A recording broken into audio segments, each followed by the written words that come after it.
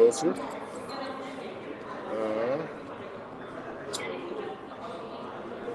you go. Let me just this one little. So you can see the guitar nice and good. I'm gonna do Love Walked In. I haven't done it in a while. Let me take these out of my pocket. Pocket feels heavy. Okay, here we go.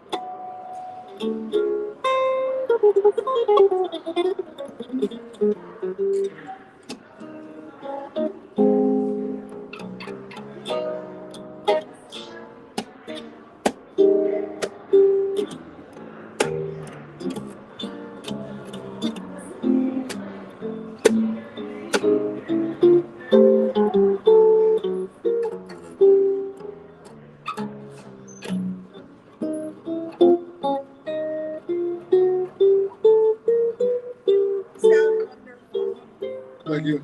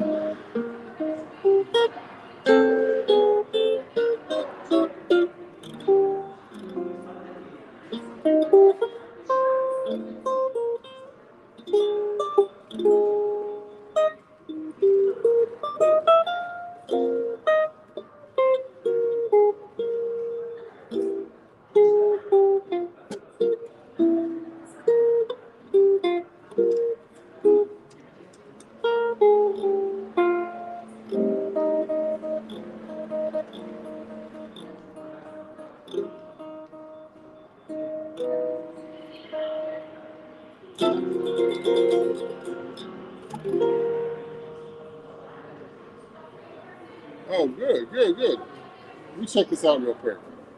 I know I'm live, but I gotta see what's going on because I don't know if I can see myself. Okay, guys. So if you have any questions or anything, let me know, and I'm gonna see what's going on here. Oh, I'm gonna go to my channel and see how my live looks.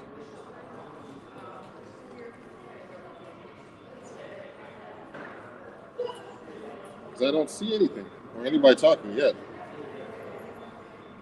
Hey, how everybody? Oh, hi, Leo. You guys can see me and hear me there. Good. I'm actually live at Inglewood Hospital, Leo, and I'm doing good. I'm just getting warmed up, guys. I was in California a couple of weeks ago, and what happened was, I've been busy doing my regular stuff, just working on my business and my websites, my music, and I haven't had much time to practice. But now I'm gonna play for you some songs, okay? So let me look at my song list here. I have it on my phone as usual, and I'm at Inglewood Hospital. I play here in New Jersey, and I play here once a week if I'm in town. So let me do something. Let me do another song that I haven't done in a while. See if I can do this. Let me turn the bass up a little bit here.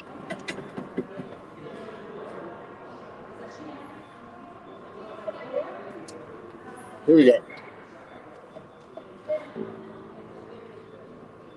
Where are all the comments? I don't see the comments here streaming up, but it's okay. It's kind of weird. I only see them if I go here. Here we go. Let me pin this. Let me pin you, Leo.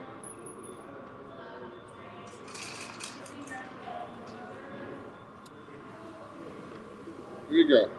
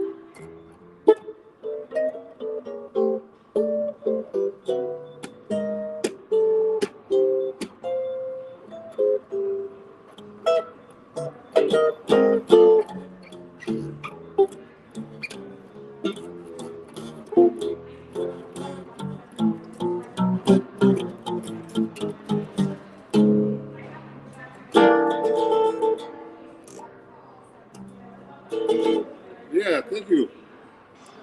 Hey guys. Oh, you move back over here because I'm almost hitting the wall with my guitar. So if you want to ask about my guitar or anything, hey. Oh, hey Simon. Um, Great to hear from you guys. I'm playing solo guitar gig right now. Thank you for watching. And he had a question about not many seven-string guitars for sale in UK. Really? Well, contact me at ronjacksonmusic@gmail.com, and I could tell you how to get a seven-string guitar. But this is a handmade Benedetto. You can't really see it. Look at this. It has 7 strings, and it's a really great guitar actually.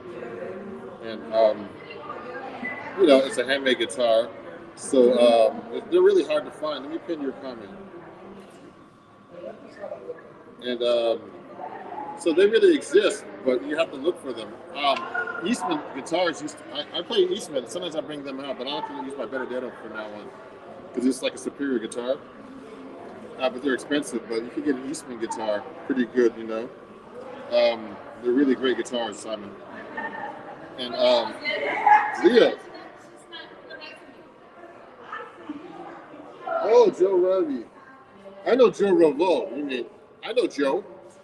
I haven't seen him in a long time. Joe, I haven't seen in a long time. I used to hang out with Joe in New York, Leo. Let me pin your comment if it lets me do it. And yeah, Joe Revo, I haven't seen in so long, guys. And he's really a great guitar player, from Broadway shows and stuff like that. So I got to be careful with my guitar because I have my dentist thing. Let me play another song for you. Keep going, guys. Yeah, Leo. Yeah, that's right. Joe Revo. Yeah, he's a great guy. I'm friends with him, but I haven't seen him in so long. I remember meeting him about doing Broadway shows when I first went to New York and all that stuff. But I don't do any of that stuff anymore. I quit playing that stuff and doing my own thing now. So, really great guy. So let me continue with the song, guys. If you have any questions, send them to me right here on YouTube. I'm live in the different places too, as well. Let me look at my song list here. I have so many songs, and let me see if I can do something maybe in Latin or French even. Hi. Hi. And let me see. See if I can play this one. I haven't played it in a while.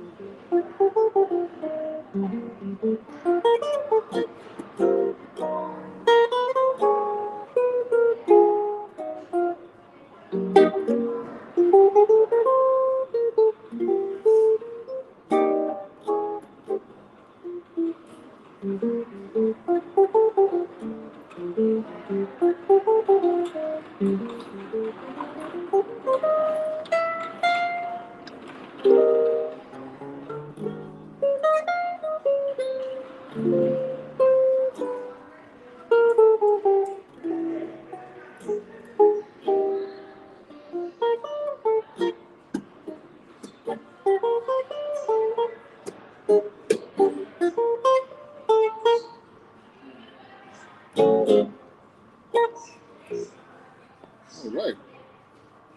So that was called C'est si bon, a French jazz tune. You see how my friends are doing over here. Thank you for watching, everybody. Oh, 4, 5, 4, 3, 2, 1 link. Hey, good.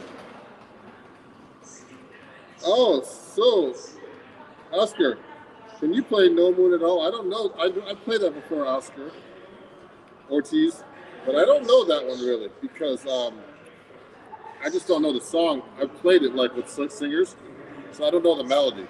I could put the chords out, but it wouldn't be good to play that song. Sorry about that. Who influenced you the most on 7th string? I think Bucky Pizzarelli, my guitar teacher, Simon. It's a great question. So, thank you guys. You know, I appreciate you all. And if you want to, help, check out my YouTube and everything and follow me.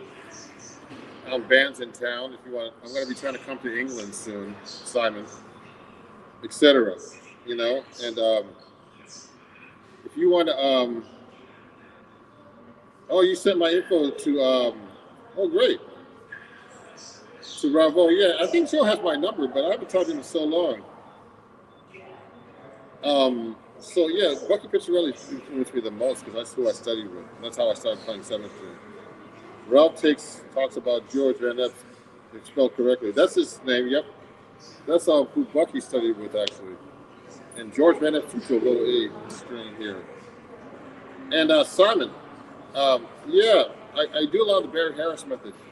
If you go to my store here on YouTube, I have all these kinds of lessons that you can take a look at, guys. And you can, get my own. You can pick up my lessons and learn about his type of style of playing, and learn his licks and all that kind of stuff.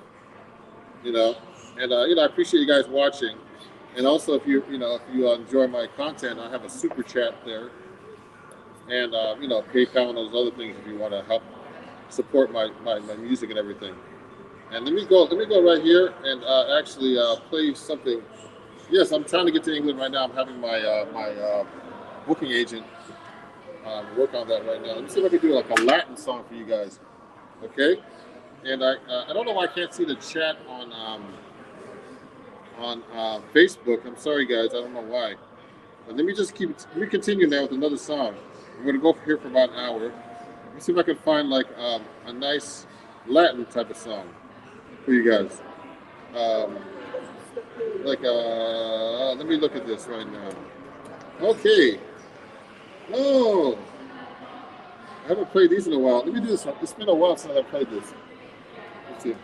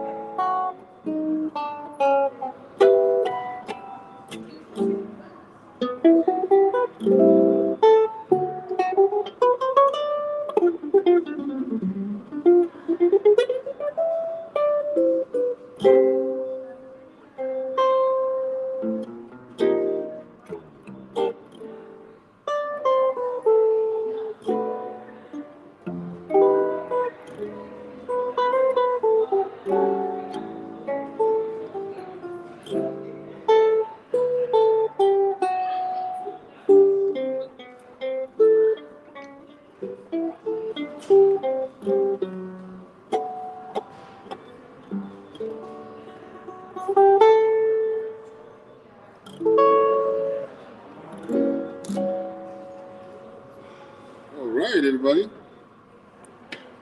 The shadow of your smile. Yeah, thank you for watching, everybody. I really appreciate you guys. Wow.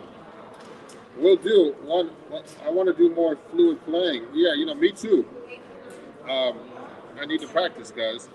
And this is like my solo 7-string guitar, uh, gig that I do every week, and I actually practice tunes that I'm working on solo.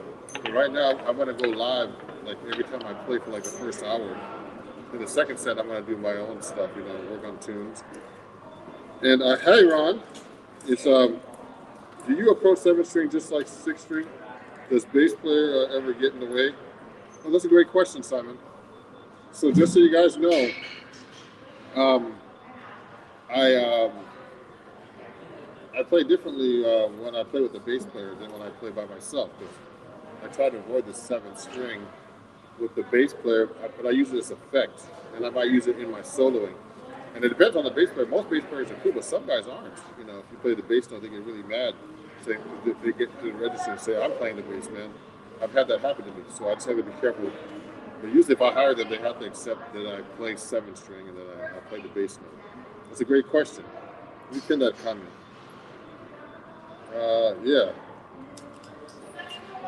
Yeah, so I approach it a little differently. You know what I mean?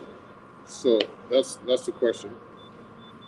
So let me go and say hi, Reynold Alexander. How's it going, Reynold? Great to see you guys. Let me look at my song list and continue right now. I'm gonna try to do something a little different now. Let me try something a little bit different here. I'll do some blues, but I'll do some jazz blues for you guys because I haven't played this in a while. It's a good gig to practice that stuff. There's a lot of songs I have to practice, guys.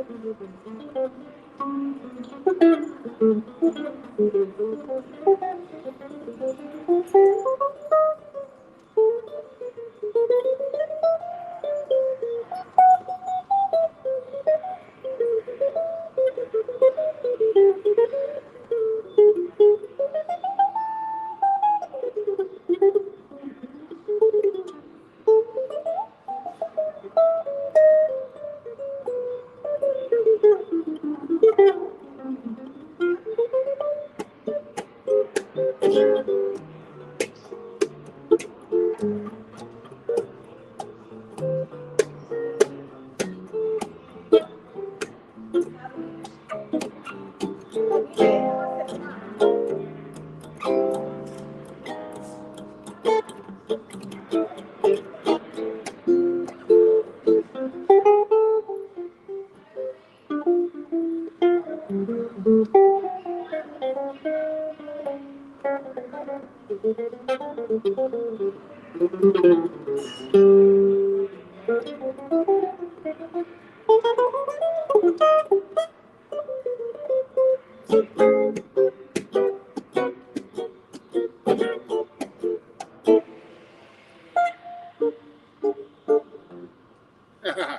wanted to work on some bebop blues, but I forgot some of the melodies, like Blues for Alice. Um,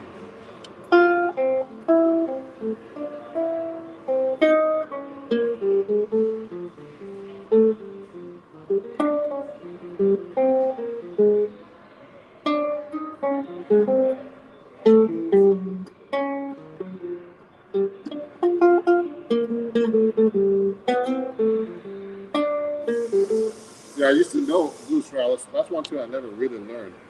So, but I just wanted to play blues, kind of change practice out a little bit.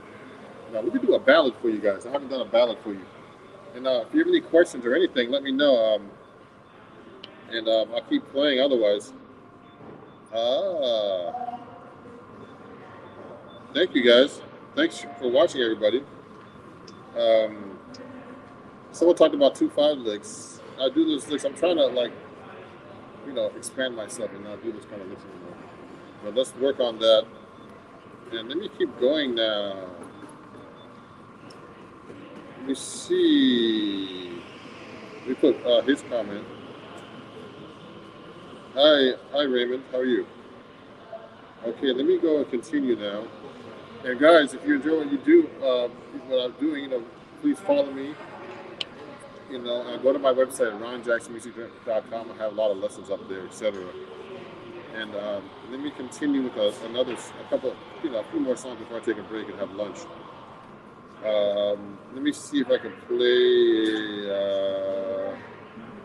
a couple of other songs before I finish up here. Let me do a ballad for once.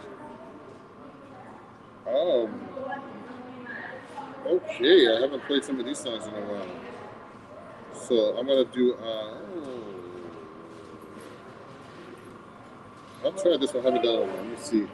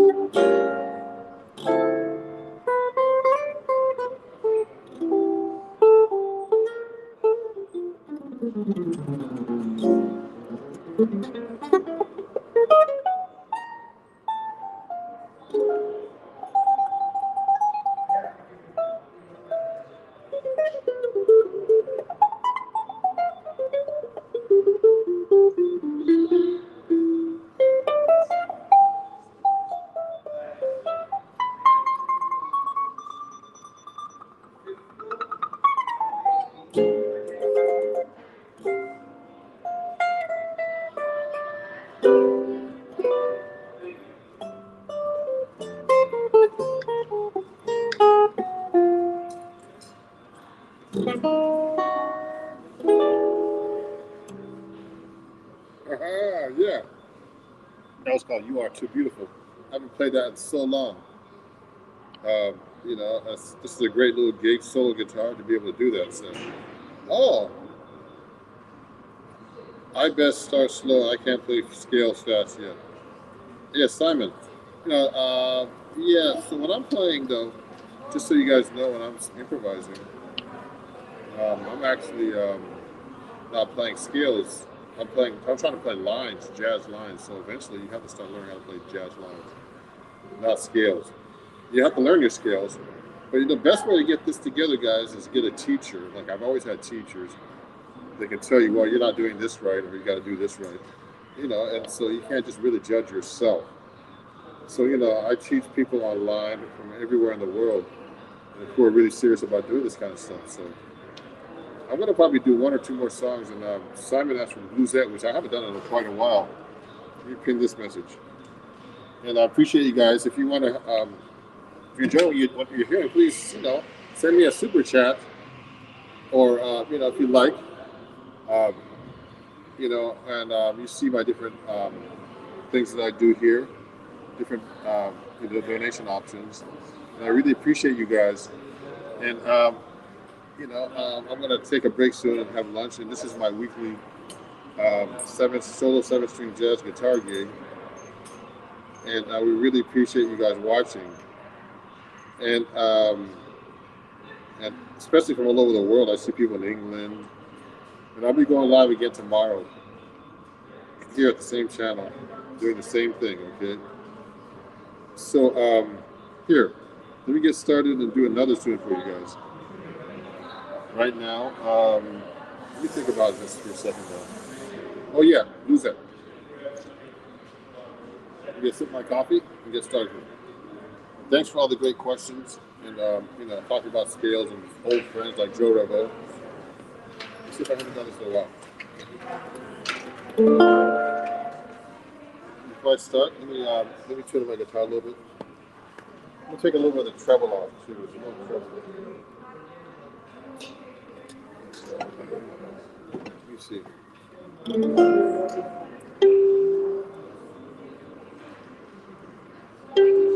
I gotta tune the guitar up a little bit.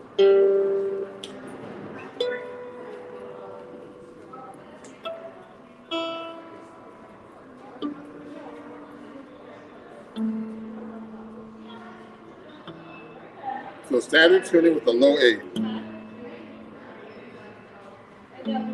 It doubles the A string.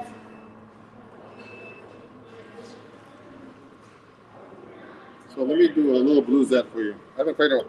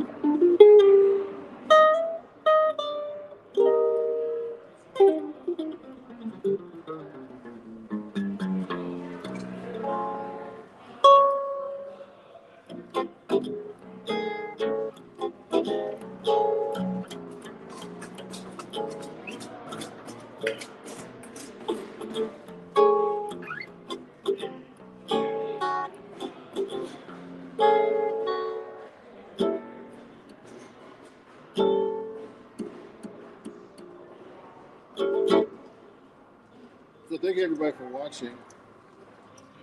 Thank you. And it's Ron Jackson here. Appreciate you guys. I'll be back tomorrow going live. I'll be going live a lot these days. And thank you Simon and Raymond and everybody that's watching, Leo, Oscar, anybody else who made a comment who might be watching. Please follow me at Ron Jackson Music everywhere. Bands in Town, Facebook, Instagram, YouTube, Twitch, Twitter. I'll be coming to your country soon. I'm going to be going to Europe to perform very soon again. And I'm trying to get to England and many other places and all over the world. So thank you. I was just in California. I really appreciate you guys. And let me see what else is going on here. We'll be talking soon. I'll be going live tomorrow at noon. Again, solo 7-string guitar from the same place here in Inglewood Hospital, New Jersey. And thanks everybody for coming out and watching. And we'll talk soon. And thanks, Simon, and everybody. Have a great day. Bye-bye.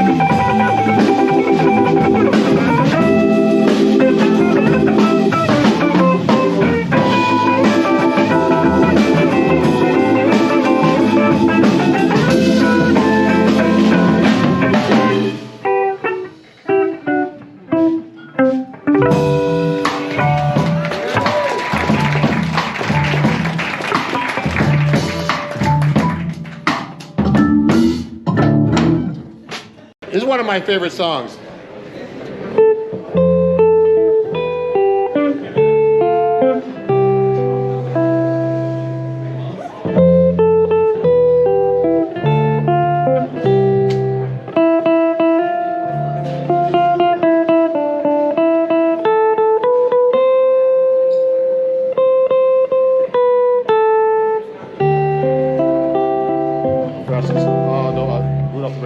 One, two, three, four.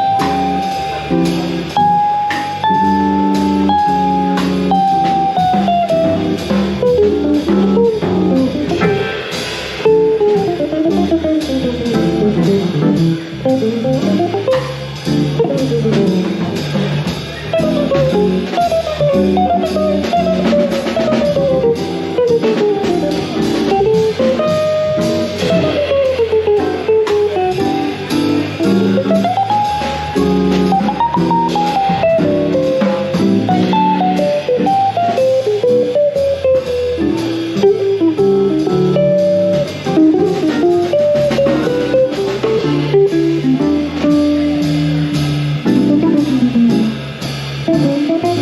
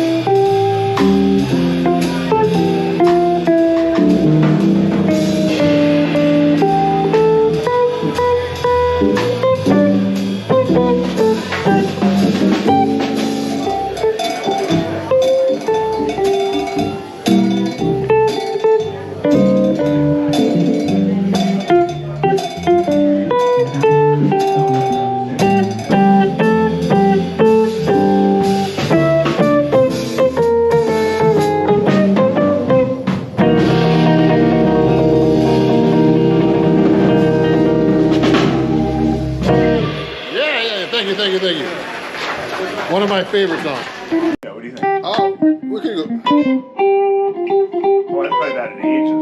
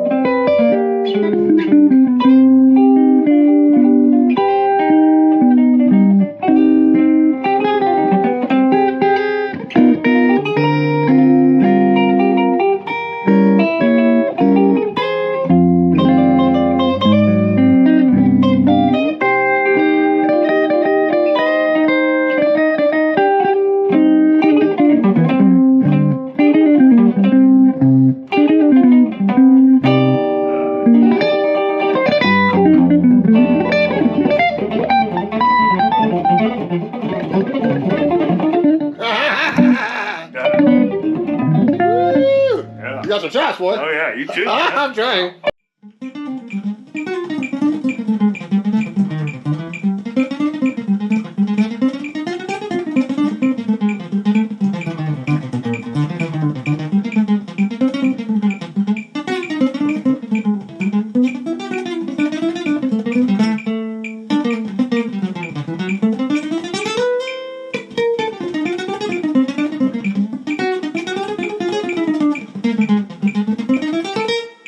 Hey everybody, it's Ron Jackson and welcome to my Patreon only video on Barry Harris rhythm changes.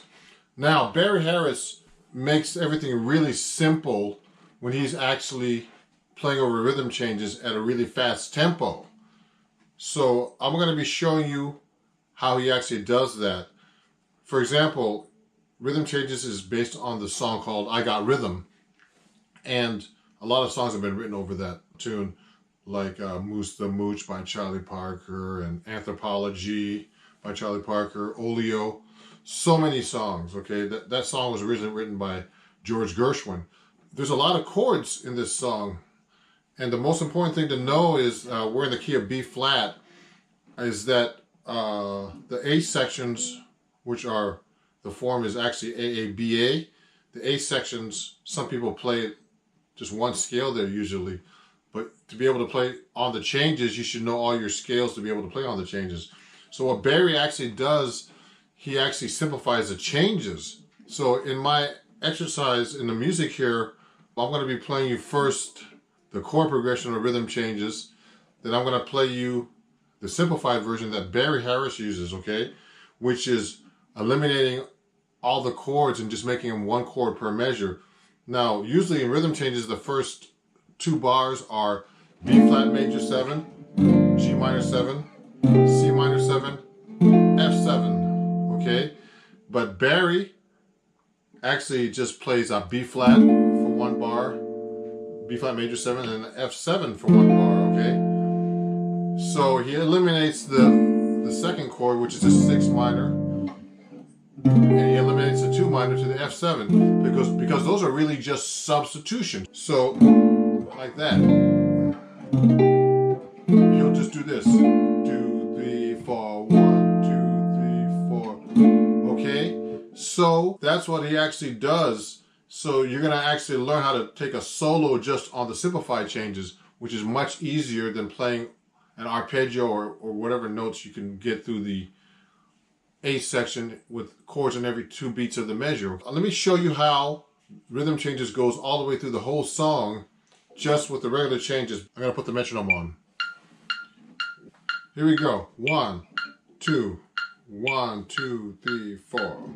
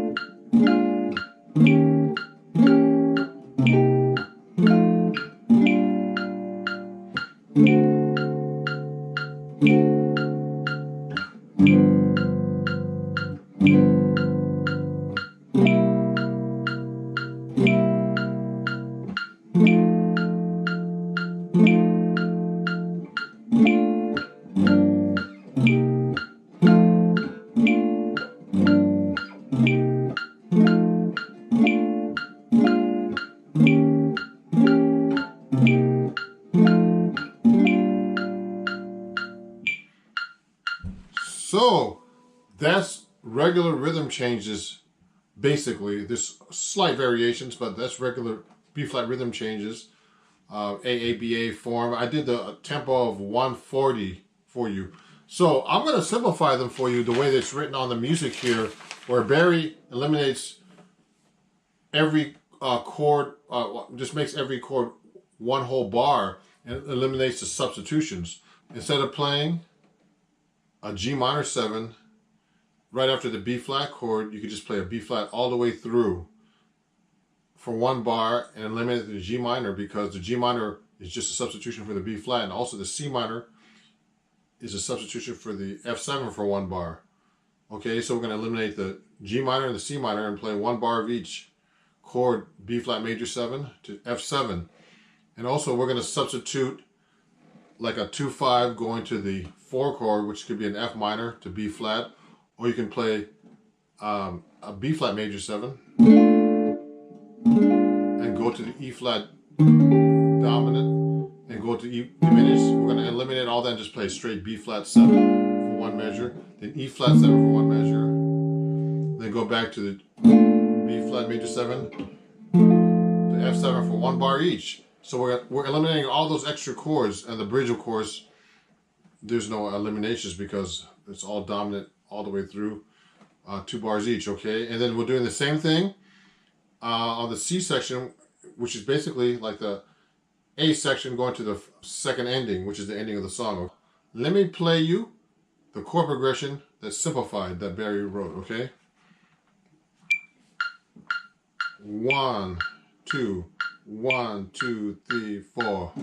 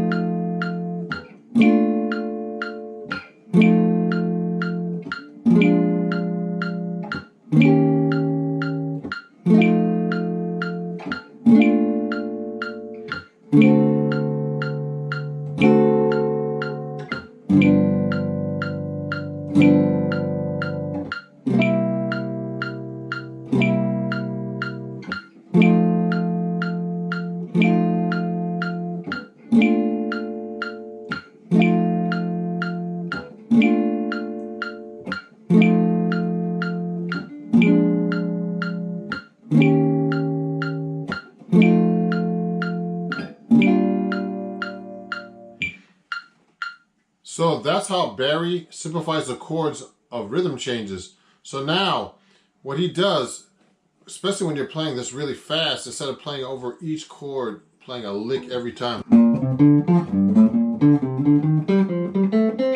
doing a lick like that, or sounds very mechanical. But also, I'm arpeggiating the chord or doing a 1, 2, 3, 5 pattern, and I don't have to actually do that.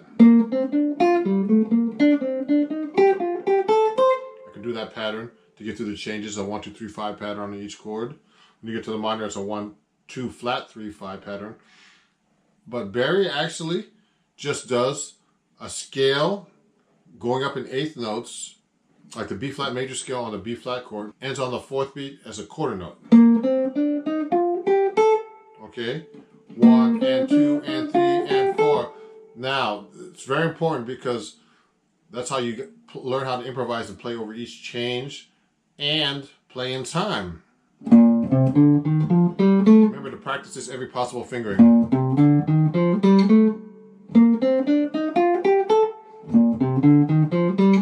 Like that, okay? So I'm going to play you this exercise all the way through to the end, and this is how it goes. Ready? Here we go. 1, 2, 1, 2, 3, 4.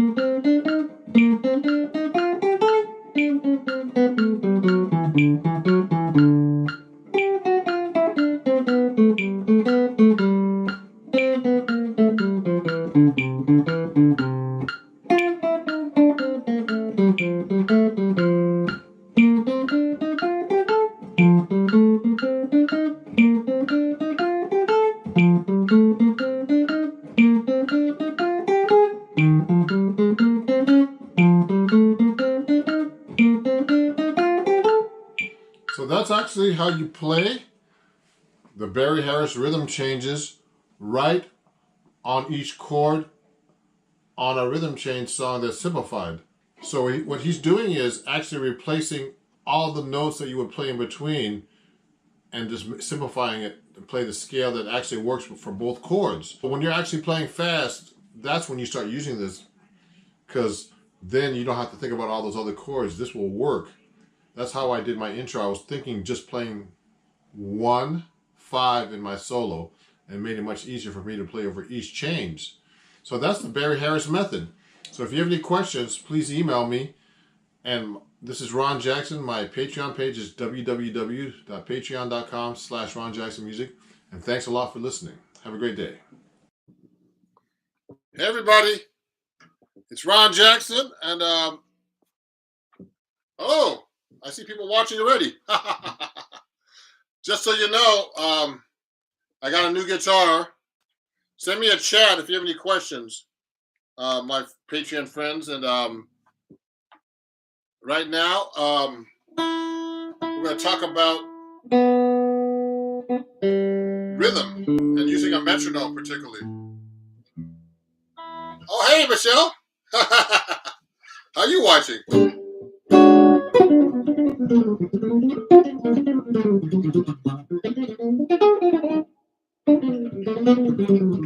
So I got a new guitar.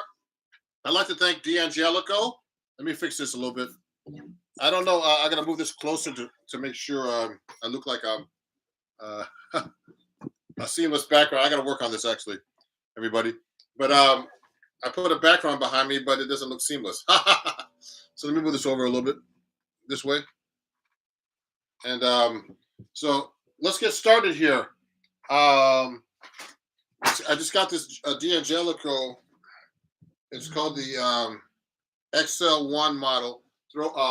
With the cutaway throwback. It's a great guitar. Just I need to get set up. It's the first time I'm actually playing it on anything. So if you have any questions so far, everybody on Patreon or my friends who are watching, please let me know. Also, I have an announcement to make. So next Sunday, I'm actually doing a jazz improvisation workshop for Lively. I'm going to put it on the chat here in a minute. And so, a bunch of my students are attending already. And if you'd like to join me, that would be great. And today we'll just work on rhythm, but particularly practicing with the metronome. So so everybody should have their metronome out and get ready if you're watching this. And so I use an app called Tempo. It's really a great app. And let me show you this. So look at this app. It's called Tempo. I got it on iPhone. You have to pay for it on iPhone. I think on Android you can still get it for free. And it's a really great app. You should practice with a metronome. Rhythm is the most important thing. Okay, that's the thing I need to work on the most all the time. When I first started studying, they talked about rhythm, but I didn't take it seriously like I should have. For years. I started really taking it even more seriously recently. You have to learn how to count. You have to know where your beats are. You have to look at notation and be able to read the notation to be able to subdivide. Okay. So you have to be able to subdivide every note into different. There's different ways to subdivide notes. You could divide them into when you hit a beat like this. Let me put a beat on.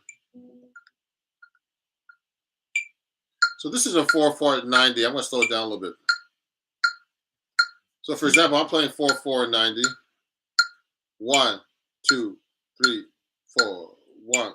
So when I'm counting that tempo, I'm actually, I can think of it so many different ways.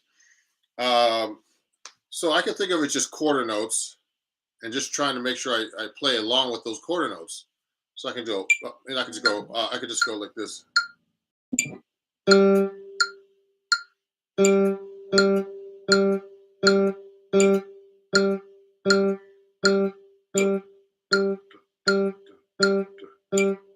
Etc. So I'm actually playing with that click. Now, one thing I never thought about is like, you're just trying to hit each note and trying to hit it and trying to guess where the note is. One of the things I learned, I was studying with a drummer recently. I need to take some more lessons with him. I actually need to practice with his material. Is that when you're playing that note, when you're just playing quarter notes alone, there are so many ways to think about how to approach just hitting a quarter note. Okay. Now, please send me some questions if you have any questions. Okay, on the live chat here. Okay. Happy Saturday, Umir. It's Umir. Hey, say to everybody. Umir is a great student of mine. Private student. He comes to my place. We wear masks and everything. By the way, everybody, I'm fully vaccinated now, so I could talk to you through the camera without getting sick, or vice versa. Just kidding. So anyway, watch this. So when I'm actually playing with this, years ago, one of my great friends, he's a great flute player, plays on Broadway shows here in New York. He was at Berkeley with me, and he told me, look, Ron, one way you can play more accurately with a click is to be able to subdivide each note. So when I'm playing each note, I can go like this. I can go 1 and 2 and 3 and 4 and 1 and 2 and 3 and 4 and 1 and 2 and 3 and 4 and 2 and 3 and 4 and 1 and 2 and 3. So what happens is when I'm actually playing a note like that, quarter notes, and thinking thinking that the quarter note is actually divided into two parts, you start to play more accurately because you're actually playing what's the word? You're dividing the note in half, so your accuracy, your brain, you'll be able to hit that note on time more accurately. Right on the beat. Now, if you're recording that kind of program like Logic that I use a lot, you could see on the grid when you're playing with a metronome if your beat is ahead or behind, and people always are a little bit ahead or ahead. So when I've been starting to think like this more accurately, subdividing each beat, I've actually been playing more accurate on the beat because I'm subdividing. So I just subdivided into two parts. Of course, there's more subdivisions. You could just play one beat per measure per click, or two, or dividing into 1 and 2 and 3 and 4 and the next possible thing in that realm of dividing in two is I could do it in 16 notes. I can go 1 E and a 2 E and a 3 E and a 4 E and a 1 E and a 2 E and a 3 E and a 4 E and a 1 E and a 2 E and a 3 E and a 4 E and a 1 E and a 3 E and a 4 E and a 1 E and a 2 E and a 3 E and a 4 E. So all I'm doing is counting each click now, dividing the beat into four exact parts into 16 notes, which is 1 E and So you know. Remember, the eighth note is 1 and. So you're putting the E, 1 E and You're putting the E and between the 1 and now. So my drum teacher I'm studying with right now, has me tapping my foot like this, 1 E and a 2, and then making sure I sing every 16th note with that click, okay? So I'm going 2, 3, 4. 1 E and a 2 E and a 3 E and a 4 E and a 1 E and a 2 E and a 3 E and a 4 E and a 1 E and a, so when you do it that way, this makes it seem like in your mind that the click is slower than it actually is, because you're playing like 4 notes on each beat, okay? So 1 E and 2, 3. I'm starting on the beat. So 1 E and a 2 E and a 3 E and a 4 E and so it actually makes the beat, makes you play more accurate because you're thinking the note is slower than it is because if you're thinking just one beat each, 1, 2, your brain doesn't play that as accurate as 1 E and because you're actually making every beat into 4 equal parts. So this gets into reading.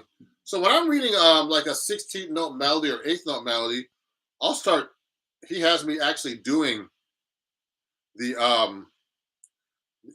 if I'm playing an 8th note, I had to sing it at the same time. So if I'm going 1 and 2, 1 and 2, if I'm going 2, 3, 4, 1 and 2 and 3 and 4 and 1 and 2 and 3 and 4 and 1 and 2 and so I'm hitting each and singing them at the same time, so I know I'm accurately playing the note. Okay, 1 and same with 16th notes. So if I'm going 1 E and like I'm going 2, 3, 4. 1 E and 2 E and 3 E and 4 E and 1 E and 2 E and 3 E. I'm making sure I'm saying the right timing. So if it's in 4/4, I'm going 1 E and 2 E and I'm making sure I'm doing the count 1 E and 2 E and 4 E and 1 E and 2 E and 3 E, etc. Okay. Anybody have any questions so far? Please send me a text. A live chat. That's what you're here for, to ask me during the live lesson. And thank everybody who's a patron. I appreciate you guys.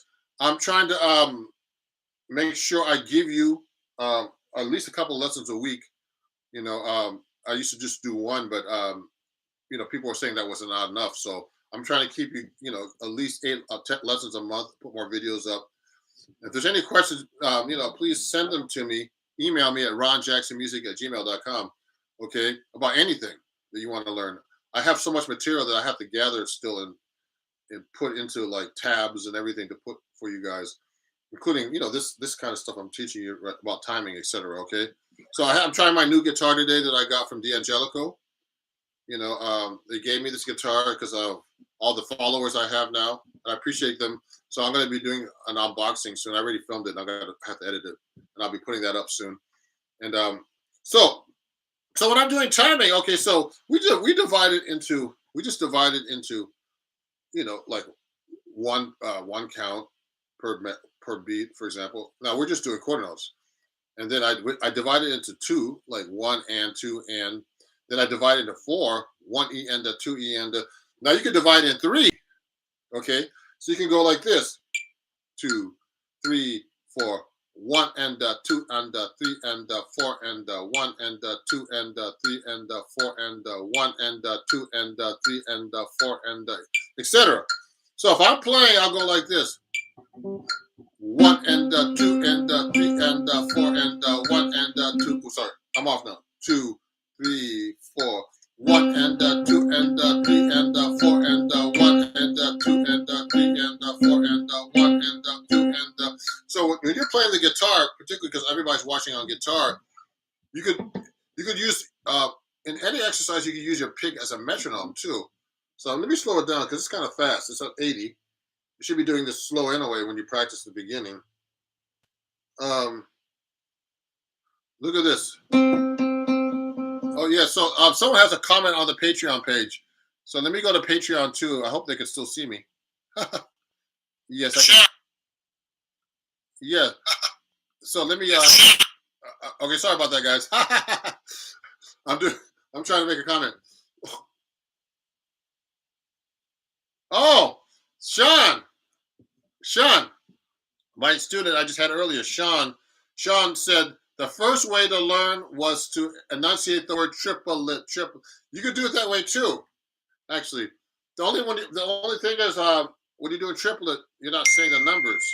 Okay, so you can go one pellet. Actually, my drum teacher taught me this. You can go one pellet, two pellet, three pellet, four pellet, one pellet, two pellet.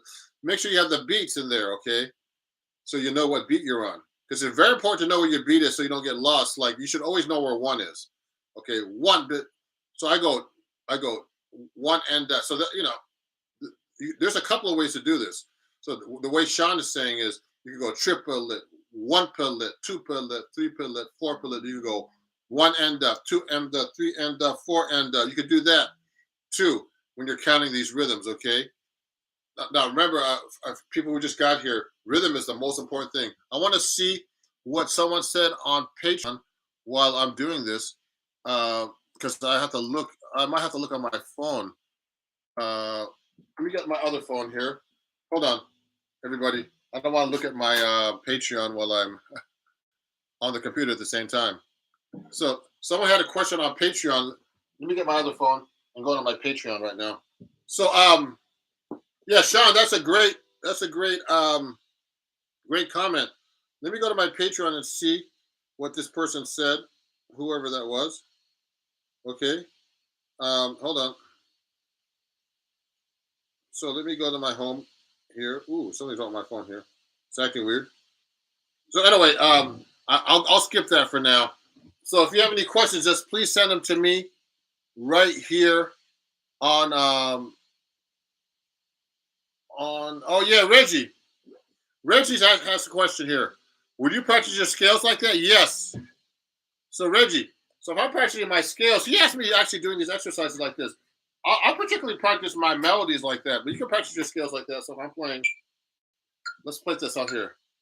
I can go 1 and 2 and 3 and 4 and 1 and 2 and 3 and 4 and 1 and 2 and I can do it that way.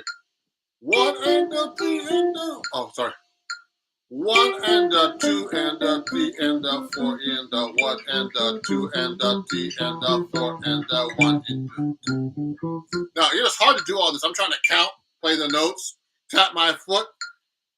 But you know what? The reason why I'm learning this, and it's making me more accurate in general with my timing, and it makes me think when you start counting the notes and saying the notes, it's very important because what happens is you start really internalizing like a drummer does.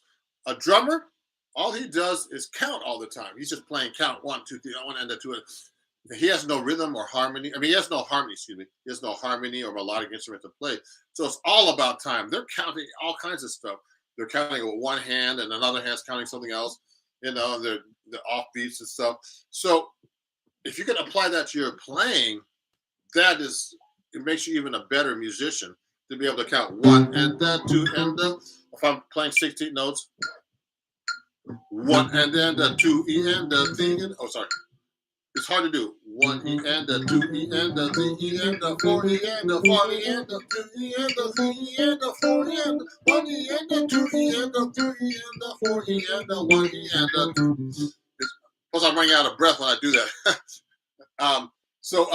When I'm practicing my rhythms, I'm actually trying to think of every note, especially when I'm reading now. I know a lot of guitar players are not great readers, but you should work on your reading and notation because that's how you really know about rhythm too. When you know what notes are written.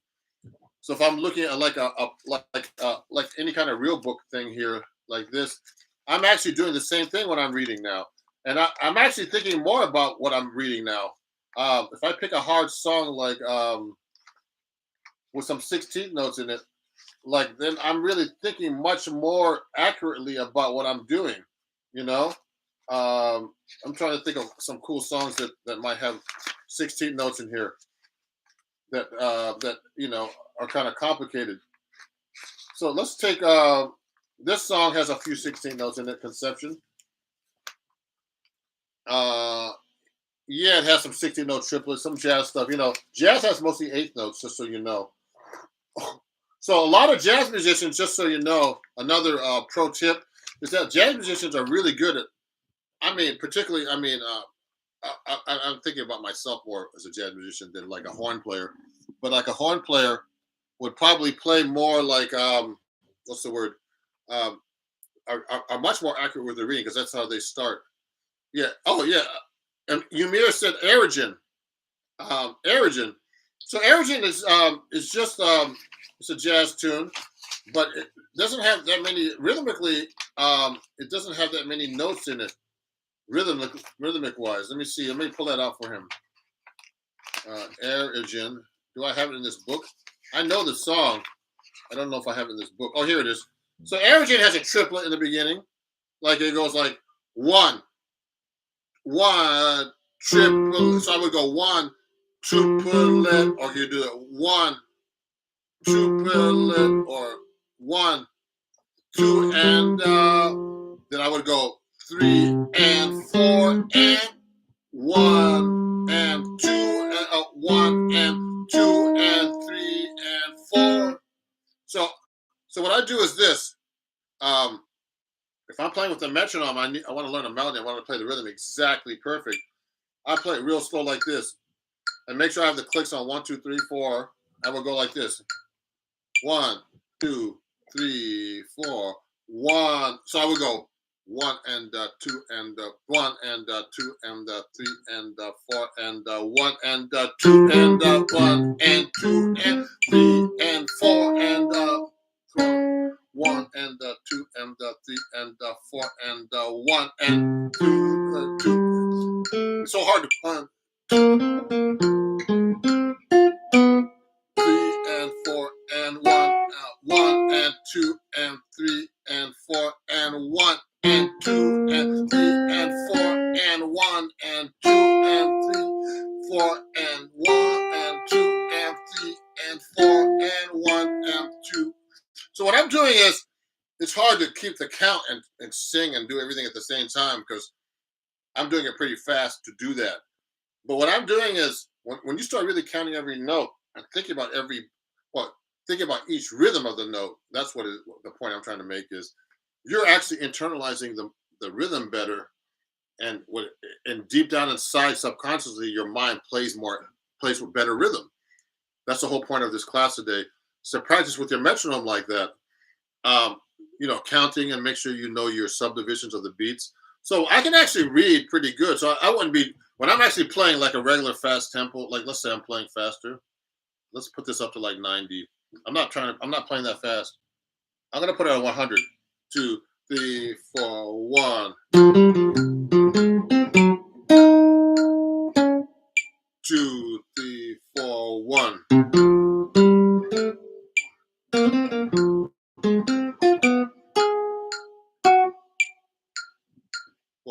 1. So what I'm doing is I'm just reading it like I would normally read it, but I'm actually more conscious about the rhythm because I'm thinking about the subdivisions in general. So I try to play more accurately. And a lot of people don't think about that when they're actually reading. They're just trying to read the notes and read the rhythms, but they don't think about the rhythms really deep in their in their soul. Like now I'm looking at music a different way when I'm counting. So when I'm just reading, I'll just read, but I'm subconsciously I'm thinking more about the timing to each note, like the accuracy of each note, and also the deep rhythm of each note. Because like a whole note, someone asked, my drum teacher asked me, "What's a whole note?" I say, "Well, whole note's 4 beats."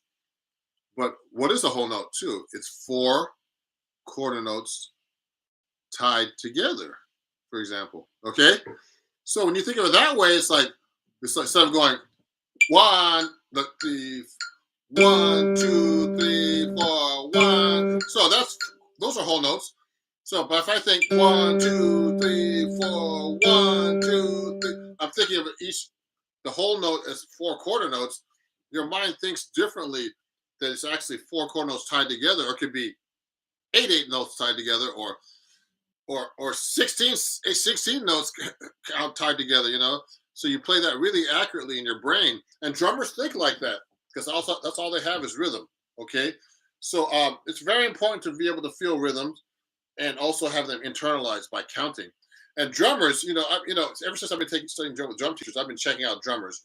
I think musicians should do that. I mean, I've been checking out the drummer Vinny Caliuta because he's a big, I never knew how much a monster this guy is. He plays with everybody.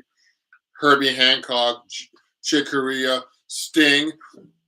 He played with Frank Zappa in the beginning, and and he mentioned the same thing. When he's a drummer, he counts everything, and all kinds of things that goes in his mind about counting. Permutations, odd meters. I mean, but everything is mathematical and it's logical. That's the whole point. It's all logical and it all works. It's all mathematical. It's nothing like some kind of weird rocket science where you think that he's playing some weird stuff at the time.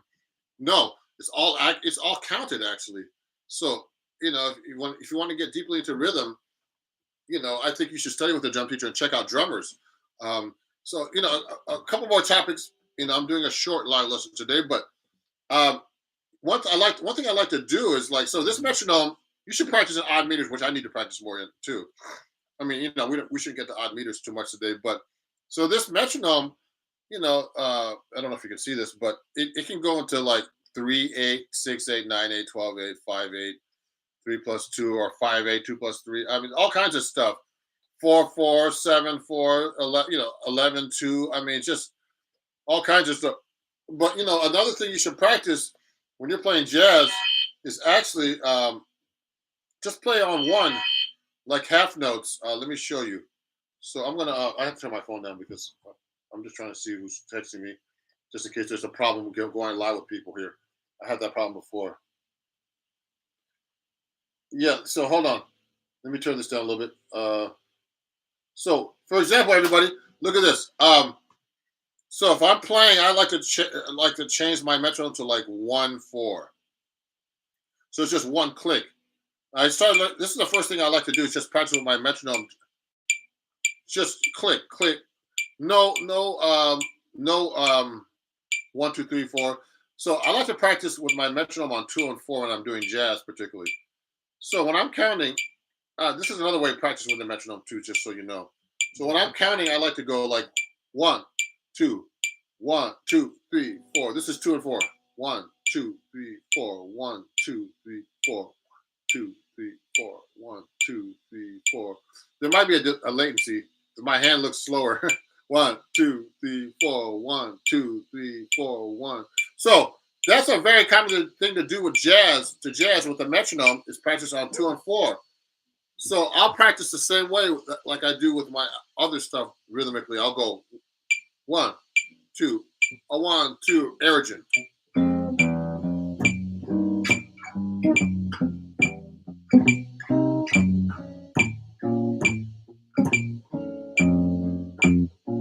See, I'm playing it. Now you notice I'm playing like a bass line.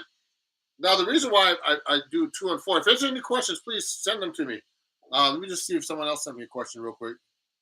No, Reggie just sent one question. So, look at this.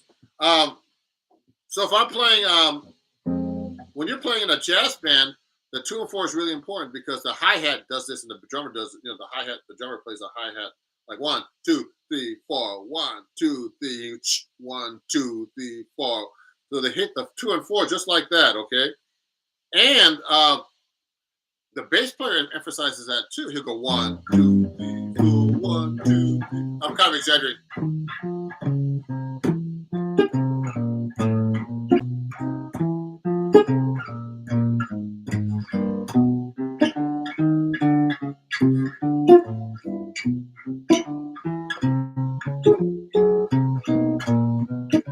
So you hear the 2 and 4 are really emphasized.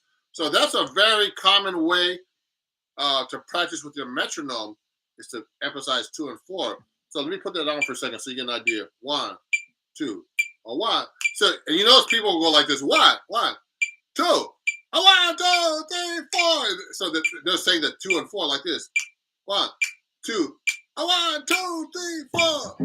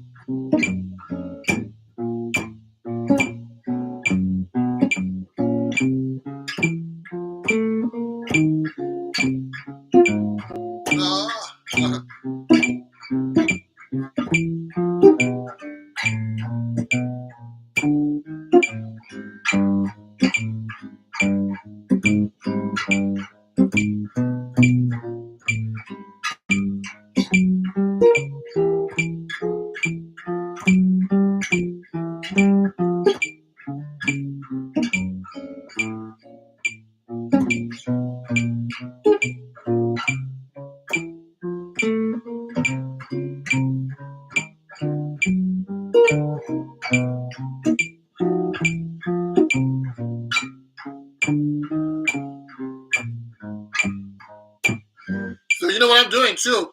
I'm trying to think in my head when I'm doing the bass. I'm going 1 and 2 and 3 and 4 and 1 and 2, so I can lock in better with the metronome. So if you start thinking like that, but you also there's a lot of things to think about. So I'm trying to think of the notes and the bass line. So I'm going 1 and 2 and 3 and 4 and 1 and 2 and 3.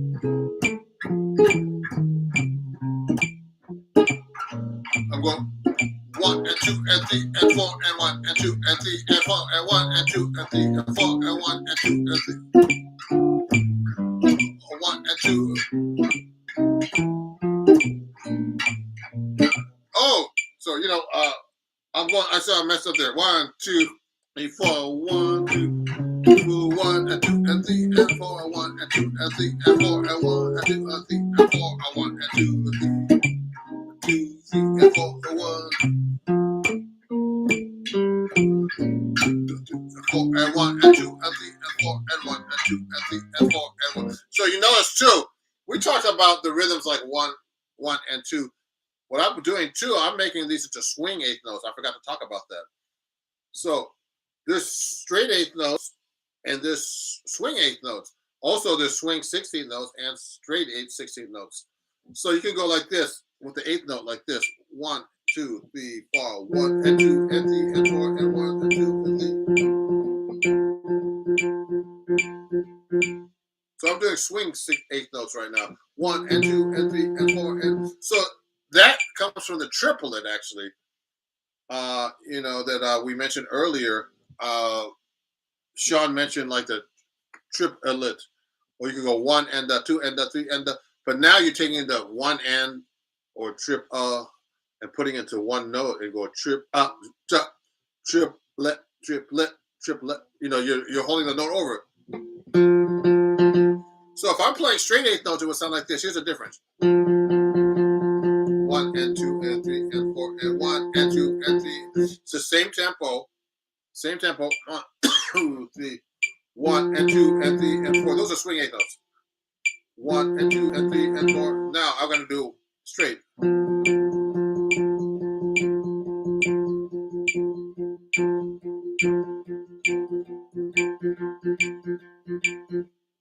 Okay, someone has a question. For newer musicians, what do you advise for someone just starting to play with others in terms of concentrating on downbeats with other instruments playing right next to you? Oh, that's a good question. So when I'm in a band, it's really, really important to lock in with everybody in the band. So the best way to lock in with other band members is to actually listen to them more than yourself. I tell my students all this time, tell this to them all the time. You have to be able to lock in to other musicians. So when I'm actually playing, let's say I'm playing with the bass player and he's going, and I'm playing the chords. So what I'll do is I'll listen to his bass line to make sure my chord fits right in there.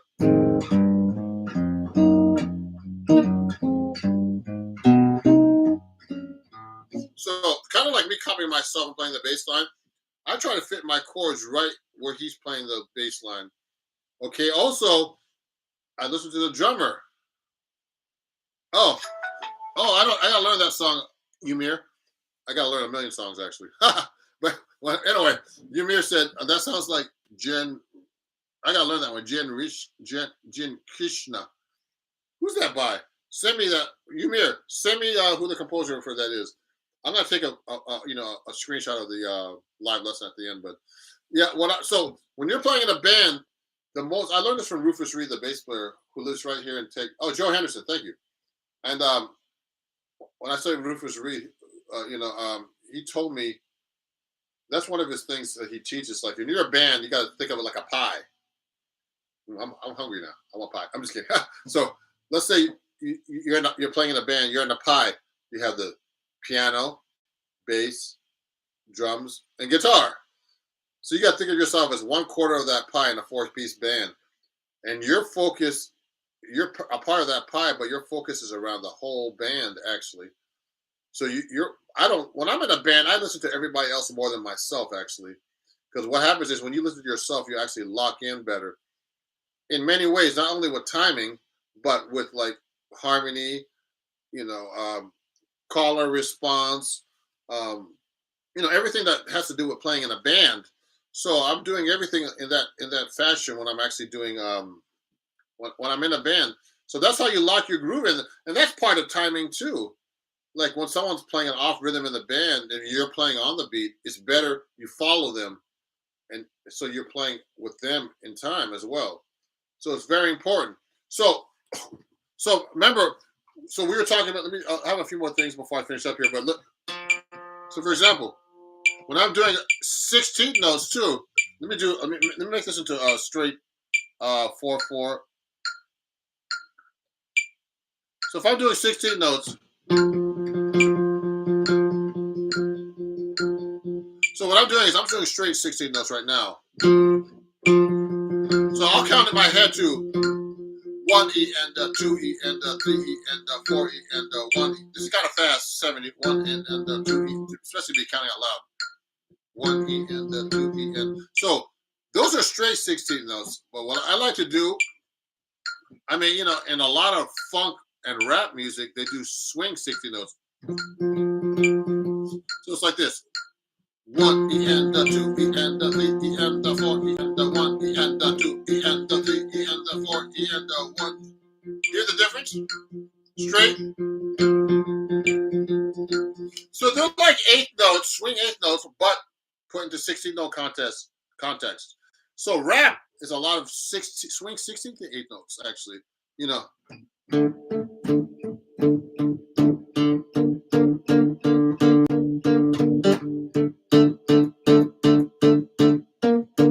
me put that slow. Oh, that's too slow. So I'll do that song 8 Mile like this.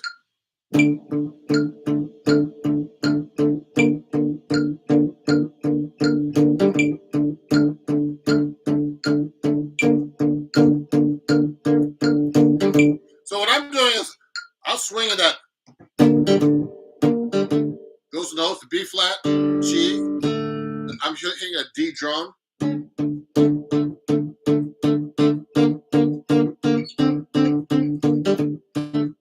So what I'm doing is I'm doing swing 16 notes there.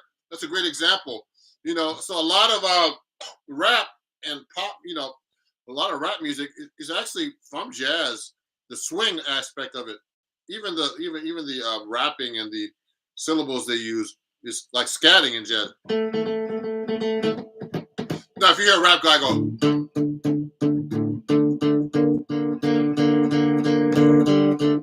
it sounds terrible because there's no groove to it if you play it straight. So so there's one interesting thing that I'm learning about. I need to work more myself on polyrhythms, like 3/4. But we're gonna get into that in a different lesson. But so I just gave you guys a few different ways to practice with the metronome. Um, about rhythm and timing, etc., like that. So please watch the video. Yeah, thank you, Michelle. Great point. Rap derived from bebop. It is. I mean, I've heard that for years, and it is derived from bebop. Rap is derived from bebop and the swing, etc. Okay. If the rap swing, the six swing, 16 notes, is from jazz. Actually, everything's from jazz and blues in America. So even rock. So so so this is a basic thing about rhythm, a basic live lesson about rhythm. So come back and watch this. Also, I want to let you know, whoever is watching, I'm doing a live workshop on Lively next Sunday, 2 p.m. It's jazz improv workshop. So we're gonna and this time because in these live lessons you can't really like interact with anybody. You're just kind of like talking into the camera here, and so I'm doing a Lively lesson. I'm gonna put that it's called lively.com. What I'll do is I'm going to give you the link right now to watch. I'll put it on my Patreon too. But if you want to attend my Lively workshop, I'm going to put the link right here. That's next week, next Sunday at 2 p.m. Okay. I have a bunch of people signed up already. Another person just signed up today. And I work for this organization called Lively, and they present like live workshops. No, I present lessons through them, private and workshops. But they also have yogis, cooks, a lot of people from well-known rock, funk, and R&B bands, jam bands, all kinds of stuff. And tomorrow night, my Sunday evening jazz show, I'm going to have Mark Brownstein from the Disco Biscuits band. This band tours around. They do like they do a lot of theaters and stuff all over the country. They're pretty known. They do big festivals, and he's the guy that actually runs the program. So he's gonna be on my show talking about it and talk about me as a teacher. And he loves my stuff, and so he has me on this. He's and as a teacher there too. So I'm happy to be there. One of the only few jazz guys in the website called Lively. So if you could join my workshop, that would be great. You, my friends from here on Patreon. And there's going to be a live playback on this. You can watch the link after this and watch it. And I'm going to make this public in a few weeks, okay? But thanks for watching. So this is just a basic introduction to rhythm on the guitar and the rhythm in general that you should be practicing on any instrument, okay? And I'll see you guys very soon. It's Ron Jackson on Patreon. I'm on all these websites. And I appreciate you guys watching. And I'll see you guys very soon, okay? If you have any questions, just send me a message on Patreon, or at ronjacksonmusic@gmail.com. And I'll see you guys very soon for another live lesson next month on the second Saturday. And have a great weekend, okay? And I'll see you on social media or on Patreon. Otherwise, YouTube, Facebook, Instagram, Twitter, TikTok. Okay, have a great day. Bye-bye.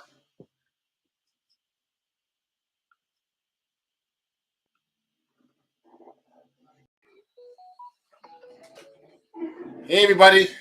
It's Ron Jackson here on Facebook and YouTube and Twitter. And I'm going to be going live as well on Instagram and TikTok. And just so you know, I'm going to be taking questions and answers. I'm going to play a song. So let me go live actually right now on Instagram and TikTok as well. So I'm going to be taking questions and answers. I'm going to be playing a song called Nobody Else But Me on the 6-string guitar. Then I'm going to switch to 7-string so you can see the difference a little bit here. Let me go live right now on Instagram and TikTok as well. So everybody, I'm going to be taking questions and answers. And also, just so you know, I'm having a sale on my website. It's 40% off everything, and it's going to be ending very soon. It's an extended clearance sale. And, please share my live stream with everybody. Just so you know, on TikTok, I appreciate you guys. You guys are you're my biggest fan base. And, please share my, follow me and just share everywhere you can. I'm going to actually be playing the same song on 2 different guitars. The difference between playing a 6-string and a 7-string. So let me get started.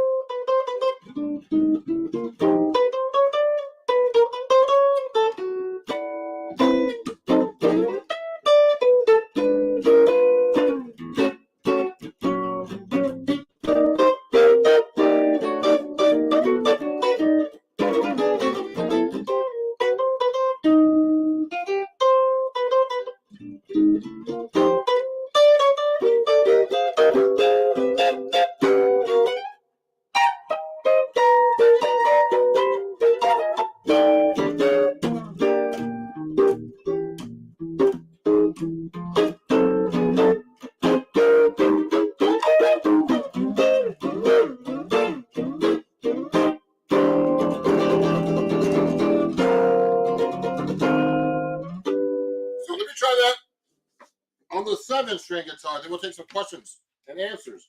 So hear the different sound completely on the 7-string. Check this out. Okay. So I'm going to take out my new Benedetto. You can ask about this guitar and equipment I use too as well. Look at this.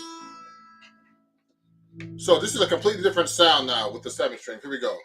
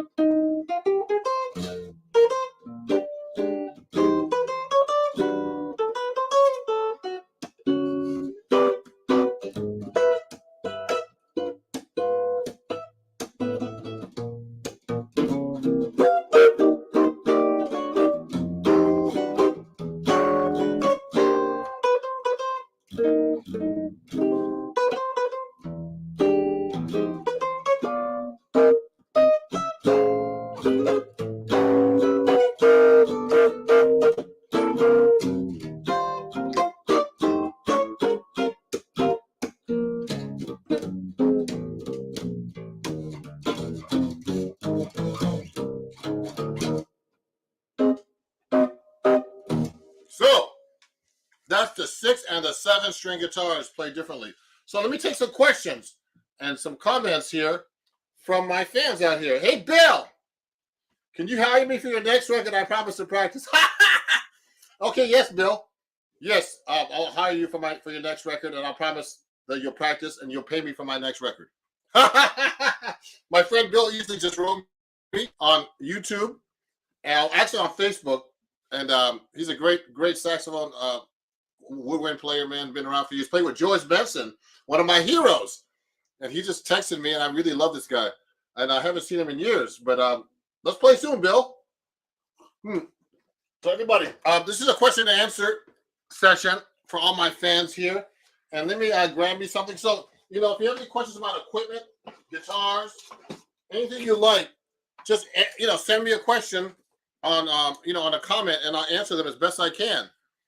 And I'd like to thank all my sponsors. I love this new Benedetto 7-string guitar I have here. If you have any questions about that, the 16B, that'd be great.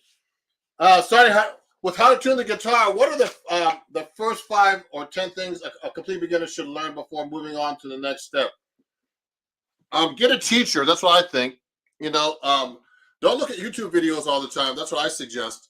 A lot of people don't have any idea how they really play until they have a teacher to show them, look, you're playing this correctly, you're doing that correctly. So that's from new gun guy. Well, you have guns. Okay, that's nice. So so I always suggest getting a teacher, and then they could show you at the very beginning what you're doing and what you need to learn. But YouTube and everything is great, all the social media stuff, but you really need to have like a real teacher to show you. And when I was a kid, I was self-taught, but I had friends that actually showed me, some basics. So when I went to Berkeley, I kind of knew how to play the guitar, not like as good as I wanted to, but you need to have a teacher to show you things, guys. I'm telling you, watching videos, you cannot really judge yourself.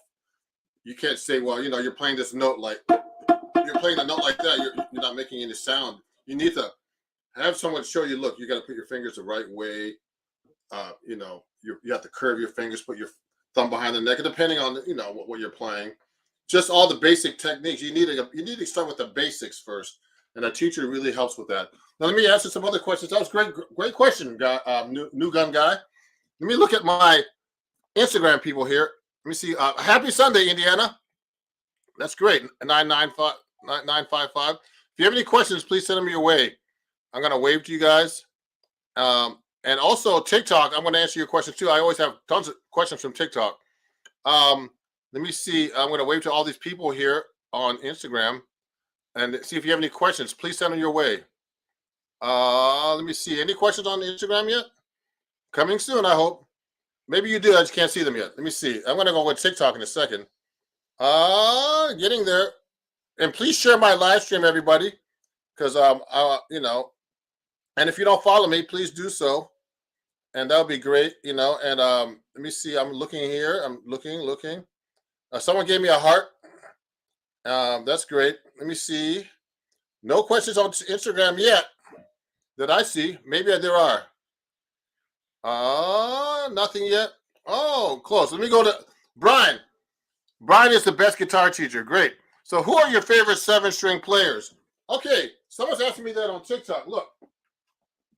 Can you see this? Oh, man, you can't really. Let me see if I can't really take this off too easily. Look at this. So my favorite 7-string players are in this shirt here, if you can see it. You can see it on TikTok. You can actually see it on my Facebook and everywhere else. My favorite 7-string jazz guitar players are Bucky Pizzarelli, who got me to play 7-string guitar. Howard Alden, he's great, man. George Van Epps was the godfather of 7-string guitar. Okay, Jimmy Bruno. I saw Jimmy recently at the Rocky Mountain Artside Festival in Arvada, Colorado in September, and he stopped playing 7-string. He said it was hurting his fingers. So he said, and he said he hardly used the 7th string. I try to use as much as possible. Okay, John Pizzarelli, Bucky's son. Okay, also Lenny Bro, who played a 7th string with a high pitch A on the first, as the 1st string. Of course, Steve Masakowski. Okay, or Steve Haberman. And of course, Ron Eschete, out of California. He's another 7-string player. Or Ron Jackson, if you want. Okay, so those are my favorite 7-string guitar players. Oh yeah. So he was wondering if I had a beginner list. Oh yeah. So someone said if I have a beginner list. You know what? If you're gonna learn how to play beginner guitar and you're an adult, complete beginner guitar, that's kind of hard to do. Use some Mel Bay books. Also, there's a book that I've been using recently that I got for one of my students in that's Leica. She's a great singer out in St. Louis. I teach her every week, and she's a complete beginner. And if you get started, I've had beginners start with this book, which is a college book, the Berkeley Modern Method for Guitar. You can find that at my Amazon store if you want. Berkeley Modern Method for Guitar. It's a great book. Okay, everybody. So you could actually use this book too to start off with. If you're a kid beginner, you can use these FJH method books that I use for kids. Okay, those kind of books, or the Mel Bay books, they're good. That's for complete beginners. There's another book that I don't have it in front of me because I have it like on a Kindle that I use with my students, and they do mostly chords. But what's good about the Berkeley book is you start doing scales and chords, everything together. So you could save everything right now. All my books like this. I have my Chords at Your Fingertips books right now. If you go to my store, ronjacksonmusic.com/store, you can use BYE 40 and save 40% on everything in my store. Okay, so check it out. So let me take some more questions. Okay, that's and so you can get everything at vinyls as well on my store, on my new album. Okay, so let me answer some questions. Let me see. There's 2 people that have questions here. Are there any instruments other than that I'm interested in playing it besides guitar? Oh, that's a good question. So someone put this question up, and that's a great question. Yes, I have a piano over here. I have banjos, and I play bass too as well, which is a string instrument. And I play some drums, but you know what? It's so hard to keep up with the guitar that I mainly focus on the guitar, especially 7-string guitar. I find it easier to play the 6-string guitar. It's just, after playing 7-string guitar, when you play 6-string guitar, except for what I call missing string syndrome, I find that it's a little easier to play the 6th string. So let me take that out for a second. And so when I pick up a 6-string guitar, I find it a little easier just because there's less strings.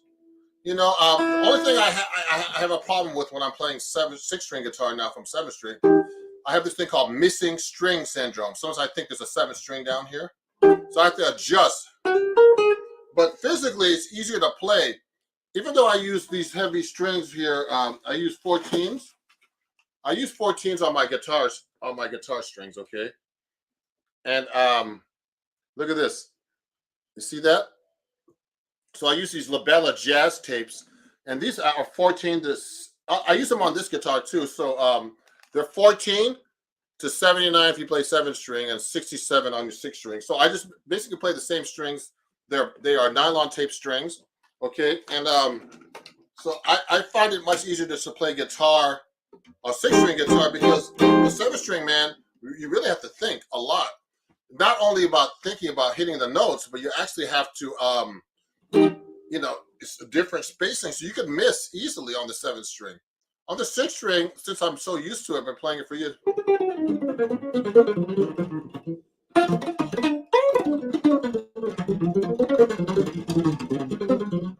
So I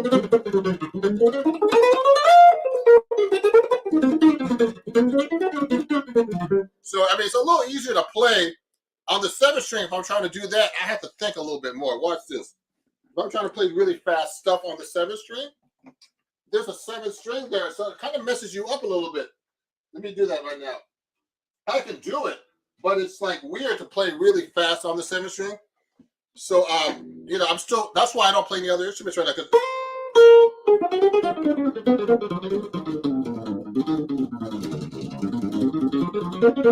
So what's happening is that 7th string, man, you have to judge your distance more.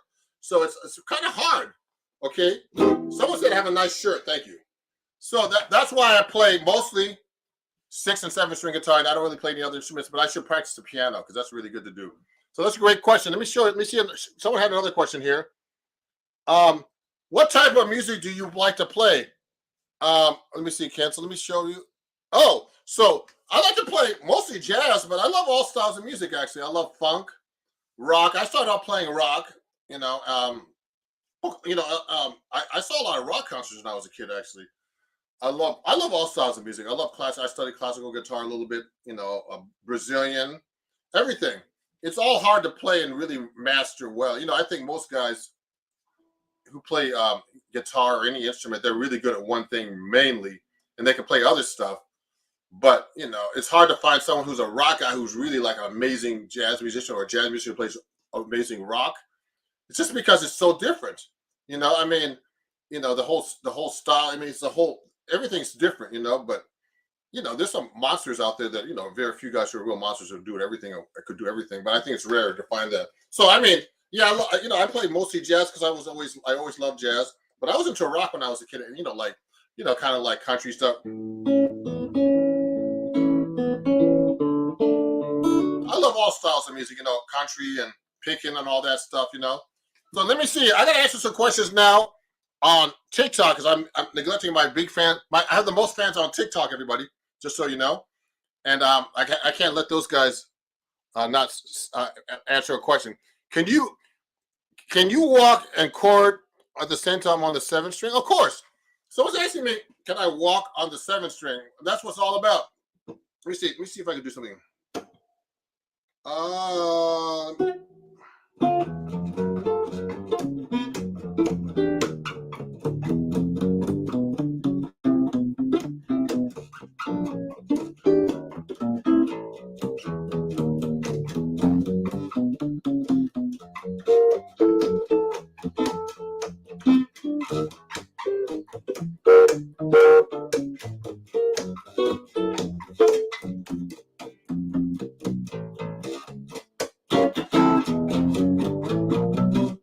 Yeah, so that's walking on the 7th string, which is very common on the 7th string to walk. Okay, that's a good question. Do I ever rip it up on nylon string? Actually, someone asked me if I play nylon string. I'll show you real quick. I got a 7th string nylon here too. I got all the guitars, everybody, and all the 7th strings. So I got a 7th string nylon right here. I gotta tune it up. It's been hanging. Oh no, this is my 6th string nylon. Sorry. Let me get my 7th string nylon. I don't want to drop these things. So watch this, everybody. So someone's asking me if I have a 7th string, a nylon. Here's a nylon. So this is a 7th string nut. So this is a really great guitar made by Cremona. I'm a Cremona artist. If you ever want to get a Cremona guitar, let me know. I'll get you a good deal.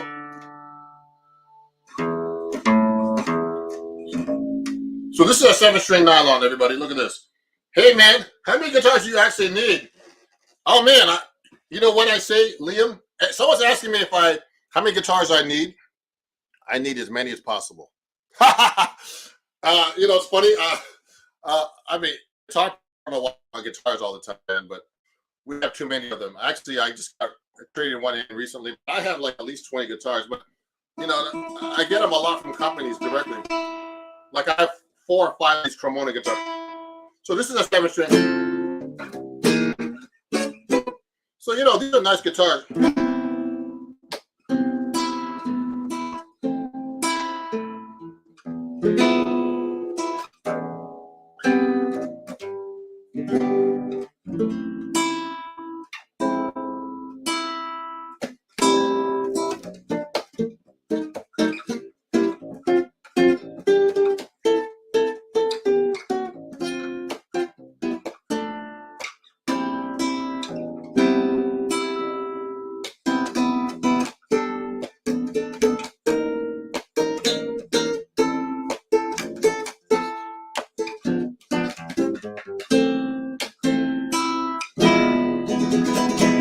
Yeah, so this is a 7-string nylon, everybody, that I own. I use this on recordings and stuff too. So yeah, I own all the 7-string guitars. So I also have I don't have any solid body 6 strings anymore, but I have a couple of solid body 7 strings, but they're over here, in my collection. You don't see them, but I have them hanging on my walls back here. So yes, I play nylon, just so you know. Thank you. So yes. Let me see. Let me keep answering. Let me answer some questions now on TikTok. Wow, as many as your wife can afford. That's a good one. Yes. So everybody, that's a good one. Yeah. So I have as many guitars as my wife can afford. And you know the saying. You know what a musician is who has no wife or girlfriend? He's homeless. It's a dumb joke. Anyway, so yeah. Any question you want to ask me, everybody, just ask me right now. I'm going to go for probably about 10 or 15 more minutes. Yeah, someone has a nylon gold on guitar Santa. Yeah, guitar Santa, you have a guitar for me for Christmas? Anyway, he said that joke. Now, yes, I tried those go down 7 strings. I used to have one, a go down actually. I sold it about 10 years ago, but I need to get another go down. So, well, maybe not. Because I don't know if I need all those guitars anymore. But yes, those go down guitars are great, man. Especially when you're playing live. They have a great sound through the amp, and they don't feedback. They're great guitars. They're out of Canada too, so I like Canada. So let me see. Let me keep asking some questions here. Do you know how to get jazz guitars to leave your house? No. Tell me later. Tell me later, Guitar Santa. Let me answer some other questions here. 1 second.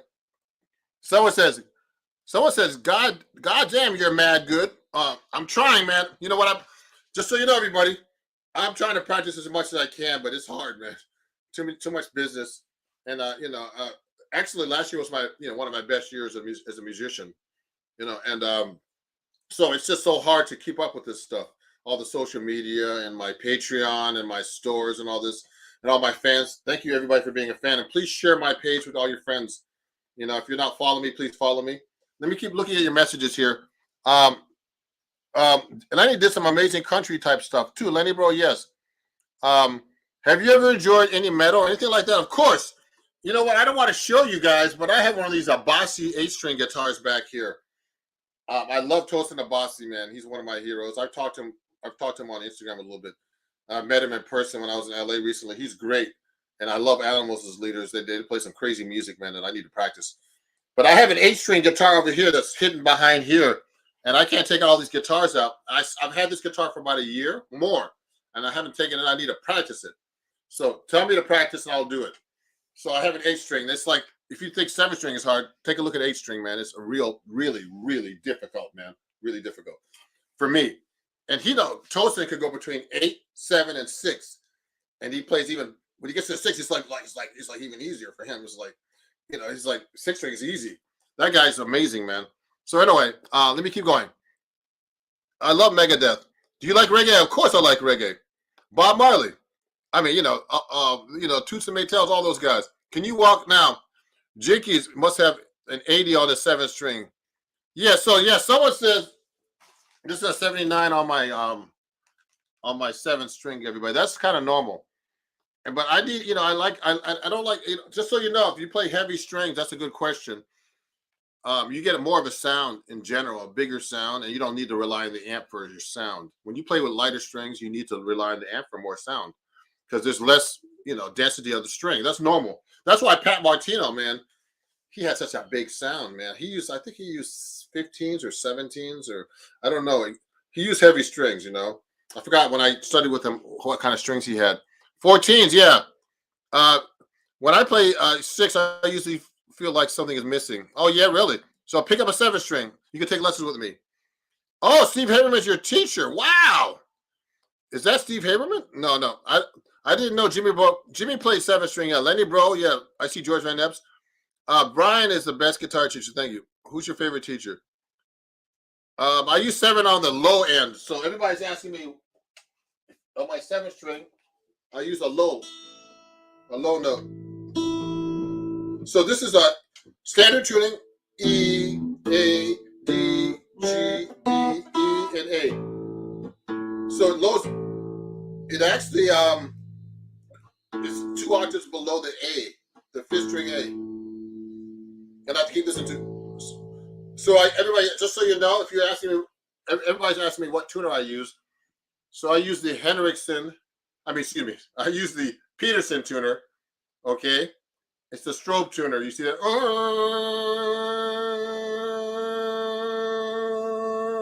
So that's the A note, kind of. I have imperfect pitch, just so you guys know.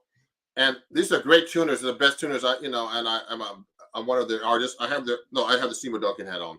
So anyway, I'm one of their artists, and they're great. And they make the best clip-on tuner. They're expensive, but they're the best. So you can go to my Amazon store and check it out. The Amazon clip-on tuner. Go to Amazon.com/store/Ron Jackson Music and you can get this. They're like $85, but they're worth it. This newest model has a long-lasting battery, and it's the most accurate tuner you can buy. So these are great. So look at this. So this is a low A. So with the low A, you can get really cool sounds. You can double. You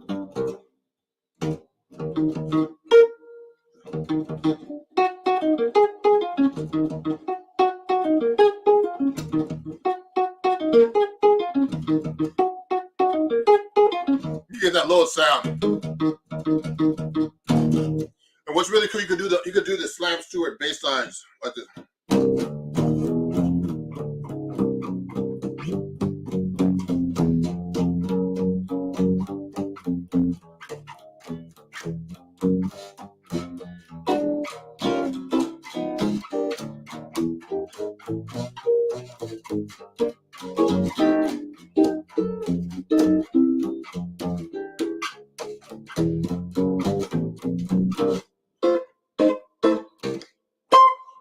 So you can do those low fits on the bottom of your guitar, okay? Like Slam Stewart, the bass player, he used to sing those things out. Now, someone has a question here.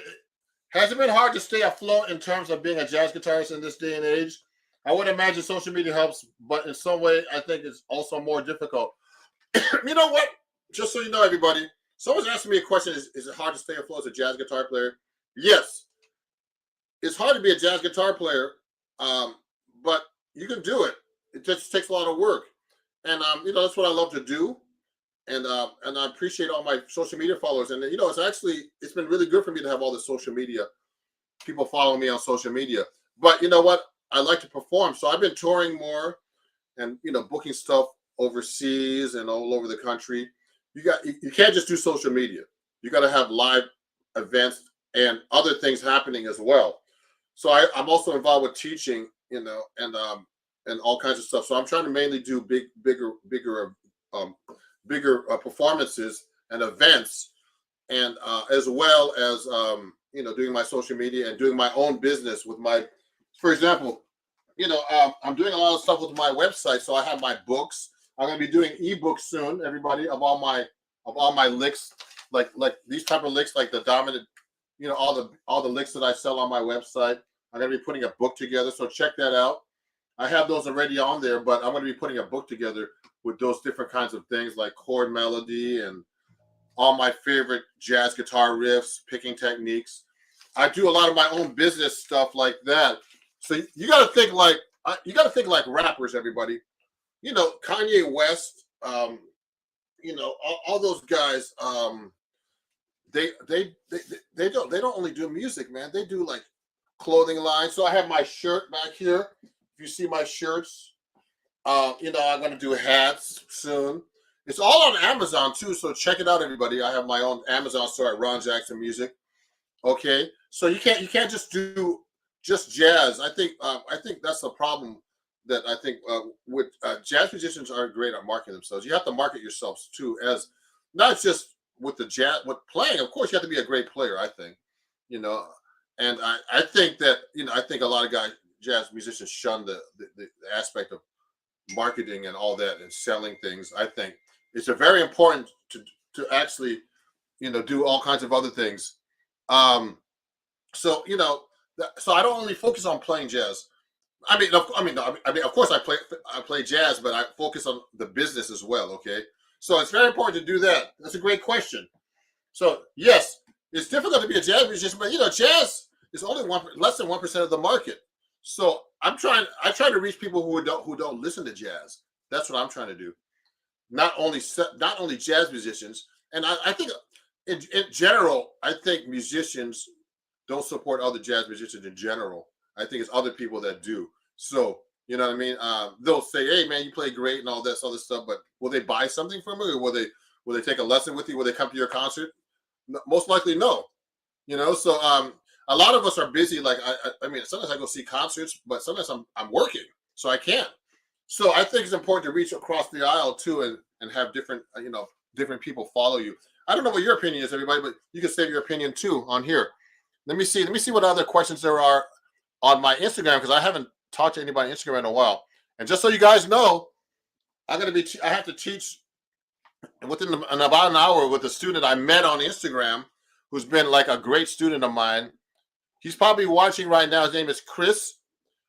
Okay, out of Colorado. Okay, Chris Adams, and I helped him get into college. And he met me on Instagram during the lockdown. I helped him audition, so I help with that kind of stuff too. If you want to get into that, and he's been, exactly, skills networking and whoring yourself over and over. I like this guy, Indiana. Yes, you know what I mean. Like, you got to think about those guys like Kanye West. Who's the other rapper? All those guys, P Diddy. Those guys, man, they don't make money just playing music. They make money. Oh, thanks, String Snare, for your donation of $10 on YouTube. I appreciate you. Let me feature you. I appreciate you. Oh yeah, thank you. Thanks for your donation on YouTube. And if you want to donate as well, everybody, for my questions and advice, just do so here, or go to Ron Jackson Music everywhere on PayPal. Cash App. It's all Ron. Everything is Ron Jackson Music. Just follow me, or whatever you want to do. So yes. So those guys are really smart. You got to think like that. You got to think.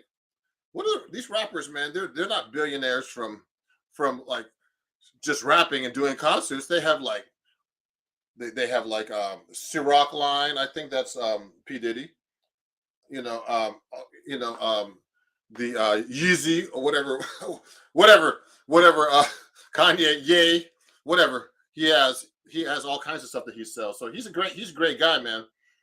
For that stuff, I mean, we have some political differences, but who doesn't? So, but otherwise, I mean, he's great. He's great at marketing himself. Yeah. No, thank you for putting yourself. I see you grinding here for a long time, and I really appreciate someone mastering their craft. Yeah, you know what, everybody? I try to master my craft, but I try to do good quality stuff. My posts, I really think about them. It's really important to put that up there. Someone said play some AC/DC. Look.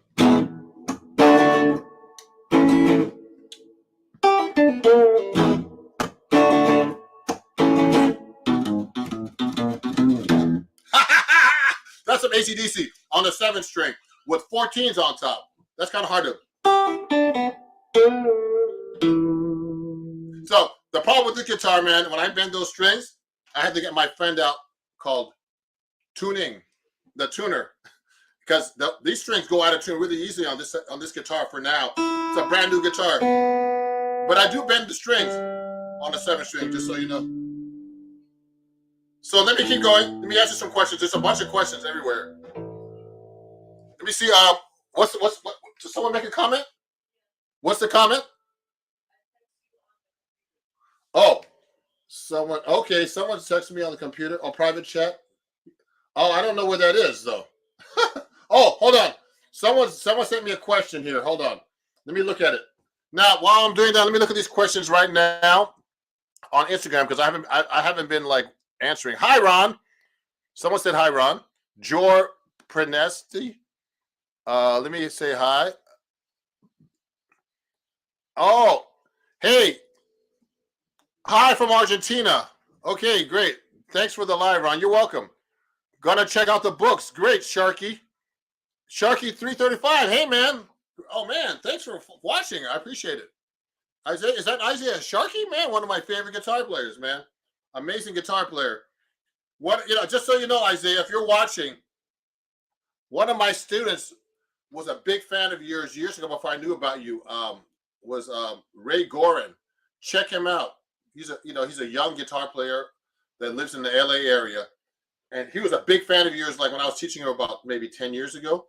So, I mean, I love your work, and thanks, Isaiah's talking about my book, Chords at Your Fingertips. Go check it out, everybody. Let me see. Someone's asking me a question here. Oh, yeah. So I have a book on Slam Stewart bass lessons on my website as well, okay? So this is my book, Chords at Your Fingertips. I actually have 3 books on acoustic guitar, everybody. But the 2 other books are not, they're on the acoustic guitar website. One is about guitar picking techniques, and one is about scales. So, but the physical book you can actually get from me on my website. I can sign up for you, and I'm in person. Okay. So let me say, yeah, Isaiah, man, you're one of your big fans. Yeah. So someone's asking about a Slam Stewart lesson. So when I'm doing the bass lines like this, I have a lesson about that on my website. Go check it out, everybody, okay? Yes. And on the album, I do it a lot on my new albums, Standards of My Songs on my vinyl, okay? So you can check out my walking bass lines and my arrangements like this. Like on my new album, I do this. Watch it.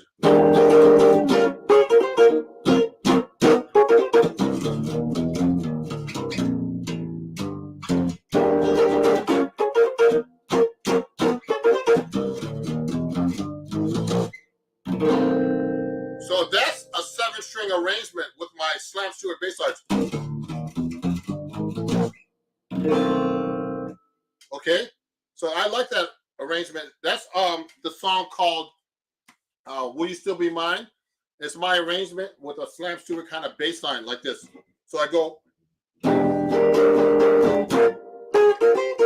I have that.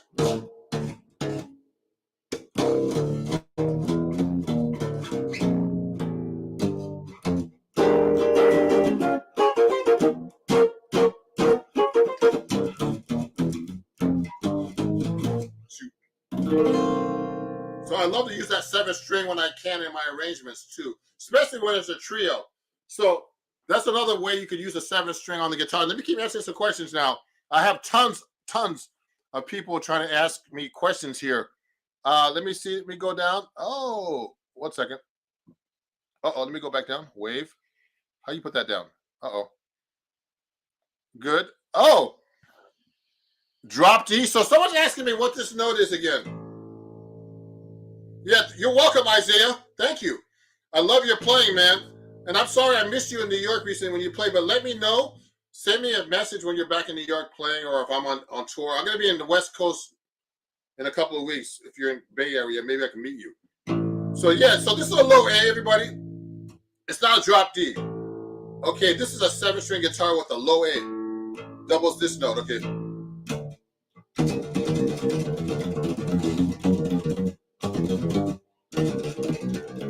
It's really good for things.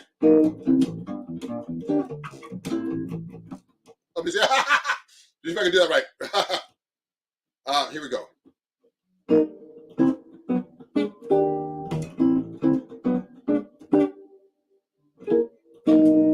See?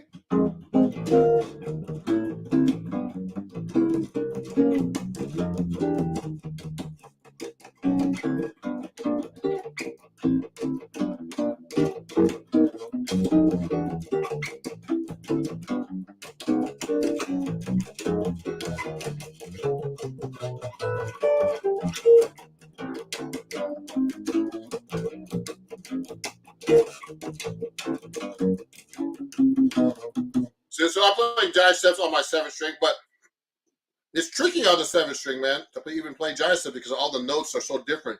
I find it easier to play giant steps on the 6th string because of the missing string. I have to throw that bass in.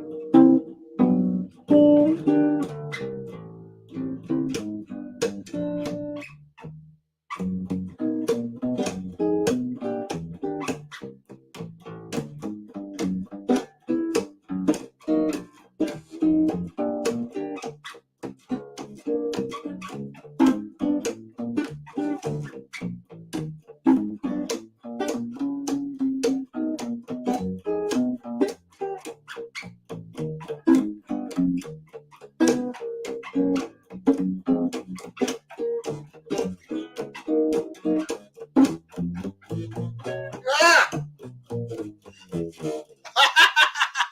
Okay, yeah, so let me keep going here. So yeah, that's a 7th string walking on the giant steps. I have like a lesson about that too. Let me wave to some people here. Thank you for watching, everybody. It's a happy Sunday, and I'm taking questions. So I'm going to go for a little bit longer than I have to take a break, and I have to teach somebody that I actually met on Instagram here too, a student. So if you're interested in studying, and also I appreciate my friend String Snare for giving me a donation. That chord was media at the end. Thank you. What do you think about flat wound strings? So someone's asking me about flat wound strings on Instagram. I mean, on YouTube. No Name is his name. Let me see. Before I answer that question, the strings I'm using are flat wounds, everybody. So this 7th string set, or the 6th string set, if you're playing 6th string, are Labella jazz tapes, and these are actually, if you look carefully, these are flat wound strings, except for the 7th string, because it's hard to make a 7th string that's flat wound. This is round wound. Everything else is flat wound except for the first 3 strings, of course. So these are actually, nylon tape flat wound strings. Okay, so they are. Let me see something. Okay, good. Let me see. Putting yourself on YouTube. Thank you. Oh. Now let me go over here and answer some questions right now. Thank you. So that's I love to use. Hey Robert, Happy New Year. Robert Madio. Hey, are those tape wounds? I love tape wounds on my bass. Yes. So these are tape wound strings, everybody. They're nylon tape wound strings. So you know what? Everybody asks me the same question all the time on Instagram. Everywhere they say, "What kind of strings are those?" They're black. I mean, I have like, I don't know how many videos I have answering that question, but just take a look at my feed. I know it's hard. We get so much information. If you go back in my Instagram feed and all that stuff, YouTube, you'll see I talk all about these nylon tape strings. I have a whole video about it. It's just like so much. So just, yeah, check it out. Now, thanks for the live. You're welcome. Let me keep on. Going to check out the books. Thank you, Sharky. Let me go over here. I'm going to answer some more questions. I've got to answer some questions now on TikTok because I'm leaving those guys behind. Let me go over there. Do you use melodic minor scale in your to play outside? Of course. So someone asked me if I use a melodic minor. Of course. So like a good example is if I'm playing. Let me get my 6th string out. I'd like to thank D'Angelico for this great guitar. The 6th string D'Angelico Premier XL1. Okay. So someone's asking me if I play the melodic minor. Sure. So let's say I'm playing like a B7 flat 9 sharp. So I use a melodic minor. So you get the alters good.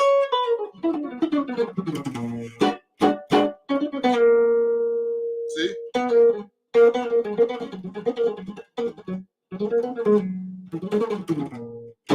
So I use on the altered chords. I like to use the melodic minor on a dominant 7th. Let's just say a C7 flat C7 sharp 11 with a natural 9, an unaltered chord.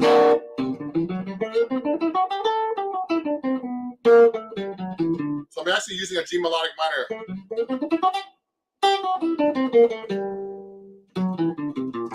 So I'm using a G melodic minor there, okay? On the C7.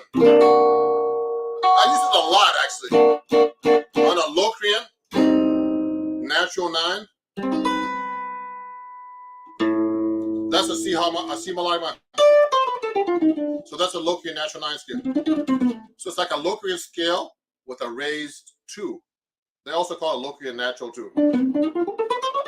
Of course, you know, when I play these scales, everybody, just so you know, I don't only play the scale, I use like bebop phrases using the scale. So I'm using more of like passing tone.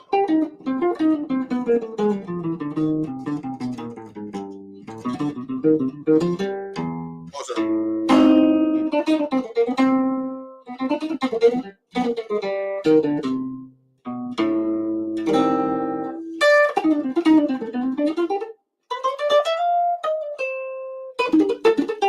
So I'm using passing.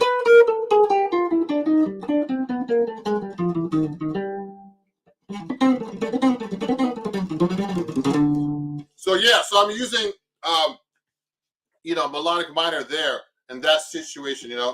And so yeah, so if someone's playing like a, let's say they're playing a regular G7.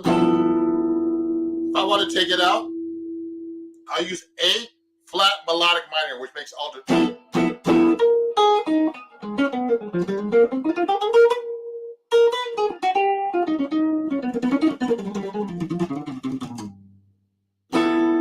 While they're doing the regular chord, I'll play alter like that. So that makes it more interesting when you're playing. So when you're a jazz musician, we always use reharmonization or substitution to play outside. I've been using the harmonic minor scale a lot recently because I wasn't using that as much. So when I was studying with Barry Harris in his classes, you know, rest in peace, Barry. He talked a lot about the harmonic minor. So I've been using harmonic minor a lot for reharmonization. So that's a great thing to do. Yeah, this is a beautiful guitar. Thank you, D'Angelico. You know what? I found out. Let me drink some coffee. This has been a great question and answer, everybody. I'm having a good time, actually. So let me have some coffee. So Barry Harris got me into was into harmonic minor. So I've been working on the harmonic minor modes, yeah. Because, you know, one time, you know why I've been working on them too? I wasn't working on them as much as I like to.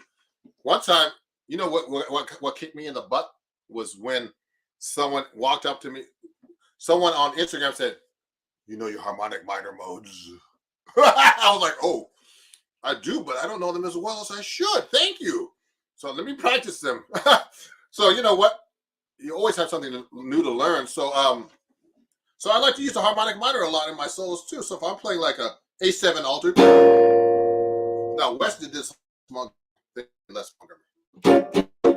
He would play an A harmonic minor. No, sorry, he would play the harmonic minor of the chord you're going to. So if you're playing A7 flat 9 or sharp 9, going to a D minor or major. So he would do this. So you could play an approach chord that you're playing. You could play a D harmonic minor over this. You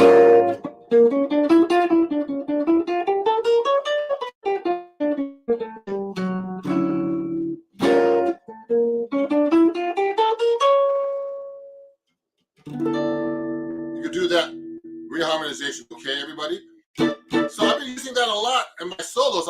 And Barry would have us practice it like this.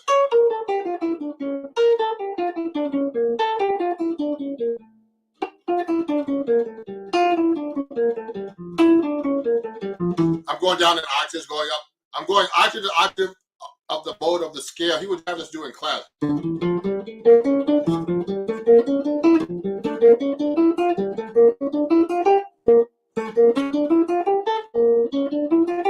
It's a great exercise, actually, to play that melodic minor. I mean, the harmonic minor up the scale octave to octave, and you're playing each mode of the melodic minor. So I like to use a melodic minor a lot. Like, so you're playing a C major 7. You can play a C major 7. You can play a melodic harmonic minor over that, which gives you what they call Ionian.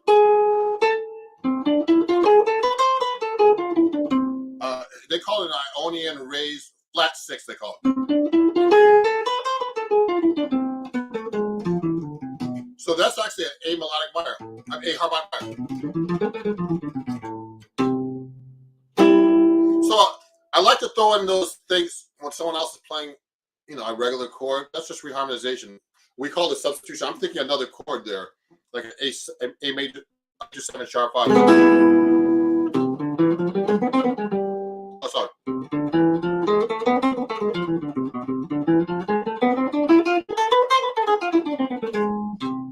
While they're playing this or this. Okay? So that's a great question. Someone's asking me, do you still transcribe songs you like, or is it mainly developing my own sound and music now? You know what? Someone's asking me if I still transcribe. Of course, I do a little bit, but I'm trying to develop my own sound too. But you know what? I want to transcribe everything. Everybody's playing such great stuff, man, but I don't have time. That's the main thing. I don't have time to practice like I used to. So that's a great question, Rap Master Apple. Oh, sorry. String snare. And again, thank you everybody, for watching. And if you're enjoying what you hear, you can go to, you can actually go to, here on Instagram, and you can give gifts also on TikTok. But on Instagram, I forget what it's called.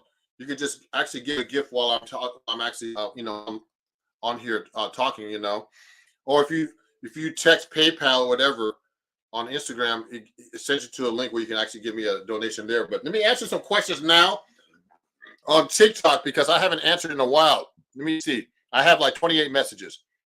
Let me see what's going on here. Let me go to the top of the list here. Okay. Any BB King jams you got? BB King. Let me see.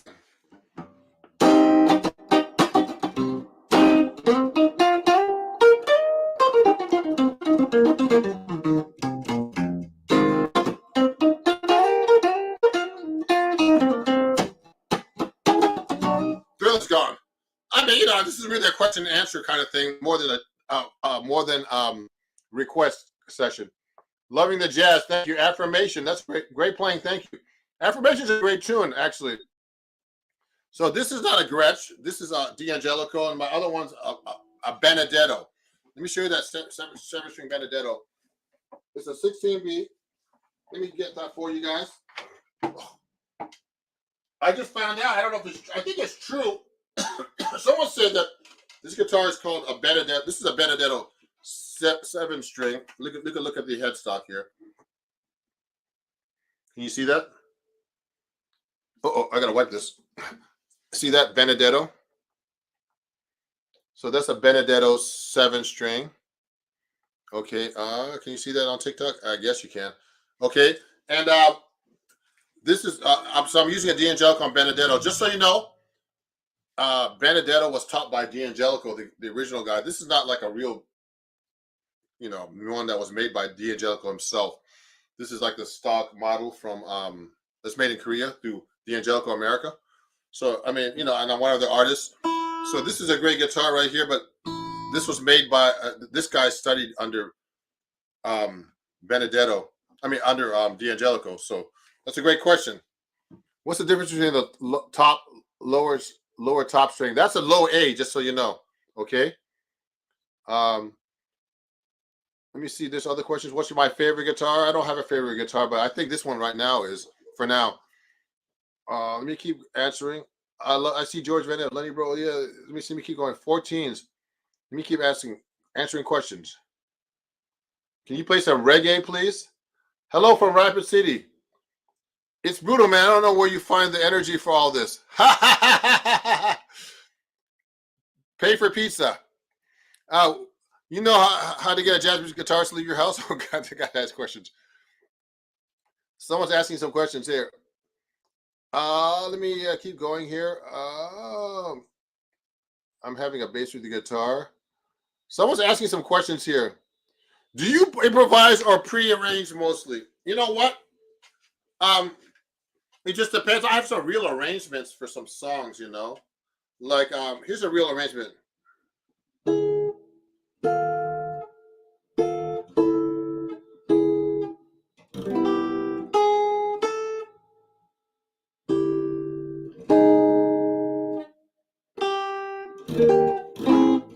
So I almost forgot. So this is a song called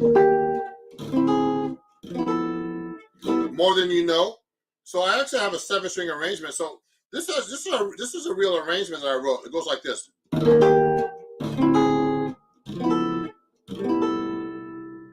So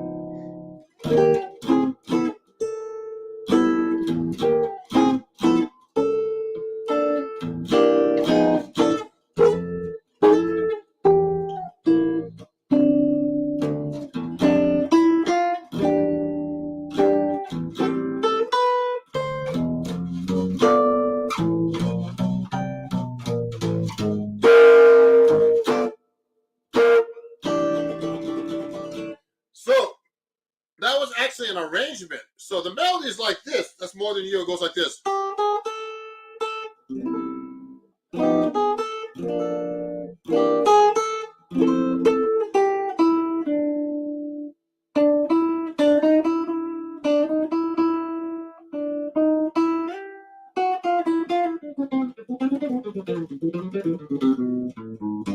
So what I did is I took that melody and I went like this. I put the 7-string arrangement. See what I did? So the most important thing when you're playing these kind of arrangements is that you know how to play the melody first without the arrangement. Because some guys, they'll play the arrangement, but they don't know how to play the melody and vice versa. I'm guilty of that. I think the most important part of a song for all you guys to know is that the melody is the most important. Because you know why? I did a TikTok and a post about this because you could be like Elon Musk and not know the melody. But if you play the melody, I mean, so Tesla's and SpaceX, but if you play his melody wrong and he doesn't play any music, he'll know it. So you got to know your melodies, guys. It's very important to know your melodies and know how to play them clearly. The melody is the most important thing. I used to hang out with Buddy Montgomery, and he used to get on my butt about the melody. And the melody is the most important thing. So when I play a melody wrong, I hate myself, basically, because the melody is the most important part of a song, actually. So, because everybody knows the melody, you could be like a farmer or a rock climber, and you play your melody wrong, man. They'll be like, "What? You play that wrong, man? This will play anything, So that's very important, guys. Let me see. When do you normally stream? This is fascinating. I'm really enjoying this. You know what? I got to stream more often. Someone said, Rat Master Apple said I got to stream more. So yeah, I got to stream more in general, but it's hard to do all this stuff. I should just put my camera on when I'm playing live and just stream as well. But to answer questions, I'm trying to do this once a month right now. So I'm trying to make an effort. I'm trying to do the same day, but sometimes it's hard to do it the same day. So like the same day every month. But yeah, I'm trying to do that more often. Now, okay, let me keep answering some questions here. Having a bass on the guitar. As a metal musician, I usually think of us being the only one that uses 7-string. So just so you guys know, they used 7-string guitar in jazz before they did metal. Just so you guys know, it's a fact. George Van Epps, the godfather of the 7-string guitar. Let me see. Here, I have one of his books here. Take a look at this book. Oops, sorry, man. I just hit my guitar. Uh-oh. It's okay. Look at this. George Van Epps, the guy who wrote this book. See this? He started playing the 7-string guitar in the 40s. So was metal around back then? I don't think so. So, and also the 7-string guitar, guys, is not new. The 7-string guitar has been around for centuries. It was invented like around the same time, not when the guitar actually started, but it's been around for a long time. Just take a look at go to my favorite encyclopedia. Go to Google and Wikipedia. The 7-string guitar has been around for a long time, and they used it in jazz first, and then metal and everything else came after. Just so you know, okay? Because metal hasn't been around that long. You have to wait till like the '60s and stuff like that. Okay, just so you know. So study your history. I mean, I looked it up on Google, but actually George Van Epps actually was one of the first people to put it. He actually put a 7-string on his guitar, but the 7-string has been around for centuries, actually, guys. So just so you know. Okay, now, yeah, started 7-string. George Van Epps. Google him. Someone said that. Oh, Malachi. Yeah, he's right. And yeah, he started playing the 7-string with an E8. Yes, this guy's right. Guys. Malachi. Is that Malachi, my friend Malachi? Just making sure. Yes. So 7-string's been around for a long time, everybody. Well, I can't see it being beneficial in jazz as well as having a triad on top of strings. I can see it being beneficial in jazz. You could do all kinds of stuff with a 7-string. Listen, man, if you haven't checked out George Van Epps, you know who I was talking to, everybody? When I picked up the guitar recently, he mentioned George Van Epps was Tosin Abasi. Tosin Abasi mentioned him first because I tuned to a low A string. He used to practice George Van Epps arrangements for 7-string with the low A. And so, if you're really a heavy metal person or a metal person, you have to know George Van Epps because he's one of the godfathers of the 7-string, and even Tosin Abasi checked him out. So you got to know your history. You got to go back in your history. Everybody, rock, jazz, and go back in your history and check that out. Let me see. That's all. I mean, that's a fact. Okay, so audition. I'm auditioning in Minnesota for Allstate. Any advice? Someone's asking if they're going to audition. So if you want to audition, help someone to audition you. And I'm good at that. If you want to contact me about auditioning, I'm doing a sale right now. We can prepare you for your audition. Just use buy 40 on my website, ronjacksonmusic.com, and we can do an audition package, and I can help you get into college. I've helped many people get into college, actually. So yes, I can't give you any advice right now because I got to see what the audition is. You can't just go on the internet. Hey man, I'll give you advice, and I don't even know what you sound like. You need someone to see you play and see what you need to work on. You can't just ask somebody on a live stream about that kind of stuff. You need one-on-one help with that kind of stuff. Yes. So get someone to help you with the audition. Oh yeah. You got a #1 gifter badge. Thank you. Thank you, Santa Rose. Thank you. Do you like Muddy Waters? Sure. Is that all you play is jazz? Oh, I play more stuff than jazz, actually. Someone's asking me that question. That's a great question. But yes, I play more than jazz. Play Norman Brown. Oh yeah. I'm answering questions mostly. Oh, I'm almost at 900. Oh, someone's asking about 900. Okay, cool. Let me keep answering these questions. Hey, Ron, I'm the pianist from Yakov's live concert in Queens. Hey, what's up? How's it going? Thanks for watching. What's your name again? From Yakov's friend, pianist. I just played with this great piano player, young guy. Someone's asking me, is this a 7-string? Yes, this is a 7-string. Okay, so you know what, guys? I'm going to get going here in a minute. I've been on for a long time. I have to go teach, actually. So please follow me. Please share my live stream. This was my question and answer. I'm going to turn off my amp now and get going.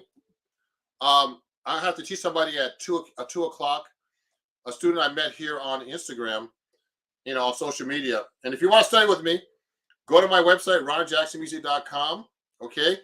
And definitely, get a lesson. I'm having a sale right now.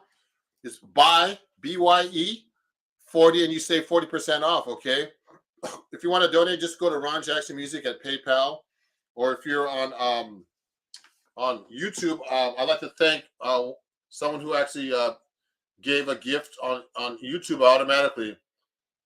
I appreciate it, a string snare, he gave a gift. And, you can give, I forget what they're called on Instagram again. You could actually give directly on my Instagram feed here a gift. But I hope I answered your questions, and I'll be doing more live streams. I might let this live stream, on my Instagram channel. I might keep it on my channel so you could watch it after. But I answered many questions that are very important about music and about being a professional musician. So you can watch this on YouTube definitely too, because I'm leaving this on YouTube. So I appreciate everybody watching and supporting me and supporting live music and supporting us musicians. Come see me play live when I perform out. I'll be playing in the New York City area. I'll be on California in a couple of weeks.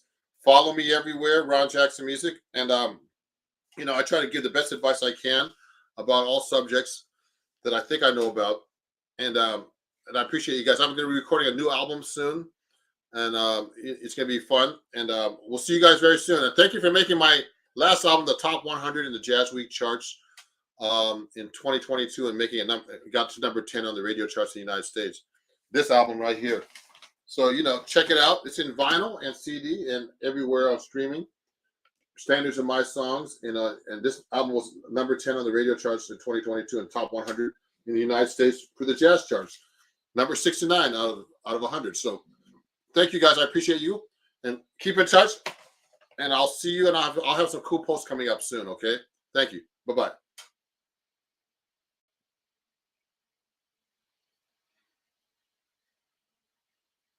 Thank you, Rap Master. Bye-bye, everybody. See you guys soon. Oh, yeah, a second. Let me see one thing. There's one question here. New stealth picks. Like, someone's asking me about picks real quick.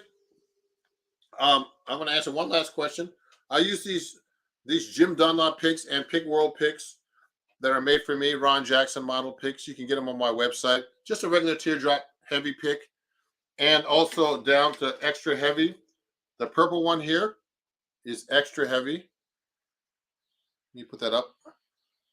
This one and this, I use medium for funky and rock stuff because it's too hard to play really fast funk stuff with a pick that's too thick to me. Okay, so those are the kinds of picks I use. I use heavy strings and heavy picks for that big sound. Okay, so guys, I'll talk to you guys soon. Let me see if there's anything else. There's so many questions on TikTok. My favorite trombone player, huh? Hey, my favorite trombone player is Clark Gayton, and he's like he's in the hospital right now recovering from a stroke. So he's on my album actually.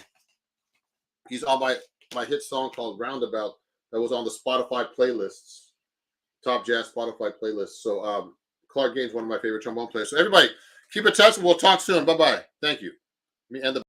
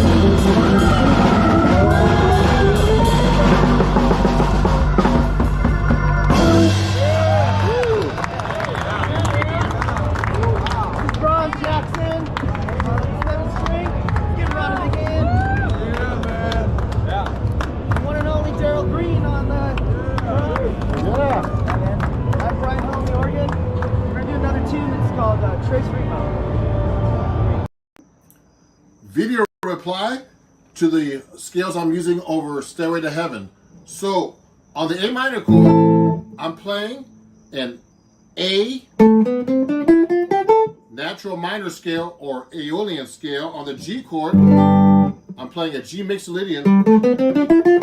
On the F major 7, I'm playing an F Lydian. So these are the modes actually in the key of C major. So when I'm actually soloing too, I'm mixing them all up. And also sometimes I'm passing in between the frets, the whole steps, and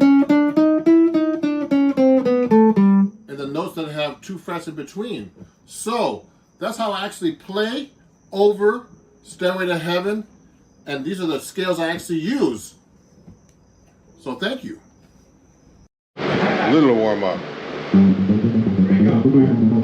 Is that? I'm coming from the other fork. I live on the North Fork. Yeah. Yes, indeed. No, I take the ferry boat. Known as the other fork. Yeah. Oh, really? Okay. You know, to drive around is like an hour and 15, 20 minutes each way. So, take the ferry. It costs a couple ducats, but it's okay. It's a nice, you know. I'm just trying to adjust my camera so you can see me pretty good. Uh-oh. It seems like I'm kind of headless today. How's it going? So, you know, I'm going to play a little bit. We'll talk a little bit about what I've been doing, you know, as far as, you know, studying, practicing by myself, etc. Oh, my stand's kind of messed up over here. Let me fix this. So I'm just adjusting the camera for you guys so you get to see me good. And move it back a little bit. And put it down a little bit. Yeah, good. How's everybody doing? I'm just gonna put this up a little bit. Sorry, guys. Man, it's crazy. Let me see. This is kind of acting weird. Oh, it's not tight here. Let me do this. Yeah, so everybody, I'm here. Hey, Ron, how's your day? Good. I'm doing good, Angel. Just, you know, gonna play for you guys a little bit. Take some questions. And I appreciate you guys. You know, I appreciate all the followers I have and subscribers. Please share my channel. Do you know any Ween songs? I'm sorry, I don't know. I'm mostly a jazz guitar player, but just in case you guys, you know, just in case, you know, I'll take some requests playing other stuff like that. I'm gonna actually go to my other computer so I can see your comments easily. So let me just play a song for now. I have a lot of announcements to do. And this is my birthday week, everybody. So I'm having a sale on my website. You know, it's use code HBD and you'll save 20% on everything. But let me just get started, okay? I'm going to play my 7th string here. What are the most common jazz chords? You know, it's common jazz chords are, you know, basically 7th chords. Basically, most of the time, okay? It's going to be my birthday week, so everybody, I don't know if you can read this, but there's a sale on my website, okay? You can get 20% off everything on my website. Books, CDs, everything. Use code HBD or go to ronjacksonmusic.com, okay?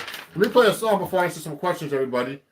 And let me go there right now and do that. Ready? Here we go.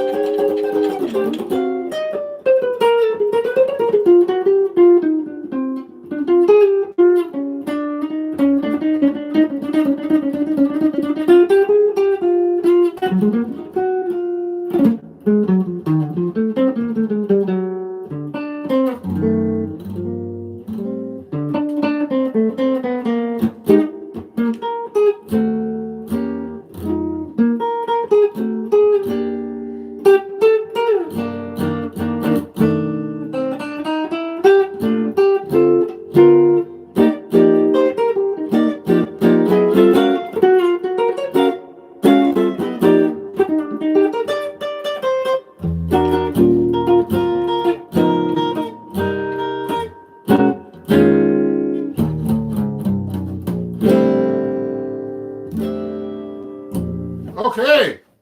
Hey, everybody. I'm going to take some questions now. So thank you for watching.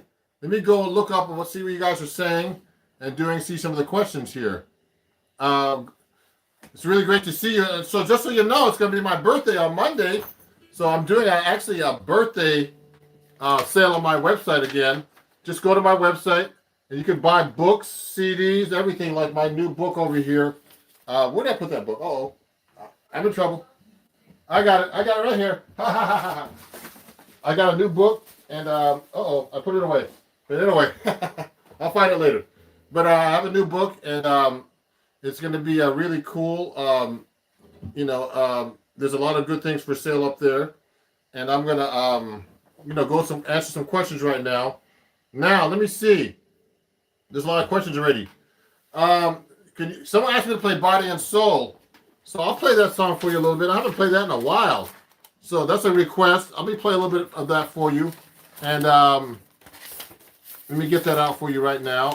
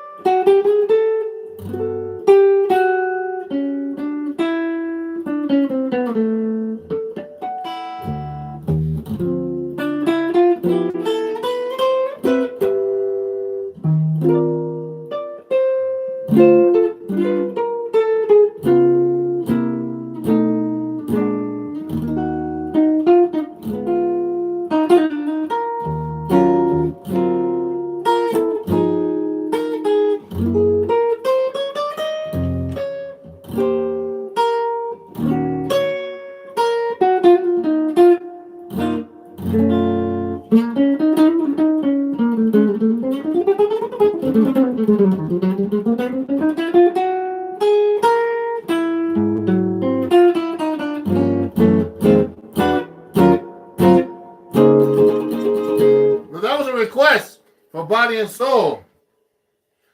You know how to play some Led Zeppelin songs? Of course. I mean, I haven't played any in a while, though. Of course, I know the most typical Led Zeppelin song.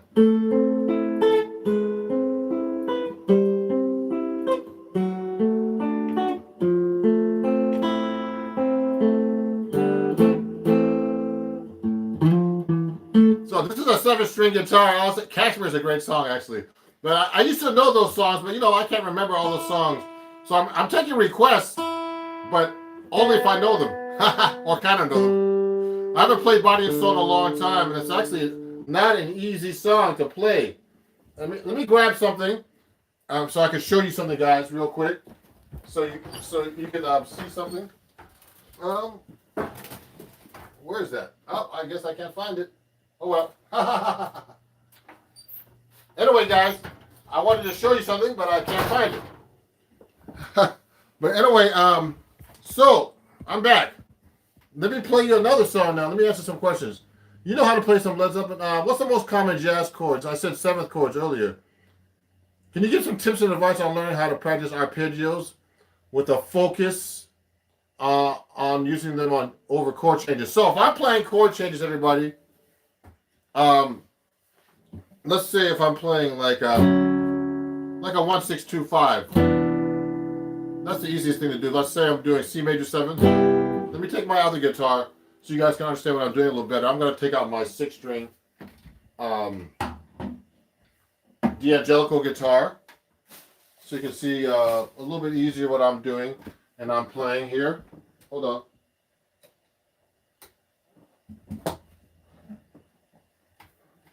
on. Here's my D'Angelico. XL1. Thank you, D'Angelico, for this guitar.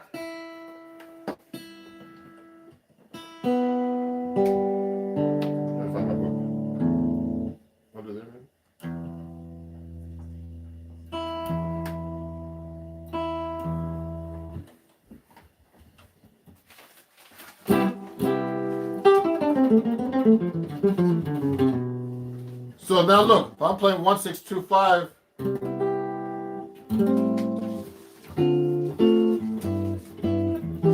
so I can do arpeggios like this. 7th arpeggios on the C major 7, then A minor 7, and then D minor 7 like this, and G7. Now, what I want to do particularly is this. I can actually just go around and be able to try to play C major 7th arpeggios all over the neck, first in position, as far as I can reach. Okay, and then also I would try to play different positions. And I used to practice my arpeggios like this.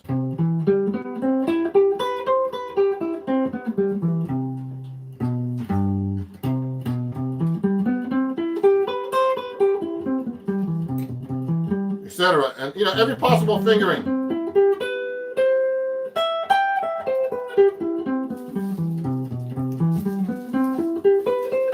Here, everywhere.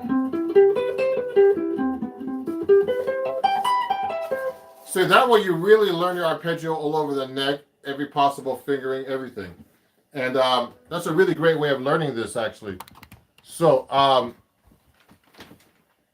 also you can do it like on the neck, on every chord, just like that. So I would just practice. So if I'm playing a C major 7 like this, I actually try to play these chords, and I try to play them right on the chord, so I can see the chord under each arpeggio. Same with my scales. I got it.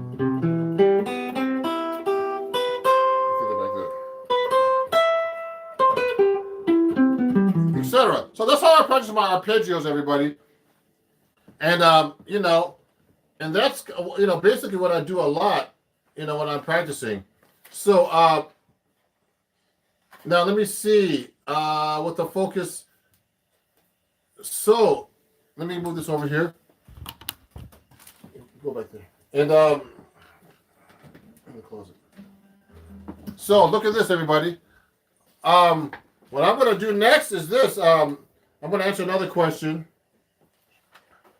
And it's a happy birthday. Thank you. Your birthday is on Tuesday. Yeah, my birthday's on Tuesday, actually, not Monday. So just so you know. Would you take a request to react to a song? Check out Satellite by Goose, amazing guitar playing, definitely inspired by jazz. I'll check it out later. Richard Django sounds like Goonies. Thank you. So the first song I played was actually "If I Should Lose You." It's a really beautiful song. And if you have any questions about that, check it out. That's a great song.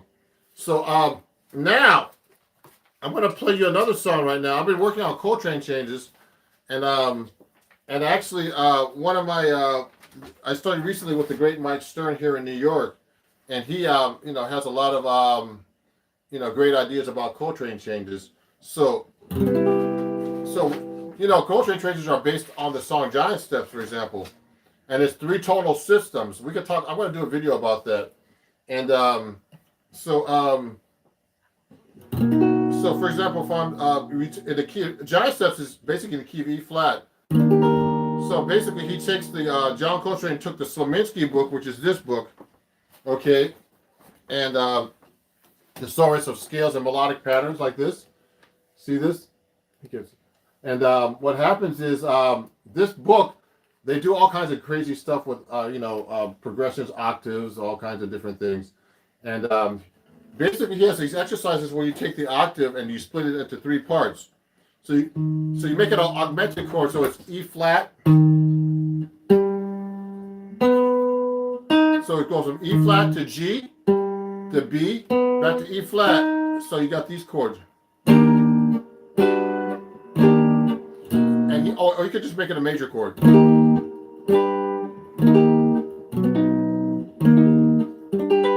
Etc.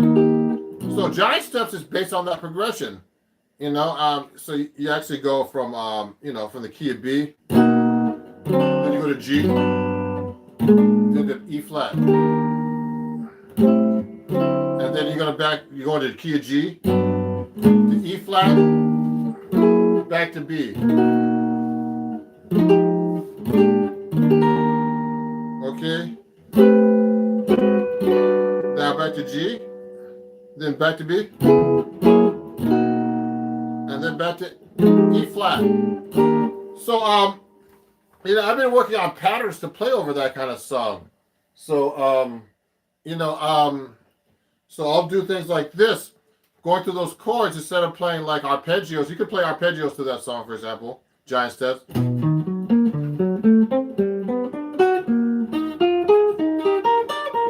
Etc. Sounds boring though.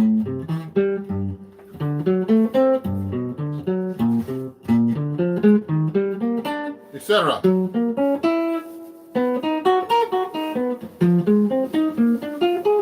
Someone was asking about arpeggios earlier. So I can actually do that through Giant Steps, for example. But I mean, what Coltrane did was he did the 1, 2, 3, 5 pattern, and he would go like this. So 1, 2, 3, 5 is called a tetrachord. So basically, you're going to play on a B chord. Let's say you're going to play a B chord. You're going to go to do the 1, which is the first note B. Then the second note, which is C sharp, and then D, which is the third, D sharp, excuse me, and then F sharp, which is the 5th now. 1, 2, 3, 5. He would do that through all the chords like this, the same pattern.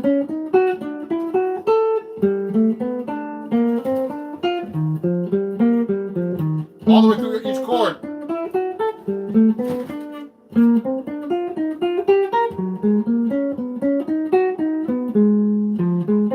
Etc. So that's how Coltrane would actually play his Coltrane changes. And that was a really interesting way of playing over the changes. But what I've been studying recently is you can just actually, you don't have to play from the root. You can mix those up. Like you can do these patterns like this. You don't have to do that. You can go backwards. So you can go. Let me see.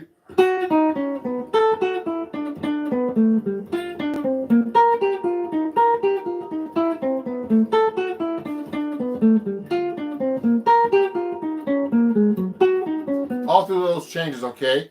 So when I'm actually playing through those changes, I'm actually mixing all this up and trying to use new ideas because I'm always trying to get better. So so let me answer some more questions here. Let me see. I'm gonna find something here. Bottom over there. Oh, up there. Under there. Look. Anyway. Okay, so anyway, I'm looking for something, and so everybody, one more question. So I want to let you know if you're enjoying what the content I'm doing. I'm actually taking donations. Oh, everybody, you just got my book. Great. Aiden just got my book. Where are you, Aiden? Thanks. I'm glad you got my book. I'm trying to find my book to show everybody, and it's around here somewhere. I put it here someplace, hidden or under or something, but it's in here someplace. And so this is this is really great, everybody. So if you enjoy what I'm doing, please you could actually donate $1 or more, or if you enjoy the request to my PayPal at Ron Jackson Music. And remember, I'm having a sale on my website.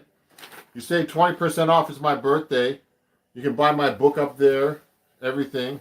I have CDs for sale, like this one, my latest CD, or downloads. If you let me know, I have to put the downloads up there, okay? And I can send you the code, and just use code HBD, to celebrate my birthday. Okay, great. So now let me continue by answering some questions. Desinfinato. Oh, I can do that a little bit. Let me see if I can play that for you guys. Desinfinato by Rocky Chang. And so let me put that up here. I'm gonna put it on. I'm gonna use a backing track for this one. Okay, here we go. So let me look for that right now. Desinfinato. Here we go. I'll do that a little bit.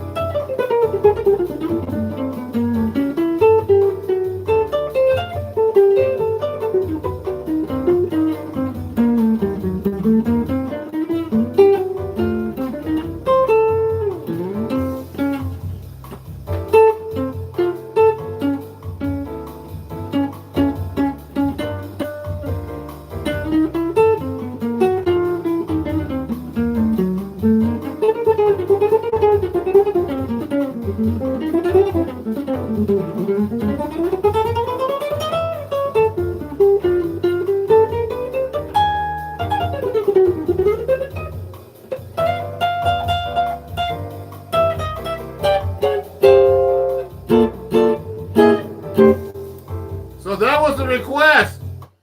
Thank you, everybody. Yeah. So let me show you my articles that I have for the magazine I'm writing for, and where you can pick up my book as well. Now let me see. Before we do that, let me answer a couple of questions here, because I see that people are asking.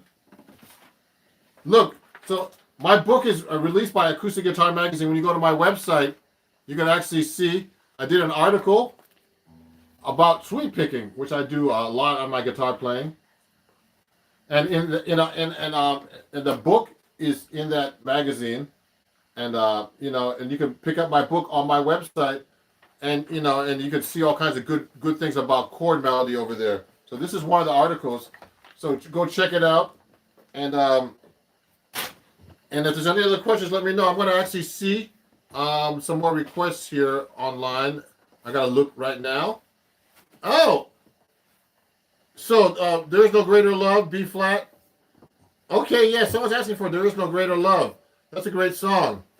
So let me play you that song right now. Any Wayne Shorter tune. I love Fee Fi Fo Fum behind it. And so let me try Fee Fi Fo Fum for you. Actually, There Was No Greater Love. I haven't played that in a long time. It's funny, guys. I haven't played many gigs recently, and I'm starting to get the gigs. So let me play you There Is No Greater Love, and see if I could find that song right now. That's a great request. Let me see. I'm gonna play that for you. Now I'm gonna play like medium up, and it's a great song. Let me see.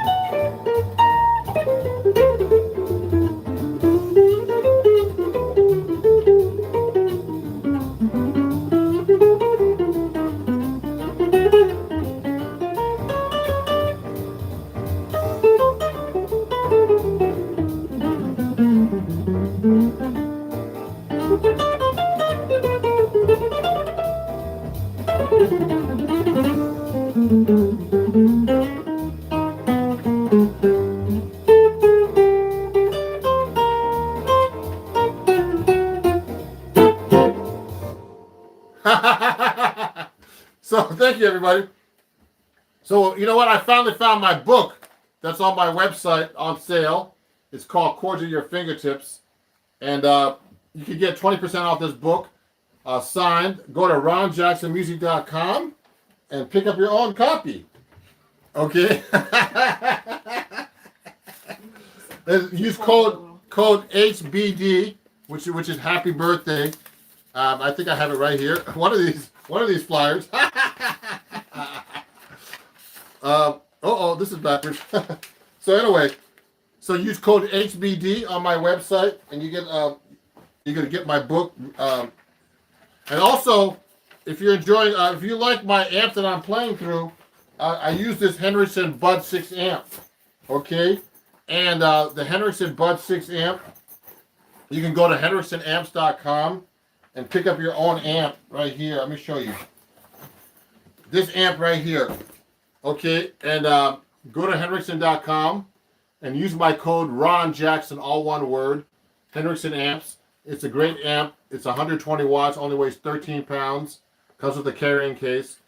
Use my code Ron Jackson, you save 5%. It's a really great amp. You could actually take, I'm going to take this on the road next year when I go to the Midwest to tour. And use my code, you can save 5%. You can share that code everywhere. Okay? And if there's any other questions, let me know. Also, just to let you know, you can use my code HBD and all this other stuff. And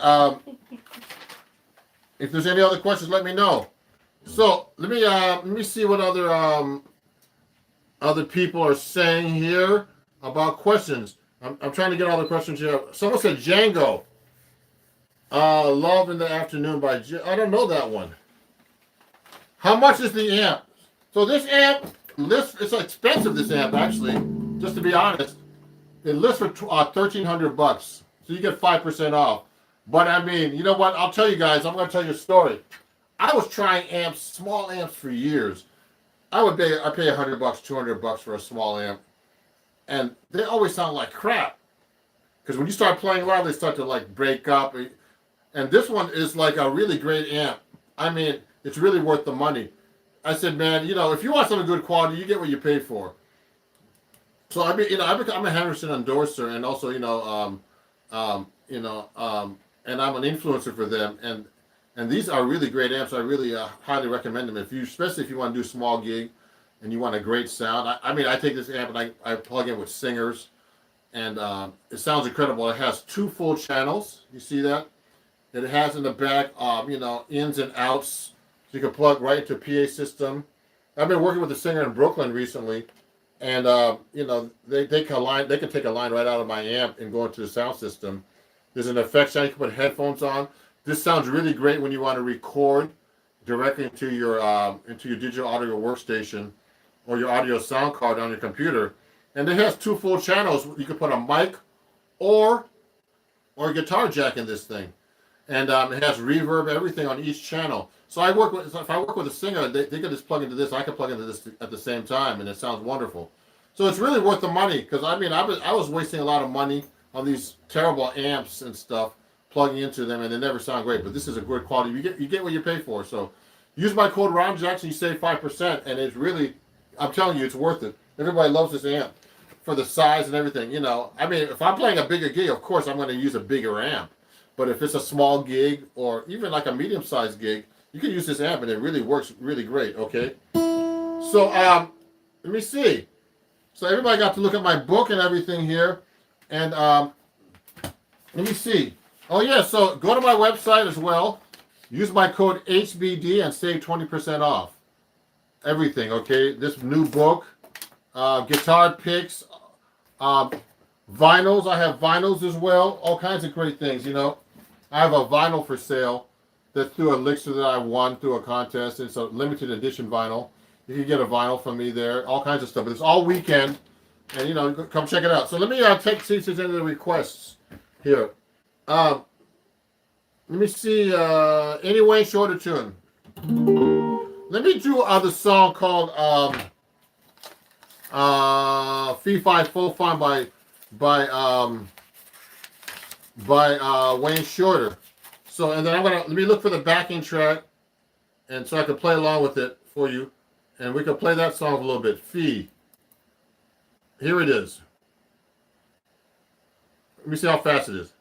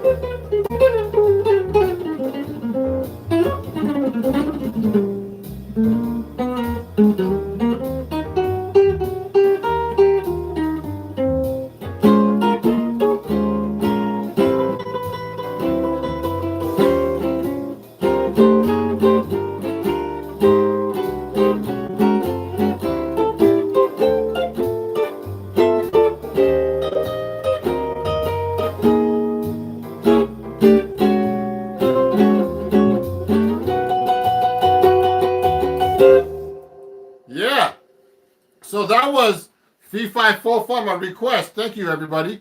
Yeah, for playing the Tehran. I have it. I'll add it to the list. Sounds great. Oh, thank you very much. Thank you, Glenn. And I'm glad I'm glad you guys are enjoying the show. And I'm trying to answer your questions and requests as best I can. Some of these songs, since the pandemic, I haven't been playing this stuff, so it's like a good review for me.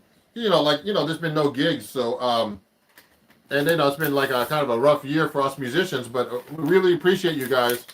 And again, if you're enjoying the show, of course, if you'd like to donate, if I've taken some of your requests and you'd like to donate, not required, but if you would like to, please donate $1 or more to my PayPal at Ron Jackson Music. Okay, PayPal, Venmo, and Cash App is all Ron Jackson Music. And I really appreciate you guys watching. And I'll try to answer the questions as best I could. Hey Dario, it's good to see you, man. Everyone play Foo Fighters. I need to work on the Foo Fighters songs actually, but this is mostly a jazz kind of a live stream. So, and I like to go live on YouTube. I have a lot of subscribers now, and please everybody watch my videos. I try to put out some good, credible information, and I'm playing live. It's not pre-recorded, so it's all raw and there for you, and I try to answer your questions as best I can. So thank you. So yeah, these are my payment options. If you'd like to donate, it would be really great if you can to help me out during this pandemic. And I'm going to be getting back to gigs soon. I only have one gig this week, but in the spring I'm going to the Midwest for a tour. So Midwest, look out! Come by my gigs, okay? We're going to be advertising. I'm doing a tour. I'm doing a new album. And so my last album, Standards and Other Songs, did really well, and I'm going to be doing some stuff off that. But also I'm going to be doing a new record called Standards of My Songs, and it'll be a bunch of like standards I'm arranging, and also pop songs and all kinds of stuff. Okay, so let me play you another song. Oh, Cherokee, that's a good one. I'm going to do that one. Oh yeah, great, Dane, good. Dane found my YouTube shorts. Dane, good to hear you guys. I'd like to mention everybody by name too. There's also Let's Jam. Thank you, Let's Jam. I'm going to try to play Everlong Foo Fighters. I don't know that one. I'm sorry. I can only do requests I know if I can or kind of know. Let's Jam. Well, I can do Cherokee for you, Dane.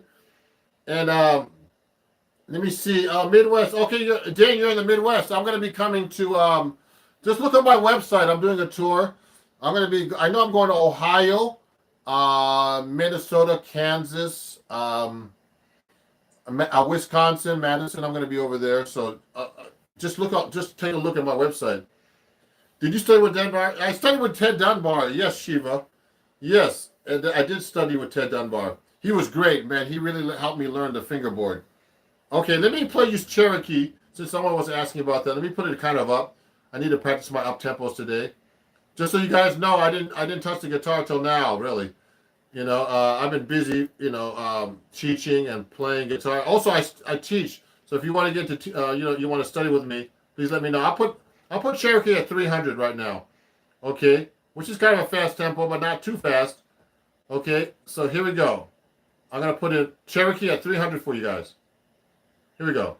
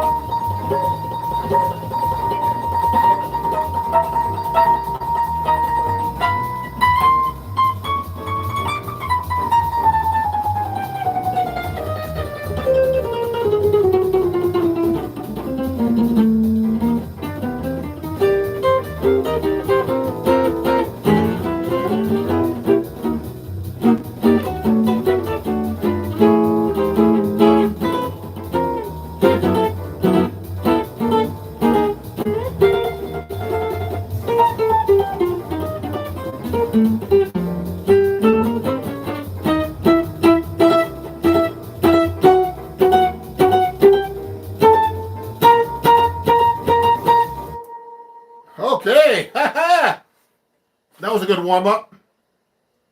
Now, you know what's funny? I'm playing my 7-string right now. I mean, my 6-string. But I usually play my 7-string. And thank you. So, yeah, that was Cherokee. That was a request. And thank you. You know, let me see. These are some of my favorite chord changes. Could you play 4 on 6, please? Thank you. So let me play that for you. I'm going to use my 7-string this time. Play Stairway. I played that earlier, actually. Dane, I can play a little bit of that for you. Hold on. Let me get my 7-string for you guys. I'm going to be going on just for a little bit more. I've been up here for like at least an hour now. No. 47 minutes. I see right here. So again, everybody, there's a sale. It's a birthday sale. I got to let people know. I'm having a birthday sale on my website. Save 20% off my website, everybody. Okay. Use code HBD at ronjacksonmusic.com. And you can get cool books like my book, Chords at Your Fingertips, all about cool chords that like you could do chord melody. Here's one of my exercises right here where you can learn a full chord melody of, I think it's called Billy Boy. You know, you develop it from like one simple melody line into a full chord melody. So it's a really great book. Actually, one of my people watching right now just got my book in the mail, and so they've been using my book. And, you know, it's a great book. It comes with video and tabs and everything. I'm a legend. Thank you. Yeah, this is a great book. I sold a bunch of books already, guys. So pick up yours. You get 20% off. And, you know, right now, the sale will end soon. It's my birthday weekend, so it's going to end soon. So come back and check it out. Oh, someone's asking about Chet Atkins. You know what? I studied Chet Atkins stuff too a lot before, and I can play a little bit of stuff like that. But before I do that, let me play that request for 4 on 6. Let me see if I can do it without backing track. 7-string.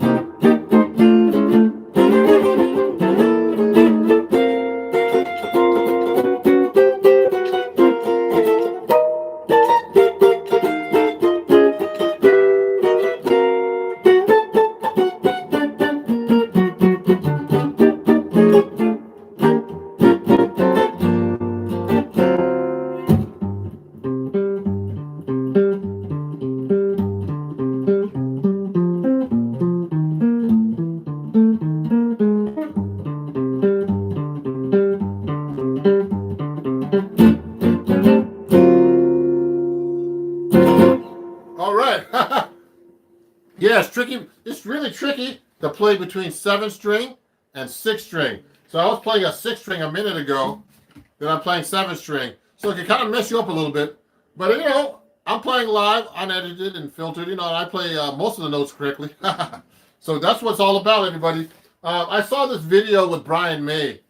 It was a short, and he went and started playing one of his solos to his song. You know, I don't know what he was doing, but anyway, he started playing and he played it wrong. He said that's what it's all about, everybody. It doesn't have to be perfect.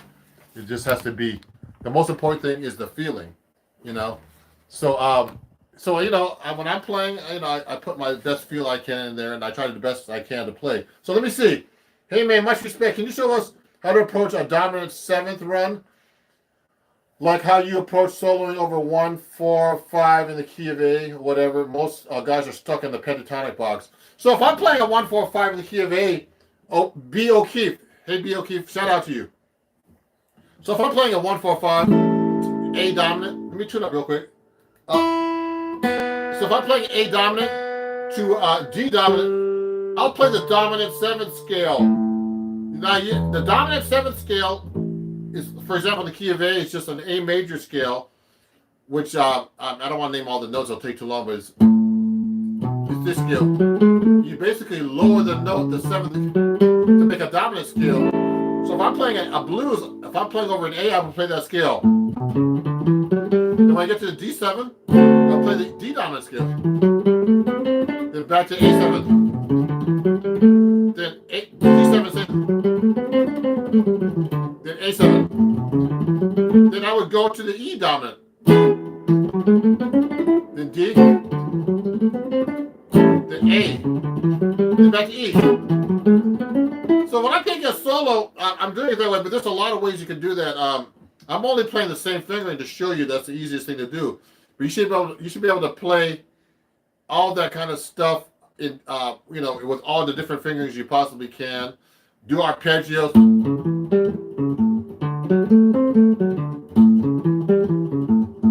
Etc.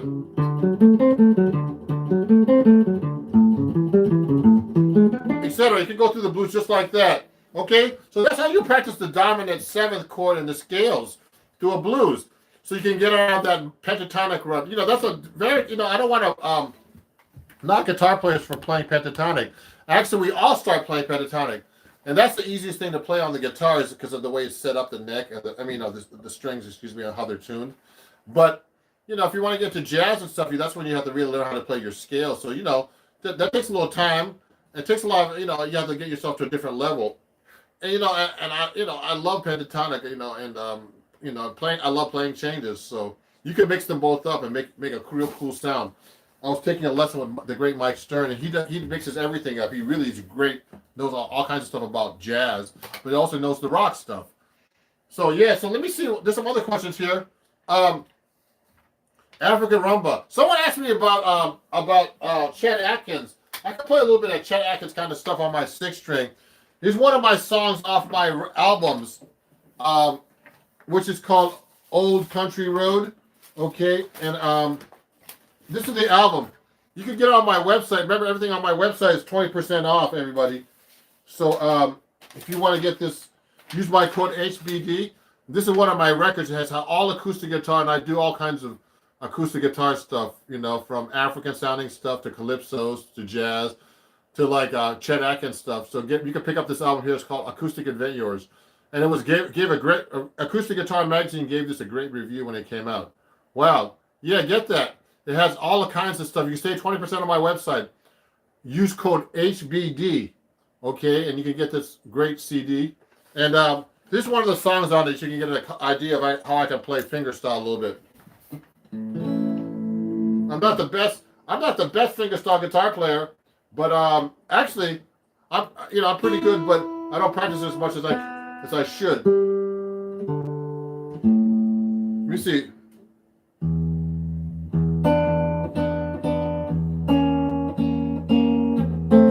One of my songs.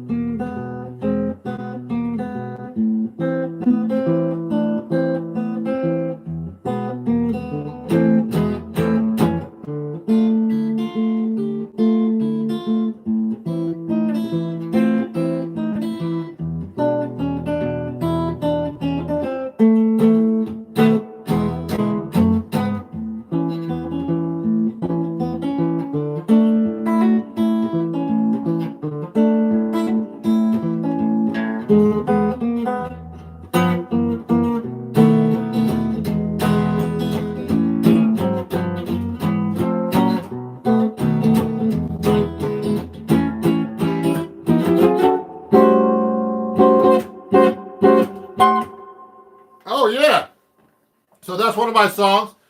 Oh, it's funny because YouTube will probably flag that song because they think, oh wow, that's not your song, but that's one of my songs actually. So I'm gonna have to put a copyright infringement thing in this and say, look, it's my song. You'll see. Actually, when that happens, actually my copyright person will say, will let it go because it's my song. But thank you everybody for watching. So you know what? I had a great day today. I'm sorry I couldn't answer everybody's questions, but it's my birthday weekend, and it's good to go live on my YouTube. Please follow me. Thank you, Dario. Someone made some comments here. You should check out Cabby Dango and Adam Levy and Mason Stoops. It's got your name on it. Lots of luck. I'm a good friend with Adam. Actually, Adam, so you guys know, Adam Levy, he mentioned Adam Levy. He's one of the writers in the book I'm in. There's Adam right there. You see him? Adam Levy. So if you pick up this book, he has a couple of lessons. I have about 3. I have I think I have 3 or 4 in this book. And you can learn some cool things from Adam about about what he does and his specialty is. So please go to my website again, and it's my birthday. Go check out my books and everything. You get 20% off everything. Use my code HBD at ronjacksonmusic.com. Yeah, no way. It's true. Yeah, he's in the book. He's a friend of mine, and he just moved back to Brooklyn in my neighborhood over here. So, yeah, thank you guys. And also, guys, if you enjoyed the show, definitely, if you can, I'm trying to find that banner. I have so many banners and stuff. If you like to donate to my show, donate to to my PayPal or Venmo or Cash App, please go to Ron Jackson Music and do that, please. Okay, it's also on the description. If you'd like to donate, that would be great. And at Ron Jackson Music, and appreciate you guys. And I'll be back live. I'll go live at least once a week. So I'm going to go live. If I'm not out of town or touring or something, I'll be going live once a week on YouTube and answering your questions. And I appreciate you guys. And we'll talk soon, everybody. I mean, it was really fun. There's always issues when you go live with there's no editing. Like I'm trying to find stuff and it's crazy. Also just to remind you, I forgot to tell. I always have these things. I'm an influencer. If you want to get my code, I have a nice clean shave. If you want to go to skullshaver.com, use my code Ron Jackson. You save 10% over there.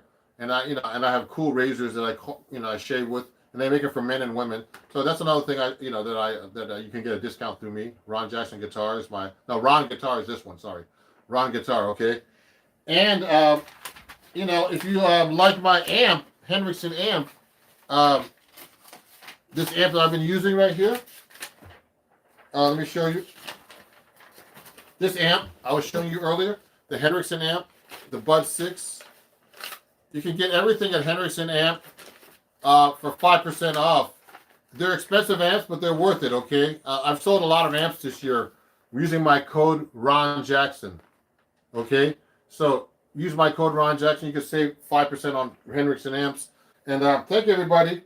And, email me at Ron Jackson Music, or if there's anything you need, and we'll, hey, I like this guy. He's saying some things about scale runs. John, practice scale runs like going up to 4th, back, 3, 4, etc. Yeah, those are different things. So you have to practice your scales every possible way. Hit me all up, everybody. Yeah, sorry, I'm about ending it right now, everybody. But we'll talk, everybody, and thank you for watching. It's Ron Jackson. You can watch the playback of this. There's a lot of information, a lot of playing, live playing, and no editing and anything. And we'll see you guys very soon. And happy birthday to me. And there's a Chad. Yeah, I heard about that guy, Dane. Yeah, these guys are like really big on YouTube. I'm getting a lot of followers, but these guys really. I can't, keep up with all this stuff, but I'm trying to do the best I can. That's why I go live too, instead of putting all these videos up that are really edited. So we'll see you guys soon. Follow me everywhere, everybody. Ron Jackson Music, everything. Okay. Please don't stop your live. I'm sorry. I've been going for like an hour. Okay. Happy Born Day, Ron. Thank you. Okay. Sorry. How do you say that? Abskip. You can join Patreon too, everybody. If you really enjoy this too, and you want to learn about my stuff, I have a Patreon account, okay? And it's, it's very reasonable. You can get $3 a lesson. And you can go on my website and buy printables too, of course. And you can just go there and join my Patreon and teach you. Teach you jazz. Okay, if you want to learn jazz with me, contact me. All my contact information is on my website. Everything, okay, everybody. So I have some new students coming this weekend, actually. So go to my Patreon, join for $3 a month, or if you just want to support me, it's $1. Or there's much more higher levels. You can actually study with me, okay? And so everybody, will talk soon, and thank you very much. Have a great day. I'm sorry I have to leave, and I have things to do today. And I play a little bit of cheap jazz, of course, too. Yeah, of course, yeah. I studied with Bucky Pizzarelli. He played with Stefan Grappelli, who played with Django Reinhardt. So we'll talk. Everybody, thank you, and we'll see you guys soon. Thanks for watching. Bye-bye. Django!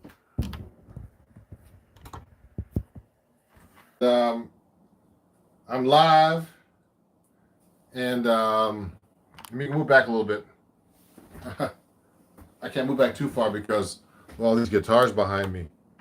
But I wanted to take off the green screen in the back and just start showing you my guitar collection. A lot of people have been asking me, man, show us your guitars, man. Like, show you what? So look at this.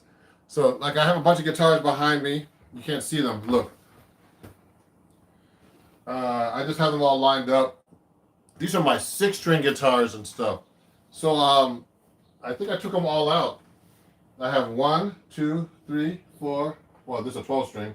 5, 6, 7, 8, 9, 10. Well, so there's 10 instruments, but I need to let you know what the models are, because I don't know the names of the models, but I'll tell you in a second. Let me grab one thing. Don't leave.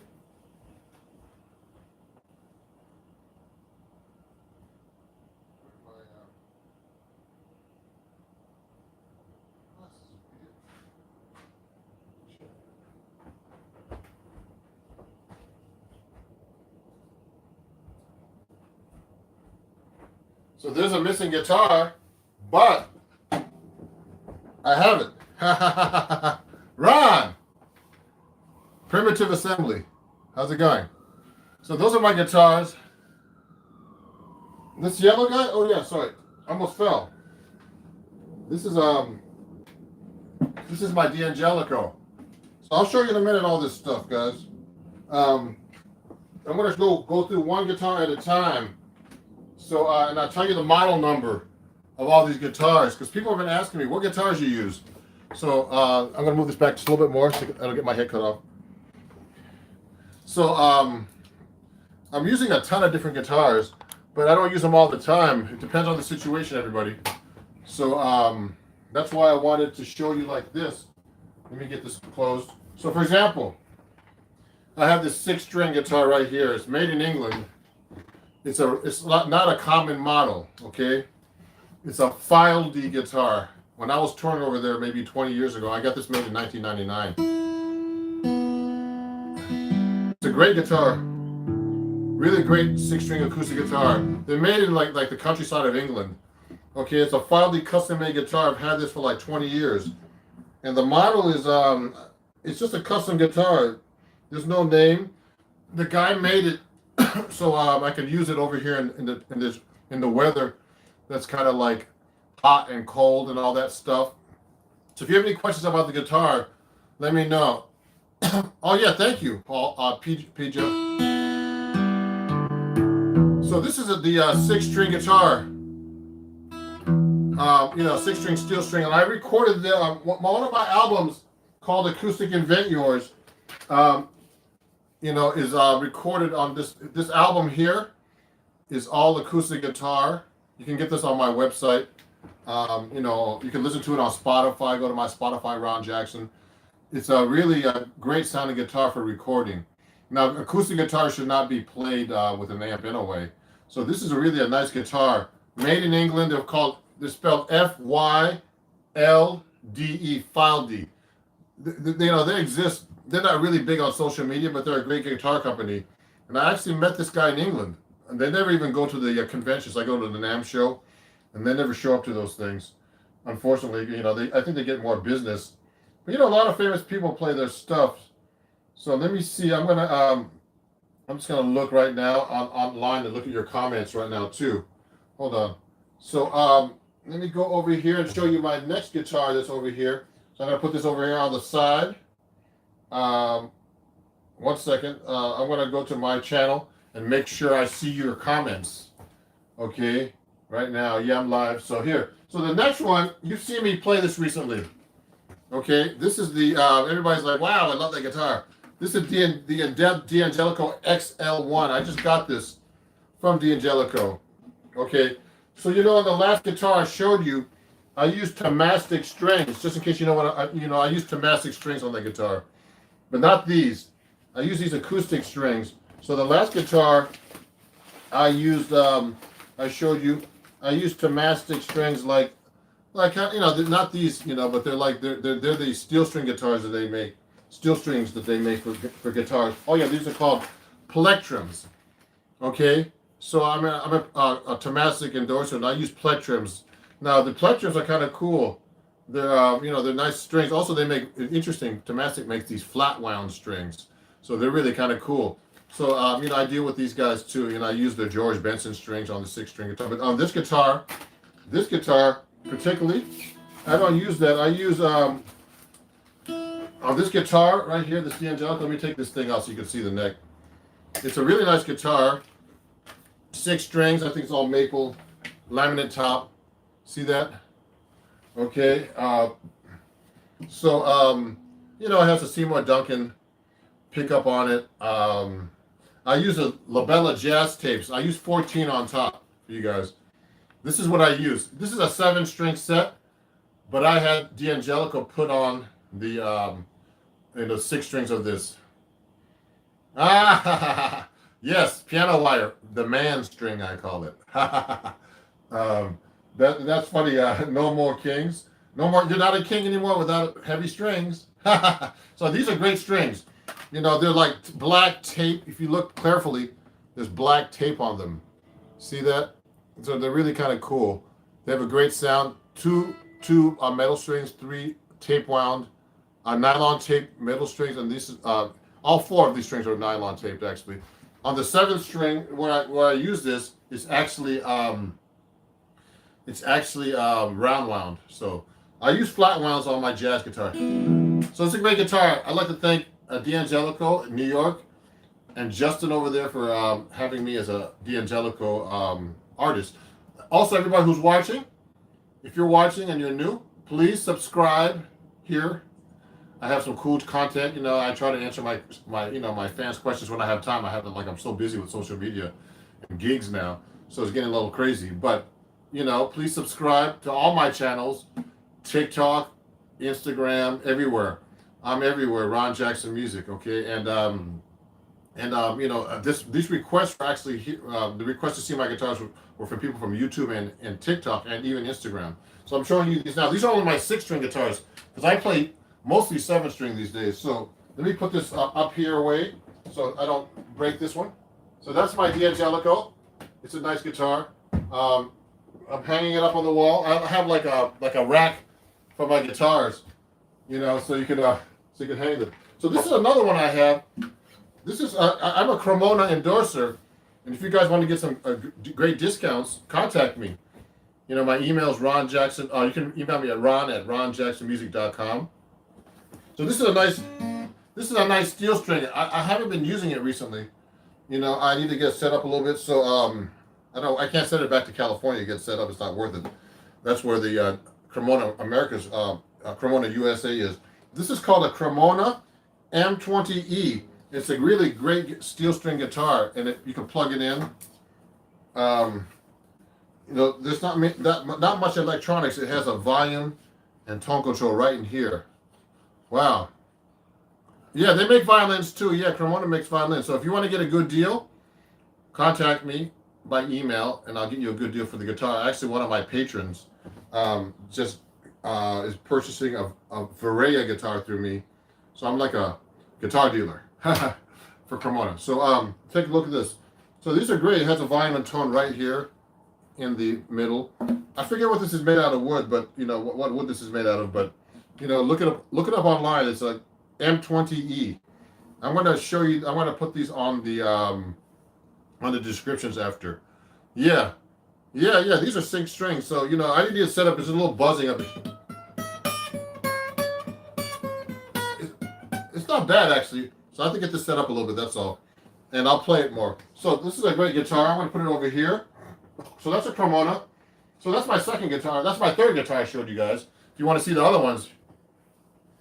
Do I want to sell that one? I don't know. You know what? I have like 4 or 5 steel string guitars. If you really use it, do you want to sell it? Dovla wants me to sell it. Where do you live? It's not a cheap guitar, so you know. It's not like a cheap guitar. It's like over $1,000, I think. So if you want to, possibly. Now, this is a really cool guitar. I never use this guitar hardly either. It's a Fender 12 string. A Fender JG12CE/12 string. So I rarely use this thing, this Fender 12 string. You know, I just have it hanging on the wall, but you know, I keep it in good condition. You know, just so you guys know, here's my humidifiers. I learned this from one of my students. Save money. Don't give that money to Diadario. So this is a great method for humidifying your guitars. You basically take a Ziploc bag like this and just punch holes in it with a fork, put a sponge in there, and it humidifies the guitar. So I've been doing that for a while. Yeah, 12-string guitar is not hard, everybody. Just so you know, 12 strings basically like a 6-string. The strings are doubled. See, they're doubled. Okay. All the strings are doubled. Like these are octaves, and some of these are just doubled notes, and the rest are in octaves. So it's not that bad. So this is like someone gave me this like Planet Waves, I think, like humidifier. I replaced it with these things inside, sponges. So so that's how I humidify my guitars, and I have a humidifier too, so they don't like crack open. Okay. So this is my 12 string. So that's my 4th guitar I'm showing you, and it has full EQ and everything. You know, is there a battery in this thing? Nope, I don't have a battery because I haven't been using it. So it's a great guitar, you know, and I've rarely used it, but I'll be using it soon on something, I'm sure. I've had this for like 20 years. I got this from a friend that when I was a really well-known guitar player in the 70s. His name was David Spinoza.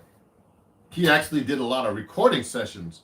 Like he was playing with all kinds of people, you know, like James Brown, and he did all. And I was doing a lot of Broadway, and I met him on someone recommended him to me, who was playing Broadway, and I was playing Broadway a lot at that time. So I was subbing for him, and he, you know, he was a really cool guy. You know, he was a session guy, so he was one of these guys who knew how to play really well in the studio. But you know, if you asked him to do a gig like me, and he didn't know any tunes. You know, and he's one of these guys that could just read the notes. So he was great, man, amazing player. David Spinoza, check him out. He's everywhere, and he's retired now, but he's a really great musician. So anyway, let me keep going. So this is another guitar. So I have a bunch of Cremonas. Hey, Shiva, greetings, everybody. Now, someone's asking me how old are these guitars. So just to let you know. This Cremona I got, you know, I'm a Cremona endorser, so I'll tell you in a second. So this one, let me tell you the model of this one first. So this one's a Soloist S65C. Now this is an inexpensive guitar. I think this is like maybe, I'm not quite sure. It's between $200 and $600. That's not expensive for a guitar. And it's a great straight up nylon string. You know.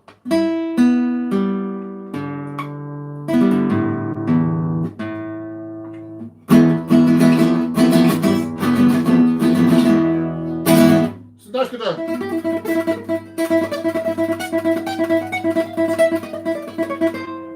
No. Okay, it's a really nice guitar, and I use this a lot for teaching and practicing. You know, I don't use it that much for gigs. You know, it's not, but it's a really pretty nice guitar for the price. So you know, if you're interested, remember I can get you a Cremona for a great deal.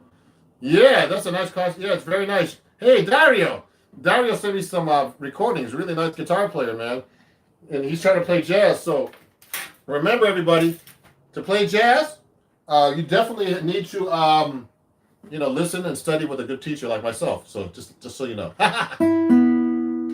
So this is pretty nice. So this is not an expensive guitar, the Soloist S65C. So this is probably about 2 or 3 years old. I haven't had this that long. So the first guitar I showed you, this one, this guitar, this steel string, someone's asking me, I've had this for like 20 years, at least. Okay, I got this in 2000 maybe, 2001. Okay, and this one, this handmade guitar, custom guitar from England, this Follow-D guitar I was telling you about earlier, this is from 1999, this guitar. So, I actually like hit it against the door one day. It has a little gouge here, but that's just cosmetic. But this is a workhorse guitar, man. I've had this on many records, recordings. A really great guitar. So, that's a great guitar if you want to consider it. They're hard to find, and they're expensive guitars. They're from England, so really, really nice guitars. So here's another guitar I've had for years, and this is called this is an Aria guitar. Okay, it's an Aria concert guitar AC80. I got this from Aria in 1997 or something. I was an Aria endorser, so they gave me this guitar. It's a really nice nylon. Now I'm thinking about selling this guitar if anybody's interested. The thing is, this has this chronic problem here of there's this like little tiny crack here, but it's superficial. I've always been trying to get it fixed, like a Guitar Center everywhere. They glue it, but it's nothing. It doesn't affect the guitar. It's kind of weird. It's on top, but that's about it. It's a nice guitar. This guitar is worth about $1,000. So it's funny, guys. So this is a AC80, completely acoustic guitar. And I've used this on the album, my acoustic guitar album I showed you a minute ago, called this one. I use this guitar on this album too, some of the album, Acoustic Adventure. So go check out my albums, please, everybody. And if you're watching and you're new, please subscribe, and please subscribe to all my channels at Ron Jackson Music. Everything is Ron Jackson Music, even my payments and everything. Okay, so this guitar is really great, except for that one thing, but it's a really nice, really has a nice sound.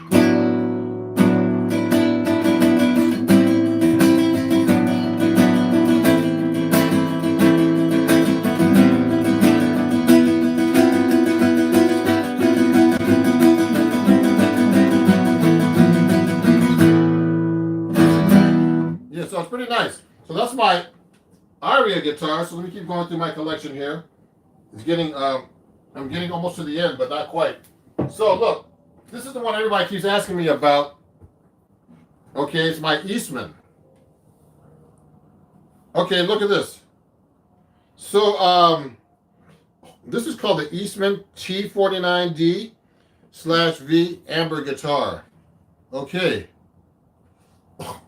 It's a really nice guitar. I just got this actually. This is brand new. I've had this since last year. Since the pandemic. Because I have a bunch. I have like 2 archtop guitars that are 7-string, but I didn't have like a guitar that was like this in a 6-string.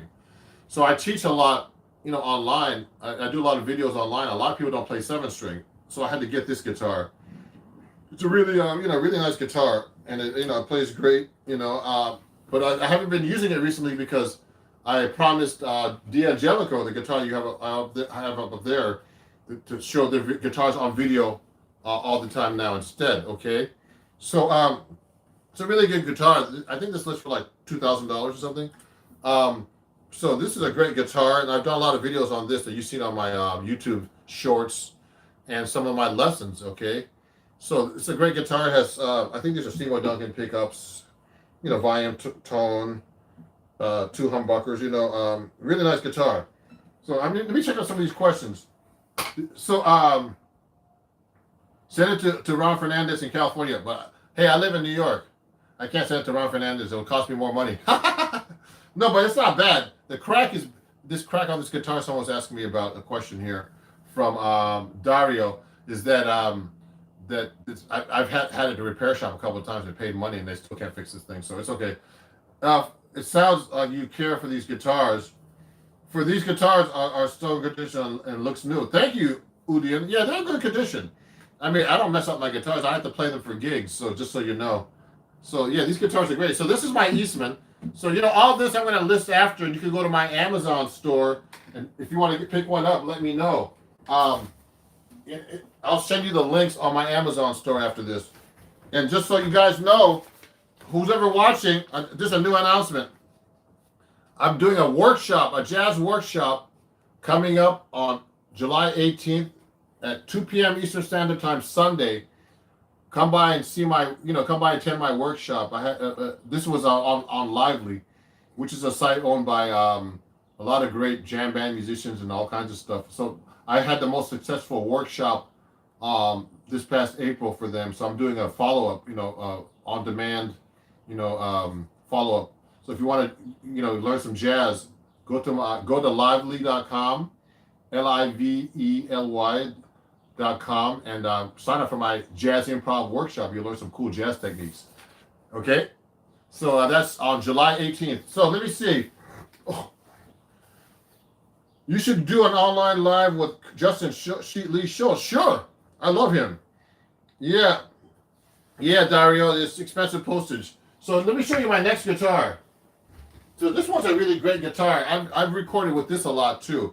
This is another Aria guitar I got from Aria. I knew the owner of Aria Guitars. He was a Japanese guy named Shiro Arai. I think he passed away, I think. But he was a great guy, and I've been an endorser for them for years. So he gave me this guitar too. It's a really nice classical guitar. It's an AC80CE electric. So it's like the same model that we just saw with the cutaway. This has a cutaway. And it has electronics, Fishman electronics on there. You see that? So it's nice, and I use this one sometimes for recording. I still have a battery in it. So it's a really nice guitar. Gotta put this back in. Oh, there it is. Okay. So this, you plug the guitar into here. Really nice guitar. I've had this for quite a while. And I've taken this, everywhere for gigs and stuff. So really nice guitar. These cost about, I don't know, at the time they were $1,000 at least. Or $1,800, I forget. But these are nice guitars. I don't have really, really expensive guitars anymore. I used to have some Paul Reed Smiths that were like $5,000 or $6,000 and stuff like that. But I don't carry guitars like that. It's not the guitar; it's how you play it. Remember that, everybody. It's your touch. You should be able to pick up any guitar, $100 guitar, and make it sound good. So and I don't use heavy. I don't use light strings. It depends on the guitar, but I use usually heavy strings. But I for example, I don't have any solid body guitars that are 6-string. I have 7-string ones. I have 2 of them. I'll show you that guitar collection in the next video. So let me keep going here. So that's how many guitars did we go through so far?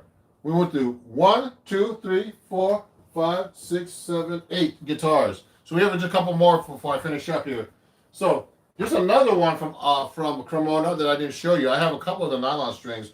So this is a Cremona Solos F65C, a different one than this one. We see? These are 2 different ones. So that's an S65C and this is an F65C. So these are 2 different kinds of guitars, everybody. From Cremona, completely nylon strings. I think one of these is like, the difference is like $200 for one of these. So this is a nice guitar. I use this all the time for teaching and practicing. And I don't take it out much on gigs because there's no pickup. But look on this one. But look at this one. They have their Cremona USA KNA pickup. They call it. It's like a little bridge thing they put here. They sell those. So if you guys want to get a Cremona guitar, please email me at ron@ronjacksonmusic.com, and I can get you a great deal on these guitars, better than the Guitar Center and all those stores. So this is a really great guitar for the price, and it's a nice nylon string guitar, okay, with no cutaway. Yeah. And I've been to Bulgaria to their factory. I gotta actually post some of those photos again. Yeah, business is booming, I guess. You know what? That's a great comment. Someone says business is booming. I just have all these guitars because I collect them. people give me guitars. I buy some guitars, and I end up having all these guitars. You know, it's like, man, I don't have room for all these guitars actually. But one of these guitars I do want to get rid of if someone wants to, is interested. Now, my last instrument, guess what? Is this a Guitar Joe? So it's a guitar. It's a banjo made by Dean. I forget this. I don't know the model, but it's basically a banjo tuned like a guitar. So sometimes I get gigs, you know, and I'm like.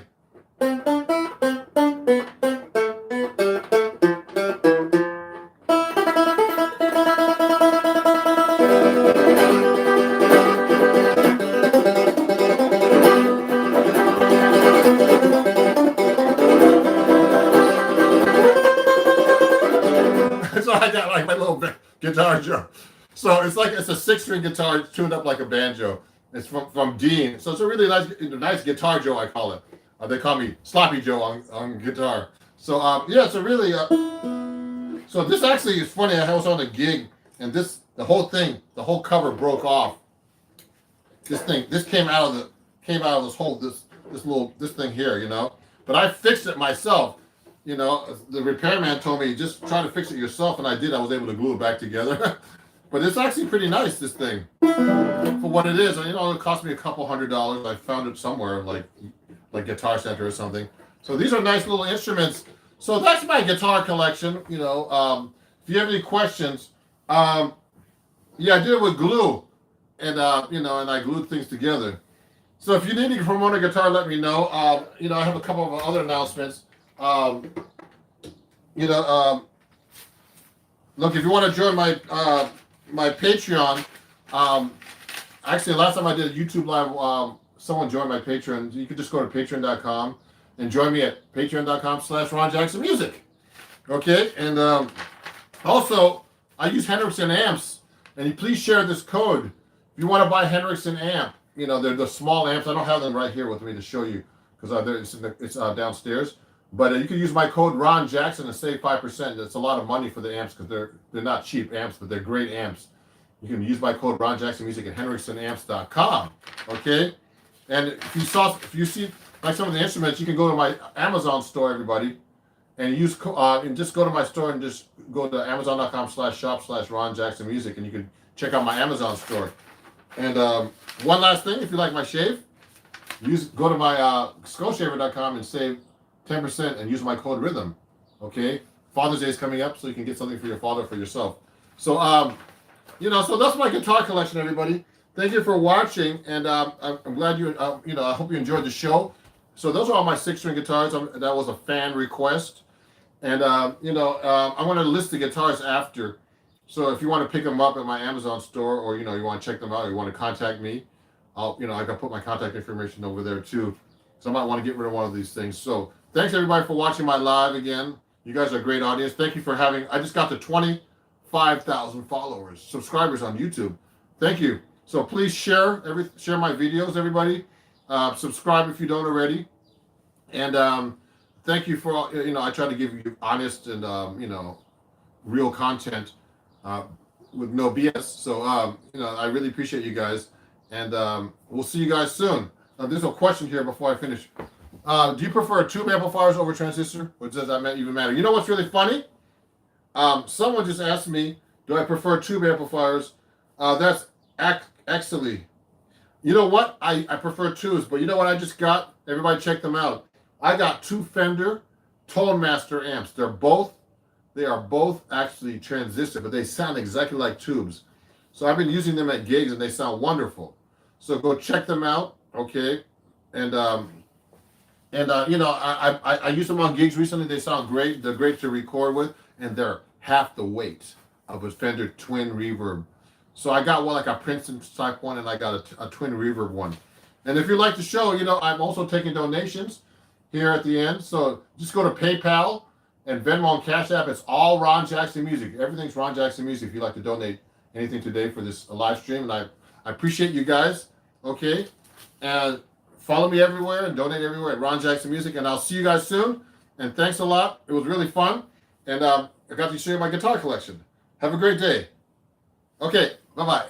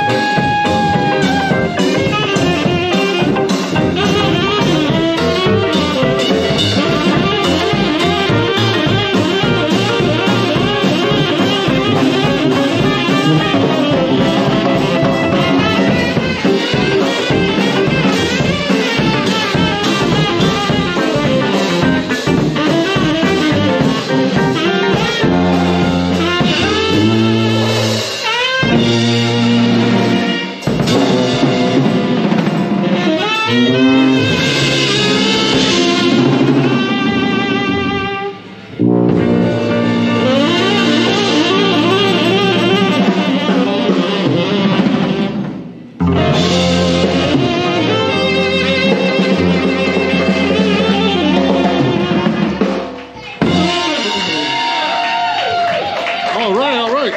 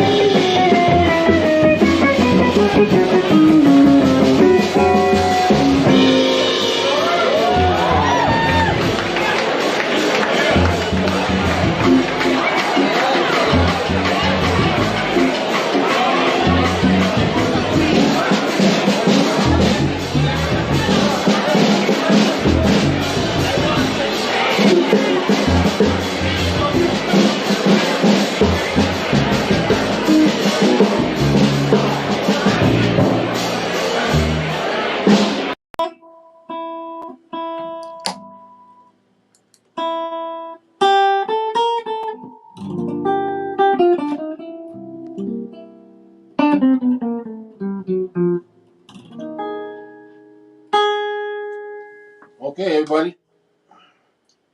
I'm live right now. I'm going to go live right now on Instagram too. So, how's everybody doing? Oh, okay. I see one person watching. And I'm going to go live for a little bit, taking some questions. And if there's anything you need to ask me, let me know.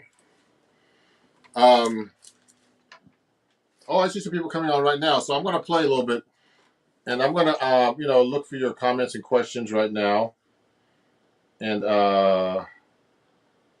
if there's anything you want to ask me, let me know. Let me go live right now on Instagram as well. Okay. And let me play you a song before we start.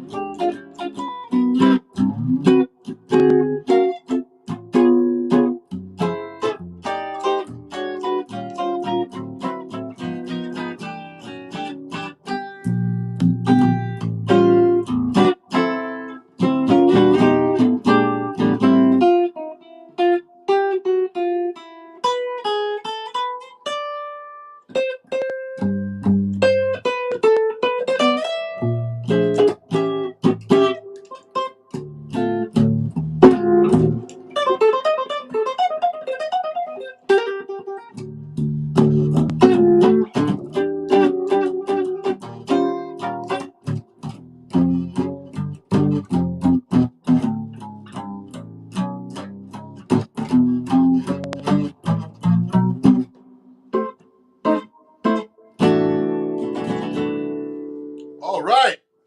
How's everybody doing? Hey, Aiden. Oh, I see you over there. Okay, Aiden. All the way from somewhere. Now, someone on YouTube just asked me a question. Pantera used a lot of jazz elements. You ever play some Pantera? No, I haven't. They're a great band. I've listened to them a little bit.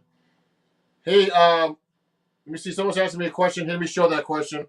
What tune is that, Ron? Nice greetings from Maryland. Oh, that's called I Should Care. Just in case you guys are watching, and you were wondering what that tune was called. And I'm just warming up. I was doing a lot of business the last couple of days, so I'm actually just getting back to playing again. And so I have a lot of announcements to make. For example, next month I'm actually going to start my Indiegogo. So I'm going to be doing another album soon in a tour that's going to be coming in March in the Midwest, and I'm actually going to be doing a fundraiser for my new album. So if you're interested, just please follow my website, follow my YouTube, and all my social media, and you'll hear all about it. Okay, and so that was called. That was called I Should Care. And someone from Belgium is saying hi. Hi, Francesco. And just putting his name up there. And Christopher, Jazz Guitar Quest. Great to hear from you guys. And let me see who's watching me on Instagram here. I'm going to say hi to all these people, wave to you guys. And if there's any comments or questions, please let me know on Instagram as well. And just so you know, on Instagram, I have these different kinds of things I have to show you guys. I have too many of these things, but I have an announcement for Instagram where I have this thing called badges. If you're enjoying the show, you can actually donate a badge to me, $1 or $2 or $5. You just go to badges, and hey, it's Yumir. Yumir is my student, and he's gonna be taking a lesson with me tomorrow. Great guitarist. In the New York area, and he's learning how to play 7-string guitar. He just switched to that. So this is a 7-string guitar, everybody, if you have any questions. It's my Eastman, and I'm planning to get a Benedetto made for me right now. So this is, you can actually donate to this. And on YouTube and everything else, you can actually see it on the description. You can go to PayPal, etc. And another announcement I have is, if you enjoy my chord work, you can pick up this book called Chords at Your Fingertips. It's on my website, okay, ronjacksonmusic.com, and just go there, and you can learn about cool chord melody and stuff I'm doing right now from this book, okay, and just go to ronjacksonmusic.com and check it out. So, if there any questions, please send them to me or comments. I'm going to answer them. Let me see what's down here. Hey, someone. Oh yeah, how's it going? Good. I'm going good. Dario. I think Dario's in California, but I'm not quite sure. Again. And how do you fix a crack on guitar finish? You drop your guitar. Someone asked about that, Joaquin. And you know what? I go to a repairman because I don't know how to do that stuff. Just be honest with you. Hey, Luke Artist, all the way from Italy, saying hi from on Instagram. How you doing? So I'm actually streaming to all these platforms. My group on Facebook as well. And thank you everybody for watching. I really appreciate you. And on YouTube. And on all these 4 different places. So let me see what other comments I'm getting up here. Let me do something here too. I need to pin this comment. Post hacked. Let me see. Okay. Let me see this for a second. Let me just paste this real quick and pin this comment. So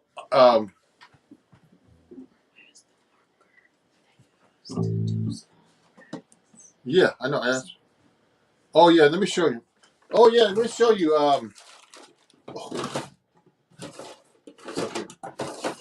So you know what?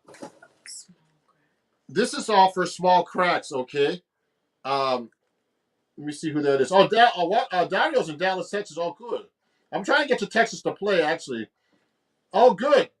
Chris, if you want to buy my book, Chris, yeah, you can put the discount. We're going to put a discount code for you right now in the comments, okay, and go right to my website and buy it. Now, this is a really cool. When I have little cracks on my guitar, everybody, I use this little pen I got from Home Depot. It's called repair markers. But if it's a big crack, well, I can't really help you. You have to go definitely to a music store. But I use this for small little scratches on my guitar. If you look at my guitar, I'm always, putting this stuff down. Like, you see these little marks here on my guitar at the bottom, if you can see them. I actually see that little crack right here, little ting. I use these markers actually to fill them in. I look for the right color, like this color maybe, and then I just take my pen and just go like this. You see that? Those little type of things. If you use a guitar all the time, you're gonna get little chings and things like that on your guitar. And I'm not a big stickler about that, but yeah, thank you. So we're gonna put a little code up there for you guys to save. I think it's a permanent code right now called, I think it's RJ10. If you want to save 10% on my book, and I have sales sometimes, but so it depends on usually holidays. The next one's probably going to be Labor Day. Okay, so you can pick up this book right here. Right now on my website, I've sold a lot of books. I just actually got a brand new box. Someone's going to show you the new box that I got. They're going to hand it to me in a second and show it that right there. Yeah, so I just got a brand new box of books, everybody. So you can learn chord melody. Let me show you. Let me see. So look at this. I just got a whole brand new box. I got I was selling so many books that I had to pick up like a bunch of them. Like I have like tons of them. So get them before they run out again, everybody. So yeah, so that's my book, Chords at Your Fingertips. It's presented by this magazine called Acoustic Guitar Magazine that I write for. I have 2 articles that came out this year about sweep picking. If you're into picking, like I use sweep picking, and about the harmonic minor and the melodic minor scales. So great. Well, would leaving the exposed wood after the crack be fine, or will there be a long-term effects? I mean, the best way to get that fixed is actually just go to a repairman. Okay. Lines on a simple progression. Oh yeah. Okay. So let me show this before we do that. Someone's asking me, could you please provide some solo guitar? Is asking about, could you provide access insight to playing C major, D minor to G7? So the best way to do that is actually do this. Watch this. So if you're playing a C major 7, you play the major scale, the Ionian scale. Now the D minor 7 scale, you D Dorian, and G7, G dominant. Now these are all the key of C major, but I don't think like that when I'm actually playing. I'm actually switching between all of them. Okay, I'll go from C major. If I'm in if I'm playing for C major and I go C Dorian, you should play with C Dorian from that root too, or C dominant, or C Lydian. You should be able to change your scales to any scale. C Locrian. So you should be able to play that from any root. Okay, everybody. When I'm practicing 25 251, I play 4/4 rhythm changes because it becomes more difficult. Oh yeah, I understand that. Yeah. So you can practice sequences, guys, too. So that's another thing you do. I could go like it. I mean, this is really a simple exercise. I show this all the time to my students. The like 1 3 5 7. Then the arpeggio, all arpeggios. I mean, I'm only doing it for the root position, everybody. Now, I mean, there's so many different techniques. I have like different licks. Then 2 5. I'm doing 1 6 2 5 the whole time when I'm doing this. Okay. Okay. Oh yeah. Okay. So yeah. So everybody, so we pinned my comment for the discount code for my book. Everybody. So if you want to get my book, the comment is pinned so you can save 10% on my website. Okay? If you have any questions, let me know. And let me play another song then to continue. Okay? And I'll take some more questions. It becomes more difficult on a backing track. Yeah, sure. Good, good. Dyads. Oh, dyads. Interesting. I gotta look that word up. I mean, I think I know what dyads means. I'm gonna look that up in a second. That's a great question. Someone's asking me about dyads. So go back. It's okay. Let me look that up real quick. You look the dyads up for me and send it to me. Yeah. So anyway, let me play a song before we do that, and then we're gonna go into questions right now. Oh yeah, someone's asking me about Coltrane changes. So you know what's really funny? I took a lesson recently with Mike Stern, the guitar player, and the first thing he says to me, "Why don't we just practice giant steps?" So we had a good talk about that, so you know I like so we worked on giant steps, and so there's different ways to approach that song, and basically giant steps is taking giant steps is an E flat, okay. But basically, you're taking the scale and dividing it into three parts: E flat, G, and B, or which is actually in this case, it's an augmented chord in the key of E, E flat. So giant steps is basically is actually from the Slominski book, wherever my book is right here, which is this book. Okay, Slominski is his name, and he's really great. So John Coltrane went to this section in the book where you actually take the, let me tell you the section. You take the octave and you make it a ditone progression. Okay? And the ditone progression, oh, it's corrupted. Oh, wow. Oh, it says about the link is corrupted. Oh.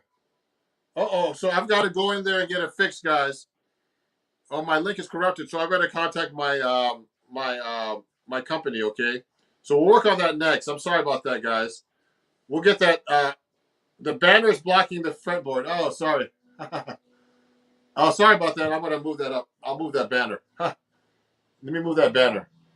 So let me remove that banner. Actually, the banner could be like a scrolling banner. Actually, we'll fix that in a second. I'll move the guitar. I'll move the guitar down a little bit like this. Okay, that's better. So that's ditone progression. So let me play giant steps for you a little bit with my. I'm not gonna play giant steps right now for you because I want to try. I'll do it like solo guitar. Ready? Here we go.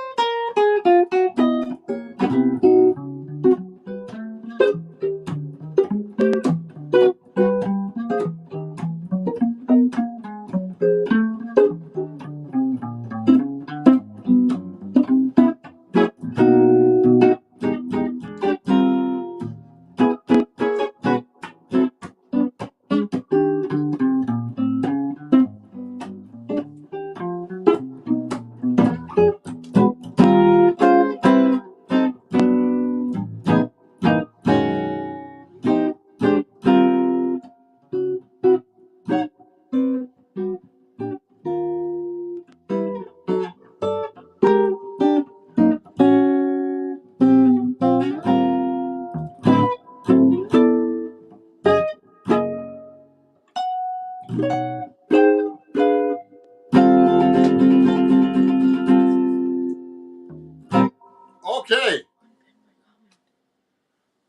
So let me see. Just do it here. Okay. So hey everybody. So that was Giant Steps. Now, if you have any questions, please let me know. Um, someone had a question about that kind of stuff. Let me see some of the comments here that people are making here. Does the Pitbull Platinum shave as close? Yes, it does actually, Eric. I just actually picked up a couple of them right now from Skull Shaver, and I just took a shave. I'm actually going to take a shave today, but everything it works great. So you know that, everybody. So you know what I need to do. I'm going to answer a couple more questions because I'm going to have to see what's going on with my website. Tell them. Yep. The link I posted in the comment that is pinned is okay, but do not go to shop. Do it exactly as. Click on that, not anything that's previously saved in their browsers. Oh, okay. Yeah, that's probably what happened because that one works, but the shop one is not. Okay, so everybody, the link in the comment, send me the exact link, please. Okay, that's it. Okay. Okay, so hey, everybody, so I'm going to put this in the comments right now. It's already pinned, but if you want to buy my book in my store, someone just told me that you need to go to ronjacksonmusic.com/store. Don't put anything else in there. There's a corrupted link. I think my website is actually working, but that's the problem. I'm going to talk to my website developer. Someone's been trying to hack my site, so we're going to make sure that's straight after this, okay? Okay. No, sure. Okay. Okay, so here, everybody. So now let me continue to answer some questions. Giant Steps. What's Wonderwall? I don't know that one. Thank you. Huh? Oasis, Wonderwall. Oh, Oasis. I don't know that one. Okay, Dario. So anyway, so you can pick up my book if you go to that right link. Okay, that's pinned to my comments. Okay, sorry about that, guys. Let me keep answering some questions here. So the Pitbull shaver is really great. If I could see the box of the new one, it's in the plastic bag over there. Yep, that would be great.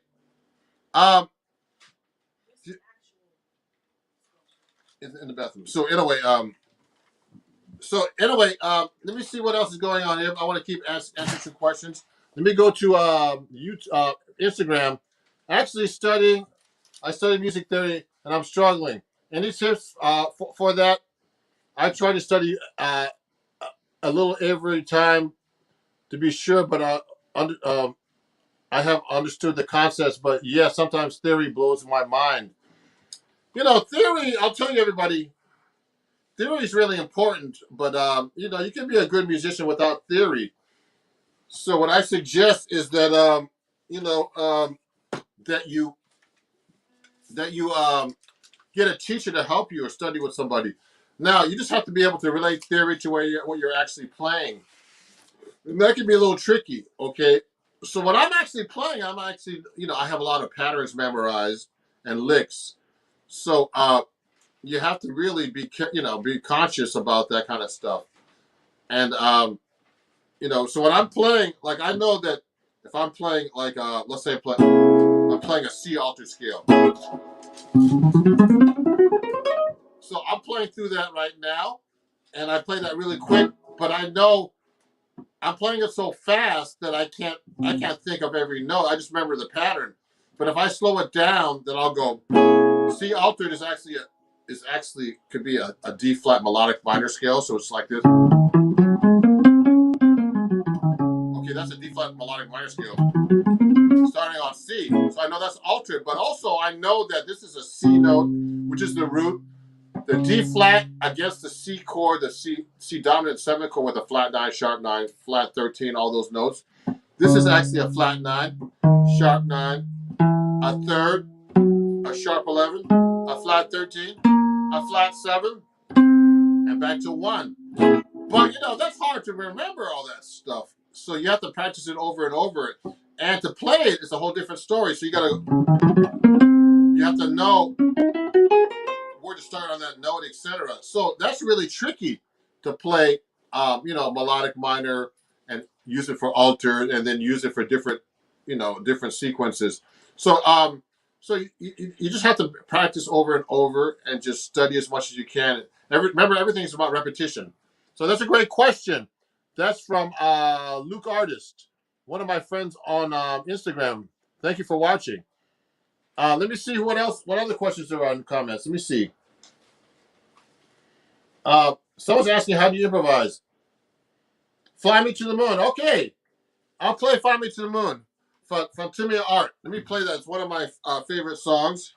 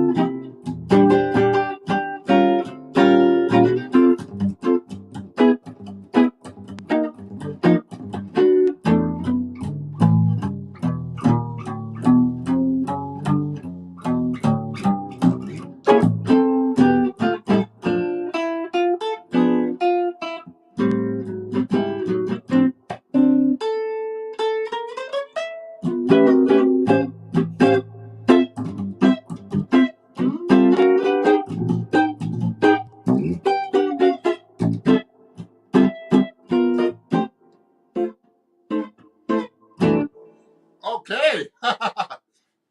Thank you, everybody. Thank you for everybody for watching. Hey, Stevie Ray Vaughan is watching. Oh my God. Stevie Ray Vaughan is watching on YouTube, man. I thought you were. He's probably coming from a different world. Thank you, Stevie. So that was Fly Me to the Moon, a little request. Do you ever use pedals? That's a great question, John. Yes, I do. Actually, I have a bunch of pedals right over here that I can't quite reach. Let me see if I can grab them real quick. Yes, I use pedals. And look at this. These are kind of heavy, but look at this. I have a whole pedal board right here. Let me put my guitar down for a second. So, so everybody, just so you know, just be on the lookout. I'm going to be doing my Indiegogo soon for my new album. And I'm going to be coming on tour near you soon. In the Midwest, particularly on the West Coast. And I'm working a bunch of dates. And so look at these pedals I have here, everybody. Watch this. Someone's asking about pedals. Look at this. Oh, I don't know if Instagram can see this. But these are some pedals I use.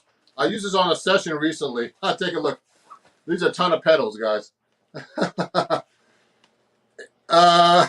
Hey, someone said they love Stevie Ray Vaughan's work. He must be working from heaven because Stevie passed away quite a while ago, but he has his own YouTube channel. I love it. I love it. So look at this. These are some of my pedals. I got these from a lot of these from Seymour Duncan. These are great pedals, guys.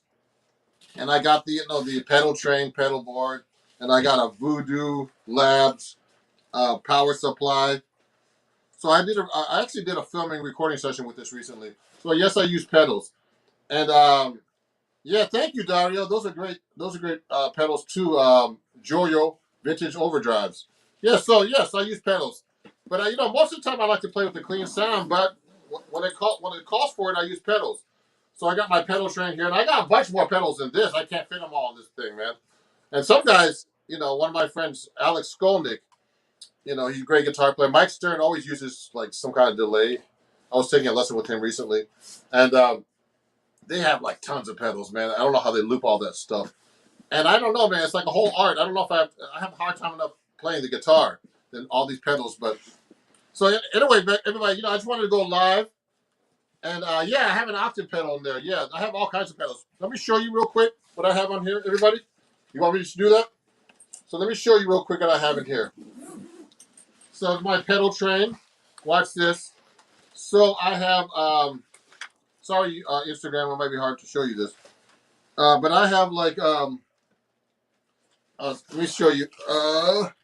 So I have a Dark Sun reverb delay from Seymour Duncan, a loop station from Boss, a shapeshifter tremolo from Seymour Duncan called the shapeshifter, the Catalina from Seymour Duncan, which is a chorus pedal, a booster pedal to turn my guitar up if I need to.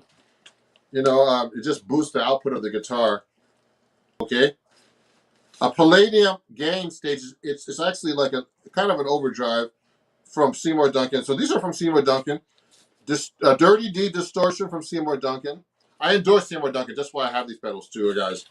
So and also this is a distortion pedal. This one, it's a really great one. And an Octaver from Boss, which I didn't get from them, and a volume pedal. Okay, so all these pedals right here from Seymour Duncan are from my endorsement with them. So they're great pedals. Seymour Duncan, go check out their pedals. They're in the pedal company, pedal business now. So for like the last 4 or 5 years, so they're really great. Seymour is actually a good friend of mine. I've known him for like a long time. One of my fans, and thank you. You wanted to hear jazz guitar with overdrive? Actually, on my one of my videos on YouTube and TikTok and all that, I'm playing some stuff on overdrive, some jazz stuff. So check it out. So hey, everybody, I'm gonna get going. I've got to see what's going on with my website and all this other stuff and get off. But follow me. Pick up my book on my website. You can go to the store directly now. That link, and I'm gonna figure out why the other link is corrupted. And if you enjoyed the show, particularly everybody, please donate to my page. You can actually go for Instagram. You can actually it's pinned to my comments. You can give me a donation at PayPal at Ron Jackson Music. Okay, Venmo, Cash App, all that stuff, all at Ron Jackson Music. Okay, and also you can actually give me a badge if you like. Okay, so you can go there, and Instagram's actually encouraged me to do that.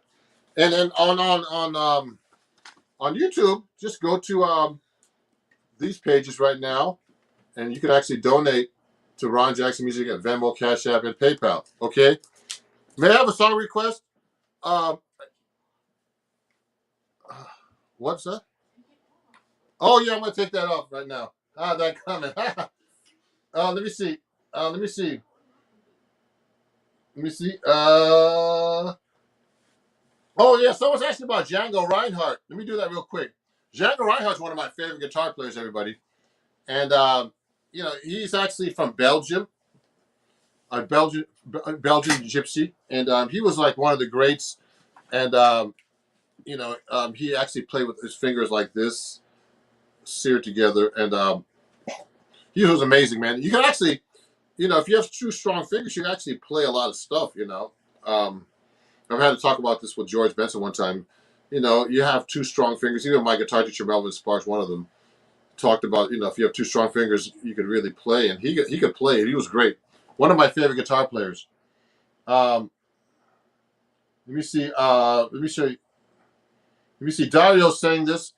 Does the book illustrate chords you use, Ron? Yes, it does, Dario. Look, actually, a few of my exercises in this book, Dario, is asking a question about this book. For example, I take a melody. First, you learn how to play bass lines with chords, Dario. So that's one of my exercises, a really popular one, actually one of the most popular ones on Acoustic Guitar Magazine, is you learn how to play walking bass lines with chords and comping. Okay, and you build it up to and then another thing I do is chord melody. I take a song like Billy Boy, and I develop the melody, okay, all the way into like a full chord melody. Now you can go to my Patreon. I'm doing a giveaway this week.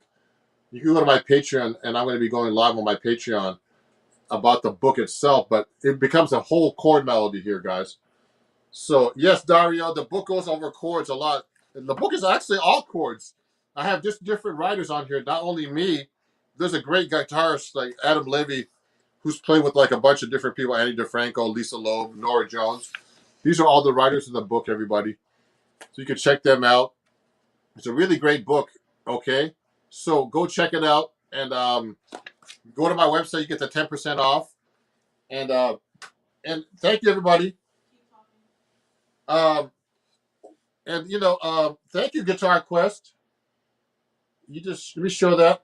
Thank you. So Ron, can you play the song "So What"? Oh yeah, thank you for the $5 donation. Let me see.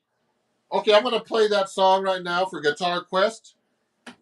And let me look at the. I want to look at the bass line for a second. And we're gonna play a song request from Christopher DaCosta. Okay, and he gave me a tip for the song "So What," so I'll play him "So What."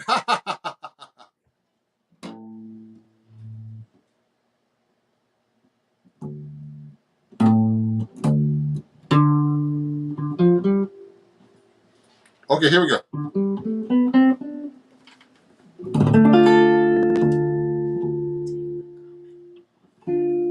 Okay.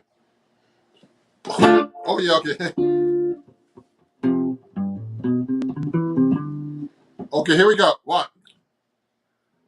One, two, three, four, one.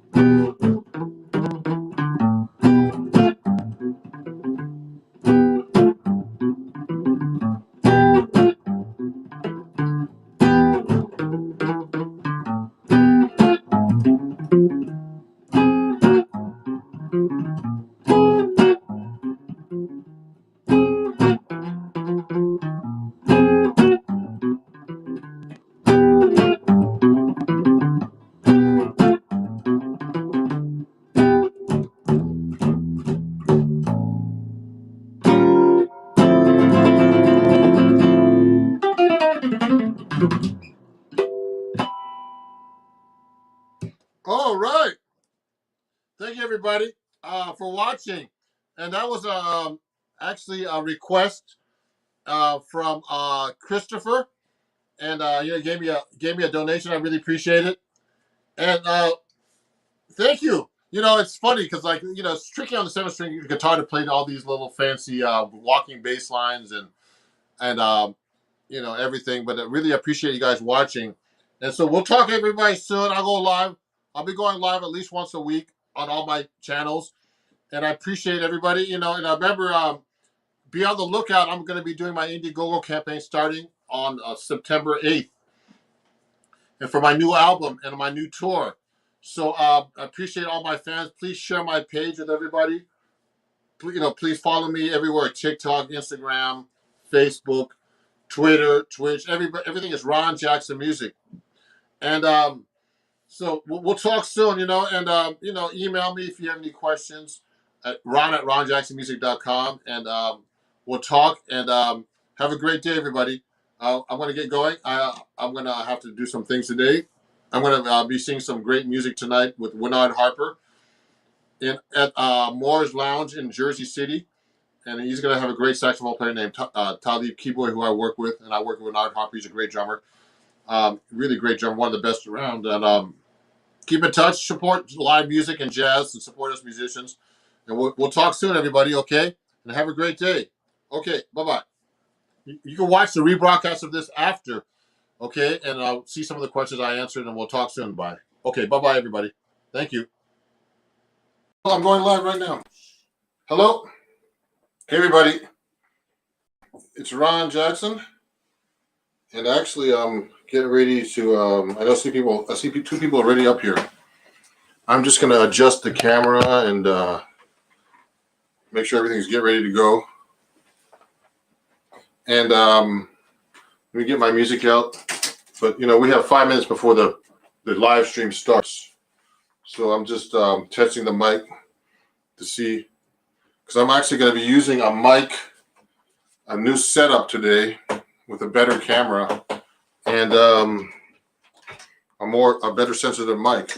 I'll put some more light on here to see if you can see me good. I'm going to be using my GoPro as well to go live. Let me say something here for everybody. So if you have any questions, please ask me. Please send in chat. Okay. Let me put the GoPro on here. So I met a lot of you on Instagram, and I'm going to be going on in about a few minutes. I'm just testing everything. I'll be filming. If you need any music,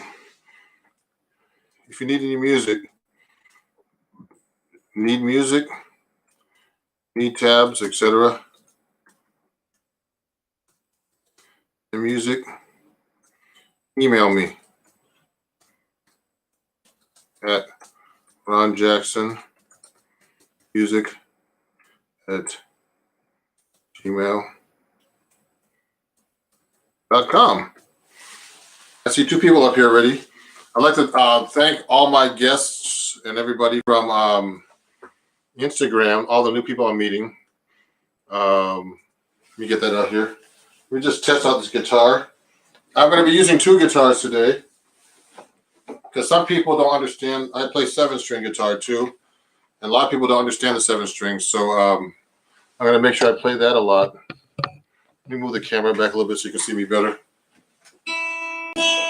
So I'm using a mic and I'm using my amp, my Bulgaria. I just got a new Celestion speaker. So now you can actually hear the amp now.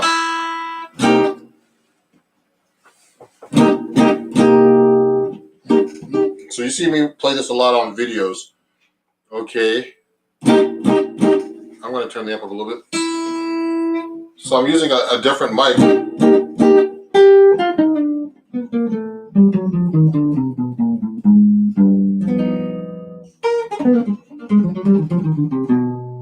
So we're going to be going over melodic minor today, just so you know. this guitar that you're seeing me play is actually a cool guitar that I got. I'm going to adjust the camera a little bit more, move back a little bit. Uh-oh, let me fix this. I'm still haven't quite started yet.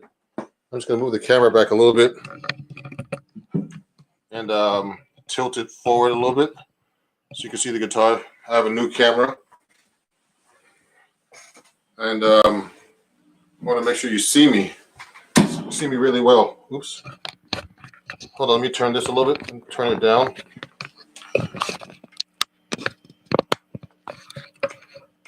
Okay. And put this down a little bit.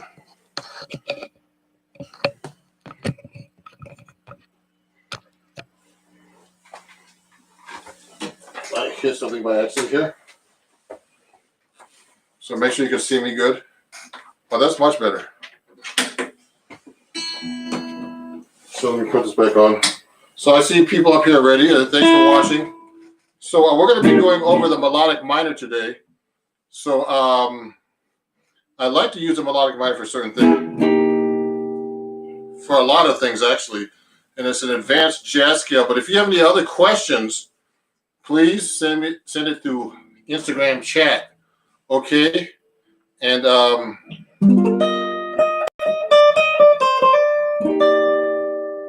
so you're going to hear the guitar acoustically and through my amp. Listen to this. This is the guitar acoustic. Because I'm actually speaking through the same mic. So let me give you an example of how to use the melodic minor. So I'm going to be playing like an improvisational solo. And I'm going to throw some melodic minor in there so you can see how it's actually used in jazz or in general. Okay, let me see.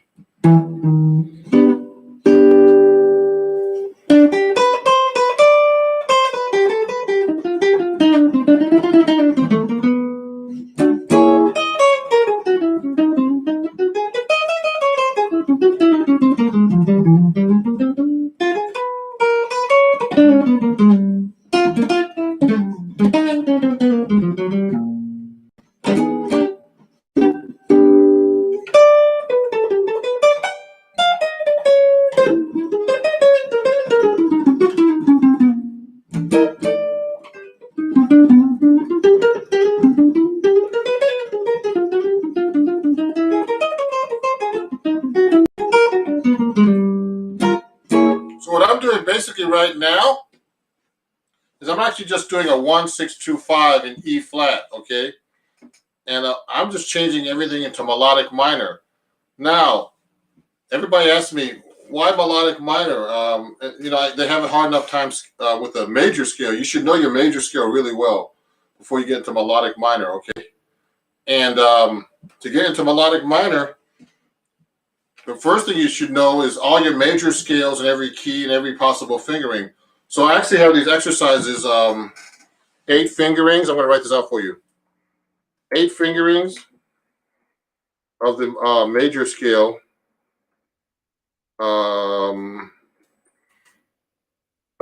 In C, okay? And you should know that all over the fingerboard. You should know that all over the fingerboard already. So, like the C major scale is like, the major scale is the mother of all scales. So you should be able to play it all over the neck. All the way up across.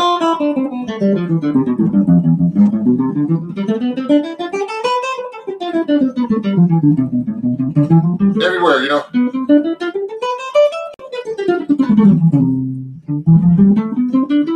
I mean, see.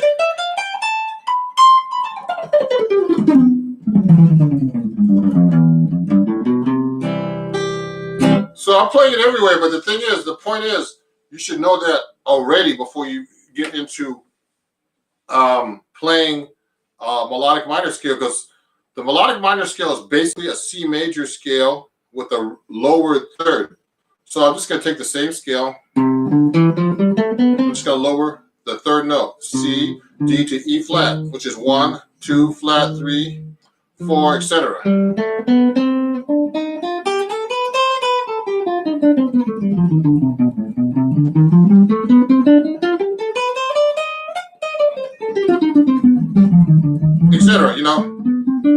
playing every possible finger, and I'm only in the key of C. That should be much easier than going to, let's say, D, A flat.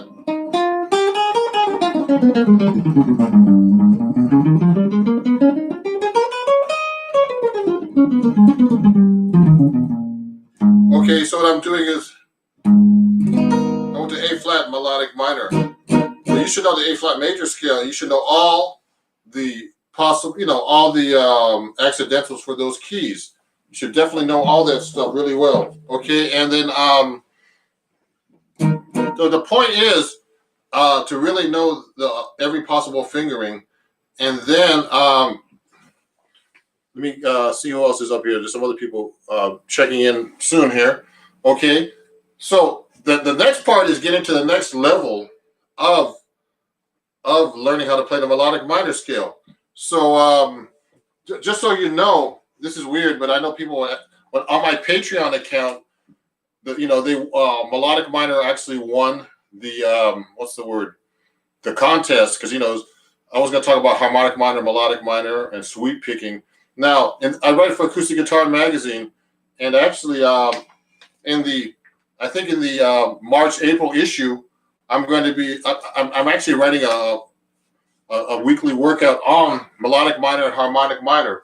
So it's good that we're going over this, and then you can go to the article, or you can get information from me directly about these scales. So the hard part about the melodic minor is not to play it up the scale. Okay, it is to actually to know how to use it and when to use it. I mean, it's just a scale.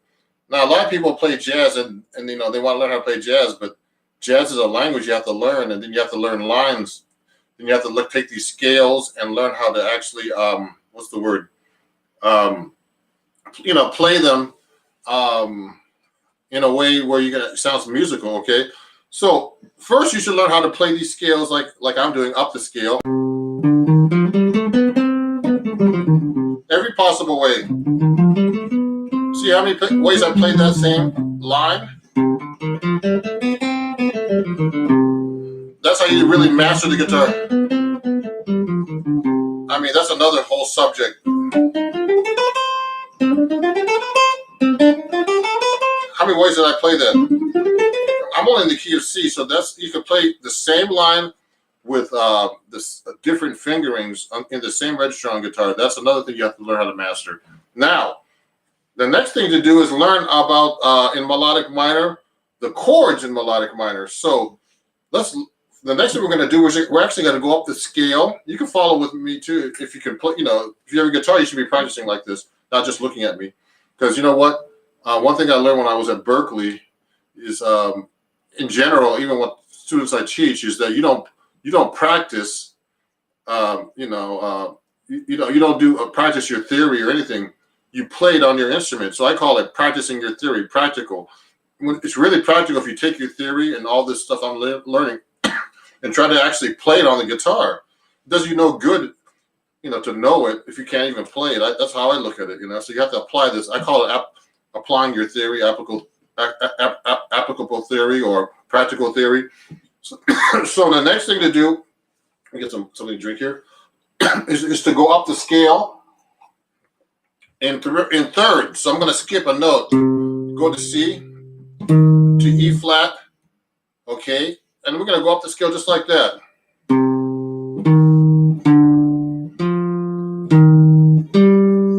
Now you should be able to do that in melodic minor, any scale, skipping every 3 notes. Now you notice I'm not playing in the same position. I can stay on the same string.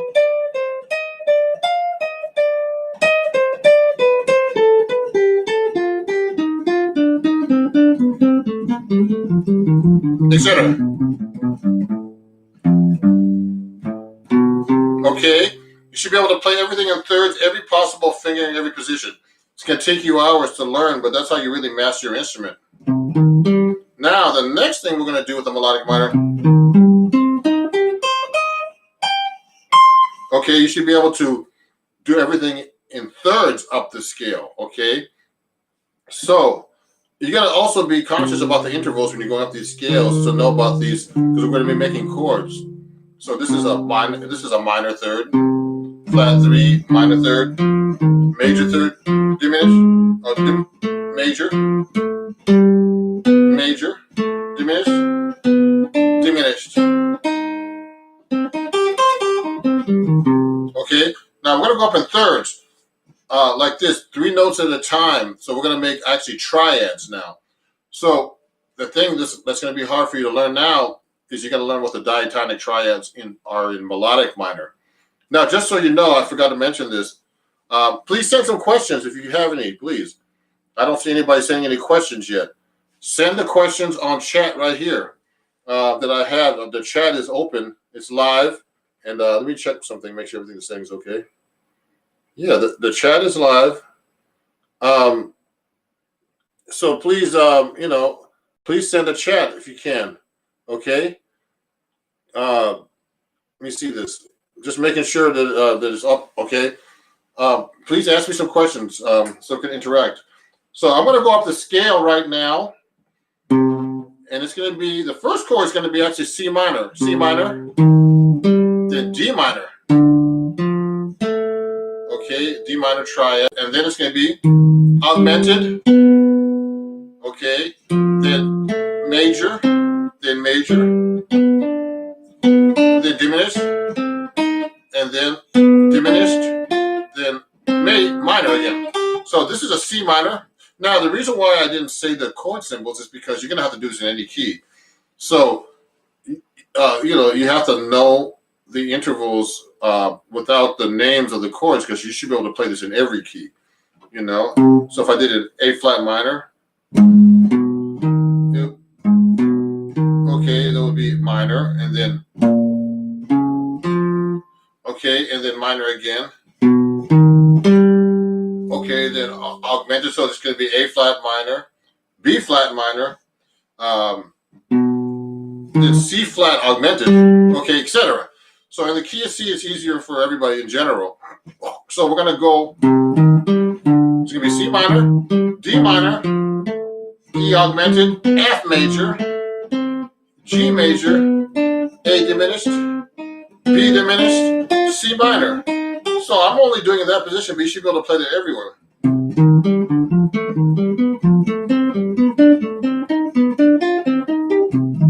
See what I did? I changed position.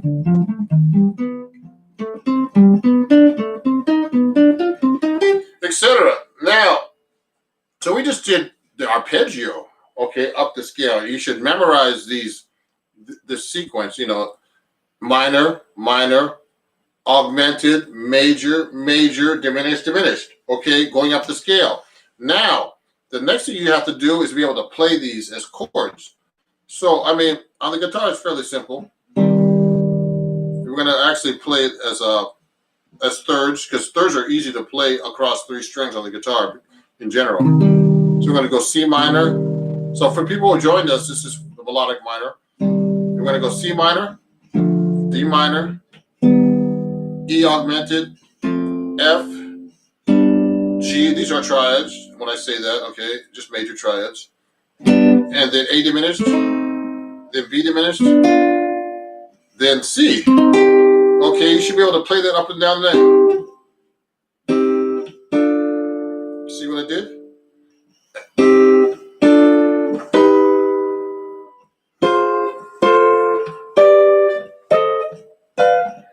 Any possible fingering.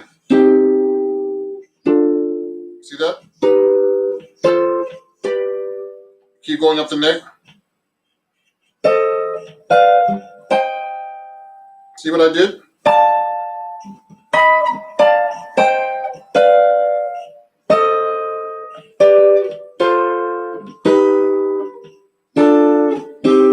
Okay, so those are all the triads for melodic minor. Now, these are very important when you want to write and play and be able to play these keys right now. Remember, for people who just came in, that you have to know your major modes and all the triads as well, okay? And we might get into harmonic minor today, but it might be a little bit too much for everybody. But if you can read about that in my next article on Acoustic Guitar Magazine coming up soon. And So the next thing we're going to do is actually work on the 7th chords going up, okay? So we're going to actually take the arpeggio. Now remember to be able to play arpeggios everywhere. In thirds, we're going to put up another arpeggio, okay? We're going to go, we're going to put an extra note in there, okay? And go up the scale. This gets tricky.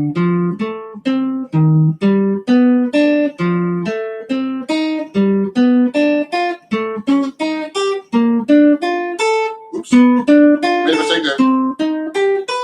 So that's actually C, minor major 7. Okay, now this gets to a whole different level. Now, D minor 7, then E minor major 7, then F7, then G7. Now we're going to get to A minor 7, flat 5, and then B minor 7 flat. Then C minor major 7th again. So you should be able to play that all in position, for example. Let's start here. Give myself a challenge.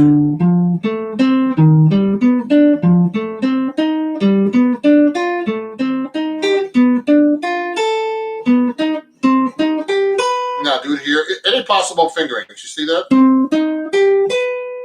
Then go up. Then the mistake.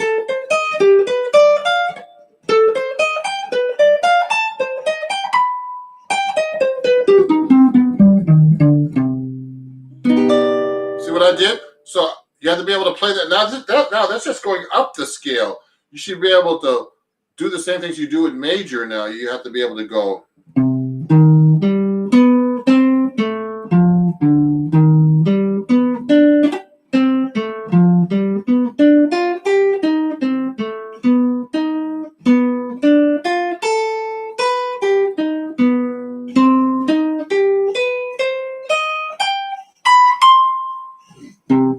So that's tricky to do, actually, to do a pattern like that in melodic minor. So I'm going up in thirds, up one chord, then going backwards. So I'm going up to C melodic minor, then backwards on the D minor, then going up on the E major, E flat major 7 sharp 5. Okay, then backwards on the F dominant. Now I hope I'm not getting too many people with this. Okay, so those are the arpeggios. Now you're gonna have to learn the chords as chords. The best way to play that is to use a drop 2 voicing, because we can't play the chords. I can myself. You can play them in thirds. Watch this. You have to do a lot of stretching. Okay. Then I'm doing G dominant, minor major.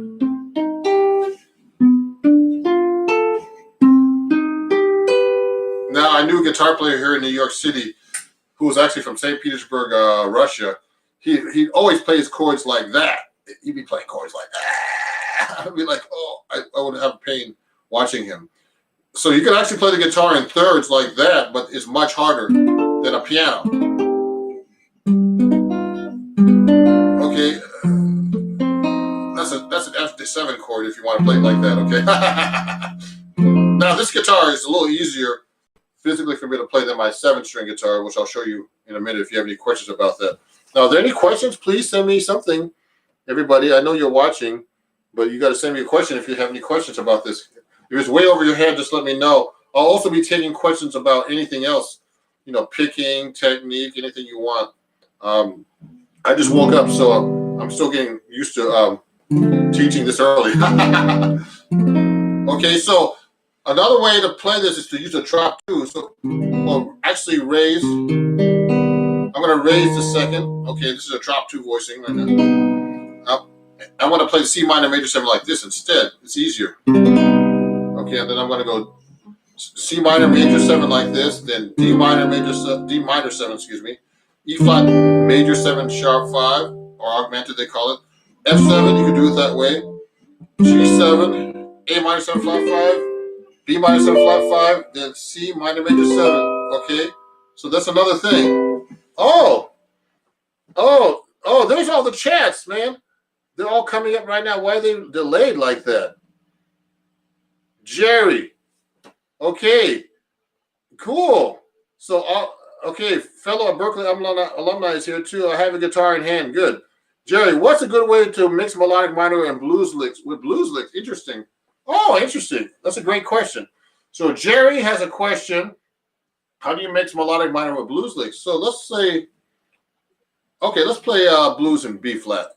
Just a different key because I'm always in C for most of my students. So if we're playing a blues, like, okay, one good way to mix melodic minor is to make the blues scale like a B flat melodic minor. I mean a B flat, minor pentatonic scale.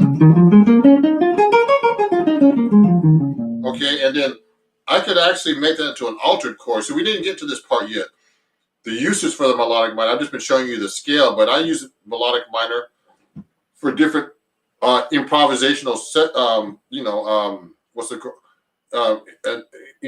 Settings. So, for example, if I'm playing over a B flat dominant chord or any chord, now that implies going to an E flat. It's like a 5/7 of the E flat. So I might use altered. So if I'm instead of playing like just a regular blues scale with passing tones, little notes in between. Let me turn that a little bit. I'm going to use. I'll start using B melodic minor, which makes altered.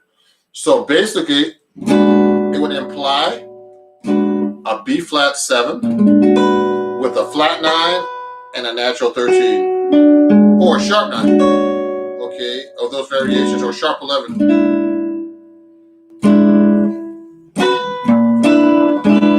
There's another one, sharp 11, flat 9 with a sharp 9, etc. So I'm going to play B melodic minor starting on the 7th degree. So that means B, C sharp, D, E, okay, F sharp, A flat to B flat. So that's the same scale, but I'm starting on the 7th degree. So I'm going to go from the 7th degree of that melodic minor, which is actually A sharp or B flat. So we'll go. So that's a B melodic minor, but starting on the 7th degree to play over that scale. So that's called altered. I think another name for that is called superloquial. So that's how I put it in the blues. So I'd make that into an altered chord. You hear modern players do that all the time, like John Scofield,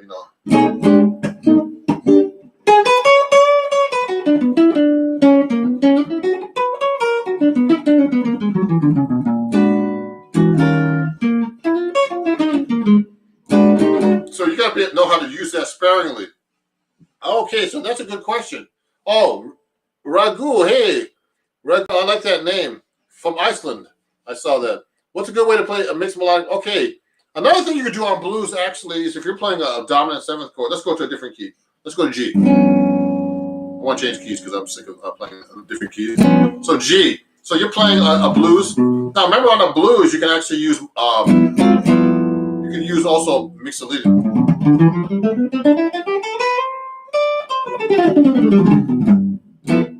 Okay. Now, what I like to do to use melodic minor, I like to raise the 4. So it goes G, A, B, C, D. Okay, that's mixolydian, but I'm going to raise the 4. So that implies a G7 with a flat 5 or sharp 11, 13, etc. Okay, and that actually comes from a D melodic minor, but you're starting on the G instead.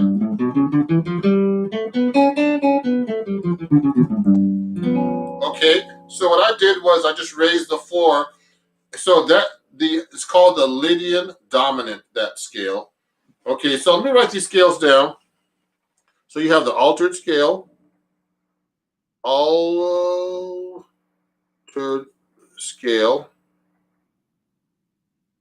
Okay, I'm writing these down for you guys so you can see them.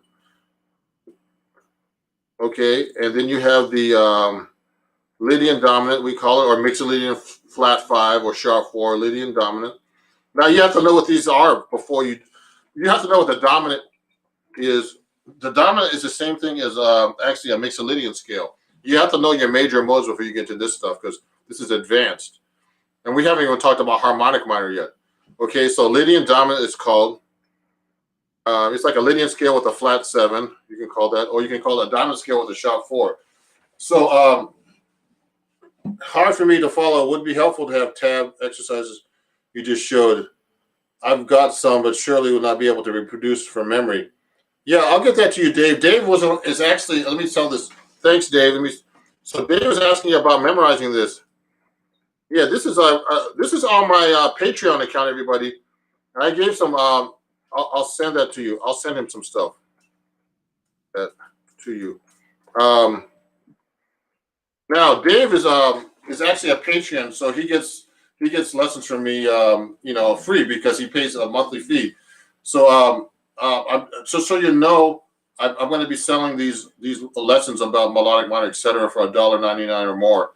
So just DM me at ronjacksonmusic@gmail.com to get the physical copy if you're not a Patreon. So let me see. There's some other questions. So I'll get that to you, Dave, when I get a chance. Okay, some lessons, and I'll try to put it on Patreon actually. So are these things in tabs? Yeah, Amura. Yeah, these are in tabs, and I sell these things in tabs. So for $1.99. So I sell these. Let me see. I'm gonna write these down. Sell these for $1.99 and up. Okay, and up on tabs. In tabs. Now, everybody, guitar players, just so you know, you should know these things by heart, okay? And you should learn how to read. Not use tabs. A lot of guitar players are using tabs these days, and those are one of the basic things I want guitar players to get out of is learning how to use tabs. You should know you should know where your notes are, and then tabs do you no good if you don't know what it even sounds like. So that's the problem with tabs that I have. I'm a real I don't know what to say traditionalist, but a modern guitar player knows how to read anything. I can read tabs, but also I can read notes without any tabs. And so this is a good way to do that. Let me see. There's another question. In E flat augmented seventh, in E flat with an augmented seventh. Oh no. So Jerry's asking if the E flat augmented it's an E flat major augmented seventh I'm playing. Okay, so that's actually a minor major seventh is a minor chord actually. So here's a minor major seventh on an E flat right now. E flat minor major seventh. Okay, so you have the 1, flat 3, 5, and major 7. Okay, so before we get into that, you should know how to change your chords into jazz chords, I call them. I have these things on TikTok at Ron Jackson Music as well, and I have a lot of these 1-minute lessons. So you should be able to change your chord, like your regular major chord. Let's say an E flat major. We're talking about.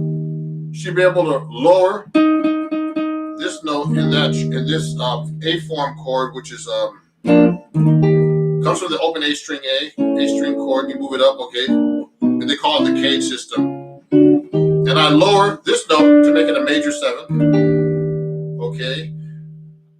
So I lower the E to D, then I lowered the D to D flat, which makes dominant 7th, and then I lowered the D flat to a C, which makes a 6th chord. Okay. So it sounds like it's something in the way you move. That sounds like something, that song. But anyway, so this is an E flat major 7. Okay. Now, all I did with that chord is the 3rd degree of melodic minor is actually raising the 5. So you have to know your chord scale. You have to know the names of the notes of the chord you're playing. So I'm playing an E flat, which is the 1, a B flat, which is the 5, the D, which is a 7, and this is the 3rd, which is the G. And I have to raise the 5 1 fret. So that's an E flat major 7 with a sharp 5, we call it, okay? E flat minor major 7 is actually 1, 5, major 7 with a flat 3. So it's actually a type of, if I played it major, it would sound like that would be a major 7, and a minor major 7 is a minor chord with a major 7. So those are the two different kinds of chords. So you have to know how to voice your chords and how to change notes to make them minor, major, etc.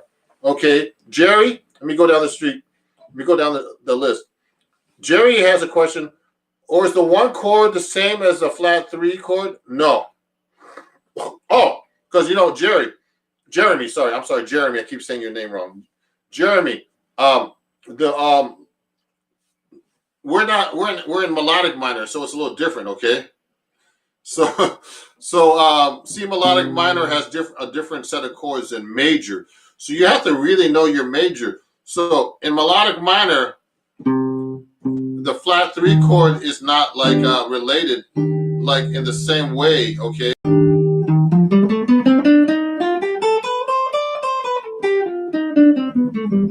So I would have to think of that as E flat Lydian augmented scale, and then it doesn't work that way because we're in melodic minor now, so we're not thinking in major. So the intervals are different.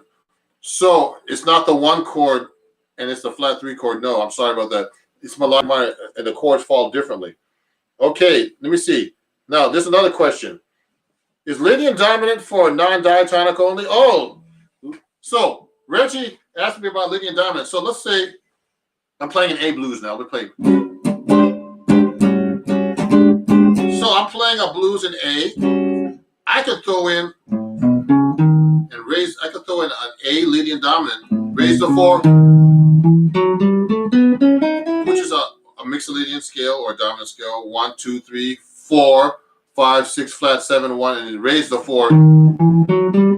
So I could do that if I'm a jazz musician. So I like to alter things. We call it reharmonization. So I actually changed the 4 to a sharp 4 to make it more interesting in my solo. Now, also, when you're playing a jazz standard rule is, you can always break the rules too in jazz. Standard rule is to play a Lydian dominant or a mixed Lydian or dominant scale with a sharp 4 if it's not a chord in the key.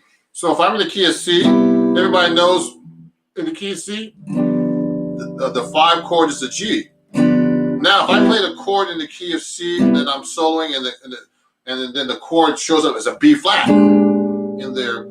So that's a non-diatonic dominant 7th chord now. Non-diatonic means it's not in the key of C. Only dominant 7th chord in the key of C is G7. Okay? I usually would play a dominant chord with a sharp 4 or Lydian dominant, which comes from melodic minor. Now, this is over the head for a lot of people.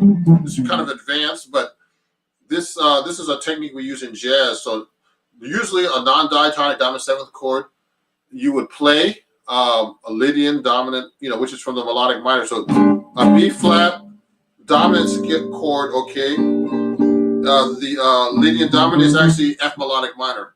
You hear that? Do, re, mi, fa, sol. Now remember, the melodic minor scale is a major scale with a flat 3.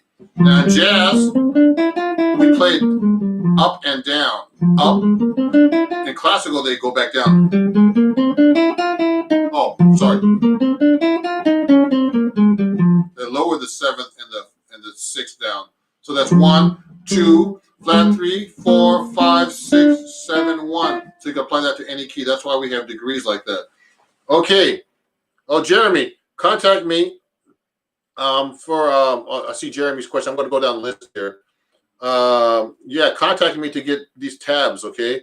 My PayPal is ronjacksonmusic@gmail.com and Venmo is Ron Jackson Music. I'll put that all at the end, okay? I'll purchase that thing. Oh, Ron Girls will purchase that too. No problem. Ditto. Thank you, Dave. So it makes much more sense. Oh, thank you, Jeremy. So if you want to purchase these, I'll give you my PayPal, which is at Ron Jackson Music. It's my email, ronjacksonmusic@gmail.com. I'm going to keep going here. I want to take other questions about my 7-string. I'm going to pull that out in a second. At gmail.com. I'm writing this down. Sorry, guys. .com. PayPal.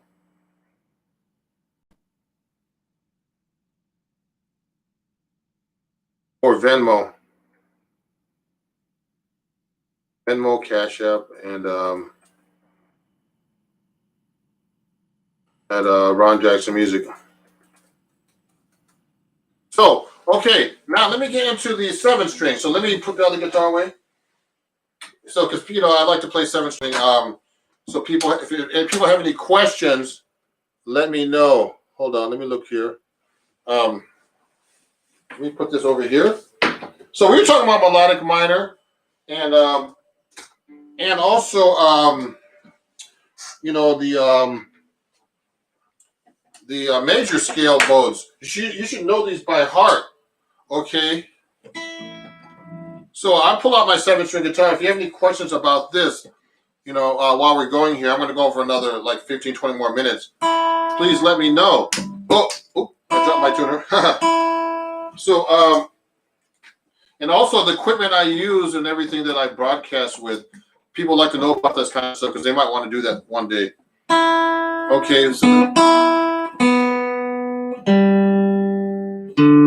I'm going to tune this up real quick. So I'll play you a song. And if you have any questions about the 7-string, I don't want to talk all the time. I want people to be interested. And, and I really appreciate you guys on Instagram, everybody that started following me. And my Instagram's really taken off. And if you want to learn more lessons, go to my TikTok as well. They're only 1-minute lessons. Remember, videos only help you so much. Go to my TikTok, and it's Ron Jackson Music. I have a lot of 1-minute videos that actually I cross-post onto my Patreon and everything else and Instagram. And I have lessons there for 1 minute, but about all this type of stuff, okay? So watch this. So here's a 7-string guitar.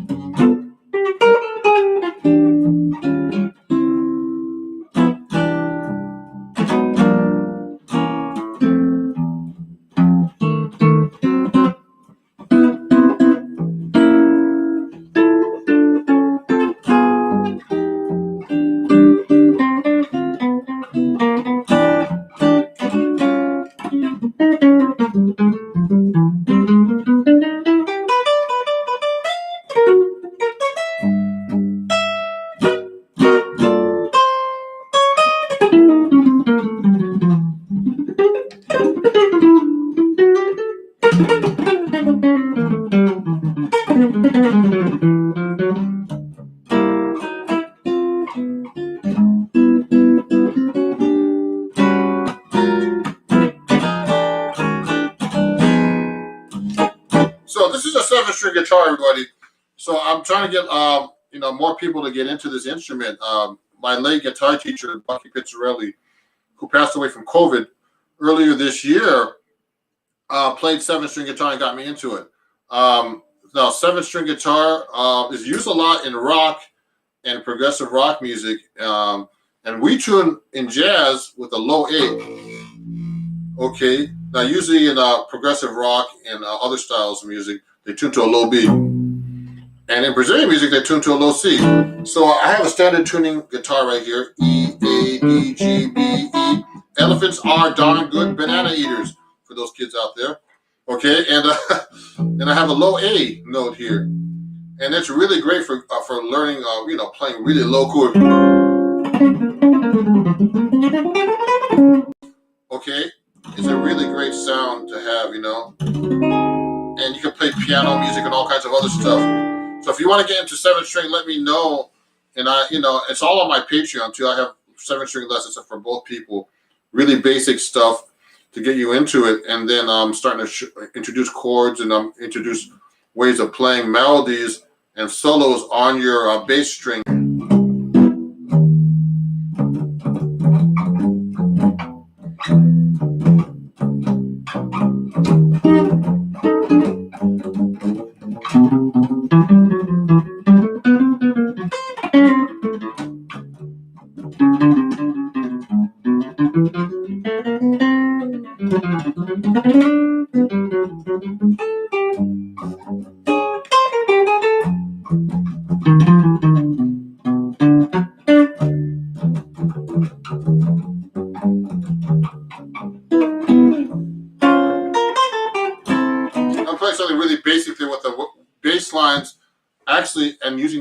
string as a solo instrument. Well, as a solo line kind of approach to it. Now, when I'm actually, most 7-string guitar players don't use a 7-string for soloing, so I'm trying to incorporate that more in my playing. It's great for accompaniment and other things like that. Okay. Oh yeah, Jeremy. Thank you, Jeremy. Yeah, I'm sorry. He's sorry to hear Bucky. Bucky was a legend, man. He was 94, and he died on April 1st, right when COVID was coming out. And when that happened, man, it was really devastating because 2 days later, I heard from Frank Vignola, the great guitar player. We were on an acoustic guitar live event on Facebook, and he told me that he died on there too. So he died. His wife died 2 days later, unfortunately, and I didn't know that. Jeremy, I use these Labella black strings. So let me show you guys. This is what they look like. I got a pack back here somewhere. These strings are special strings that Bucky told me about. Let me get them right now, so you can see. I don't have that ready. Look at this. So look at this. Oh, look at this. So these are Labella jazz tapes, okay? So they're actually black flat wound strings in between. So the first two strings, the E and the B, are just regular, non-wound strings, thin strings. Then the third, fourth, fifth, and sixth string are wound with nylon tape. And these were called Labella jazz tapes. Bucky called them Labella blacks. So they're black nylon tape wound strings. You can get them from Labella. They're kind of expensive, but I have an endorsement with these guys, so it's a little bit better deal. And the 7th string is actually a round wound string. It's a bass string, okay? It's actually, you can put this on, it's a thin bass string. So look at this. So you can hear the difference too. Listen to this. So if I'm playing this, now that's kind of weird because everything's acoustic. My mic's picking up my amp. So listen to this. You hear the scratching from the guitar from that too. If I scratch sideways, I play the George Benson picking technique. So on a round wound string, it doesn't work too well. You have to hit straight. But the rest of the strings are round wound. Hear the difference? So it's a 7-string round wound. Yeah, these are awesome. Yeah, they're good strings. You play 7-string, Jeremy, I guess. Yes? I guess so. If you play 7-string, let me know. I mean, I'm looking to help other guitar, have other people study 7-string with me to get the word out, especially in jazz. Okay, now let me. So this is a 7-string guitar. So I wanted to show you guys that a little bit during the live lesson here. Now let me get back to the melodic minor and see what the uses are. I'm gonna remember to review your major modes, etc. before you get to melodic minor. Okay, it's a very important scale. So I want to show you a couple of different ways I use melodic minor in my soloing. So let me get back to my 6th string here. So when I'm playing melodic minor, hold on. So let me take the strap off here. So let's say I'm playing like a song like My Shining Hour. So when I'm on the E flat major 7, now that's when I like to use melodic minor. So like I like to go on a major 7th chord. When I'm a jazz musician, I can actually play like a regular major scale on this E flat major. I like to raise the 4th to make it Lydian.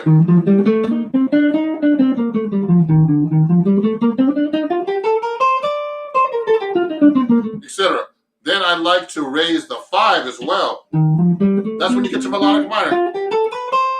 So when you're playing, remember you should know how to change your scales, any major scale to any scale you want. So if I want to make a major scale into a Lydian, I just raise the 4. If I want to make it into a Lydian with a sharp 5 or augmented, we call Lydian augmented, I'll go. raise the 5. Now, the augmented is this, okay? We went over this E flat major. In this key, is E flat major 7 with a sharp 5. Remember that, major 7 with a raised 5. That's the chord.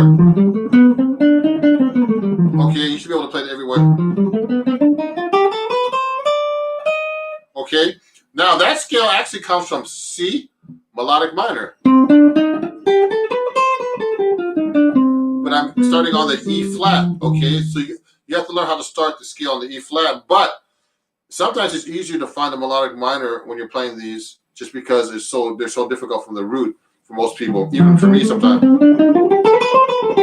So what I did was, this is kind of easier because I know how to raise a 4 and a 5 on a major scale. Now, another way I like to use melodic minor is on a minor 7 flat 5. Let's take a different key. Let's say we're going to F minor. So G minor 7 flat 5 to C7 flat. Now, on the G minor 7 flat 5, it's a Locrian scale usually, a minor 7 flat 5.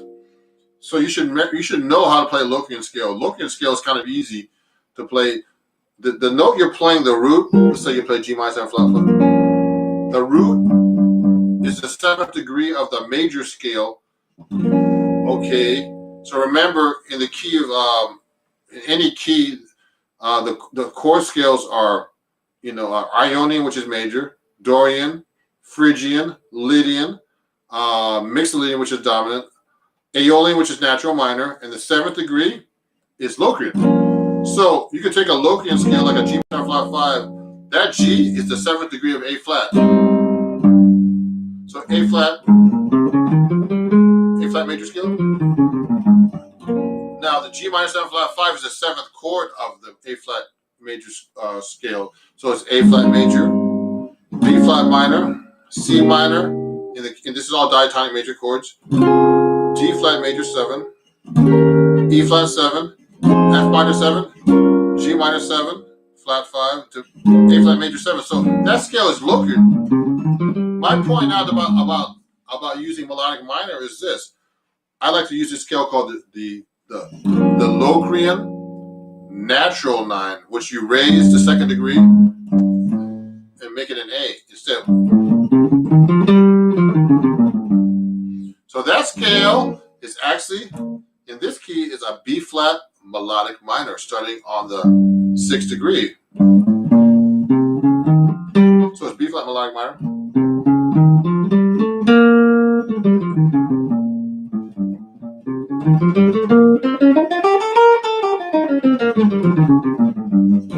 So I like to use that scale. So if I'm doing like in jazz, I don't know how many people are advanced in jazz here. When I'm doing a minor 2-5, so I'm going G minor 7 flat 5 to C7 flat 9. Okay, and then I'm going to either major or minor, ending on the, so G minor 7 flat 5 to C7 flat 9 to F minor, for example.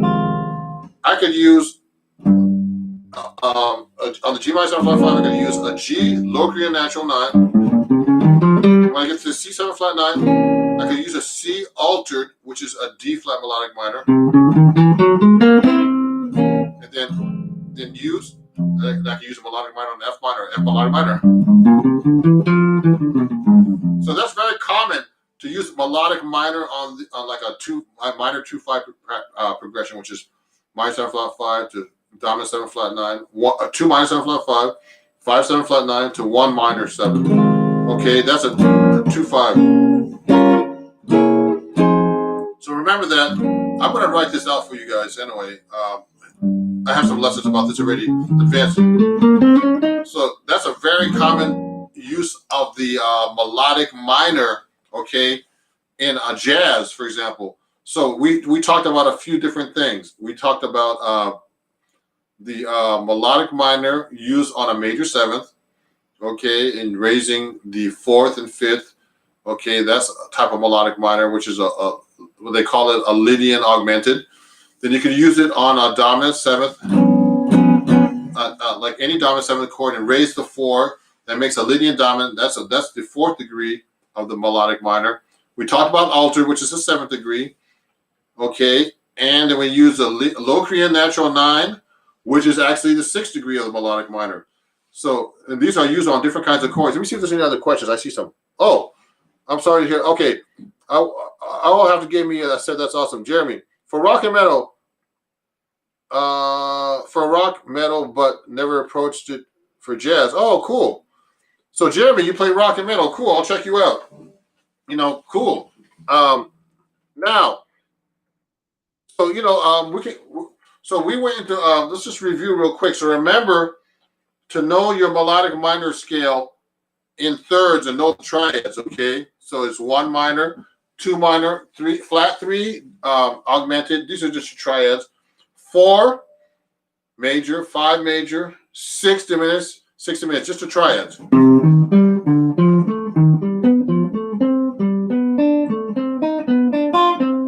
Now the other triads are the 7th chords are the minor major 7. I'm looking this up, just making sure I'm not doing it wrong. Minor major 7, then minor 7,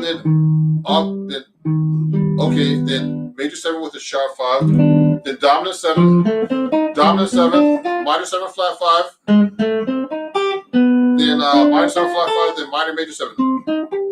So those are all the modes of the melodic minor and the chords of the melodic minor. And we went over 4 of the modes, and we didn't go over all the melodic minor modes. I'll have those written out, and you can purchase those from me if you want tabs, okay, about this lesson today.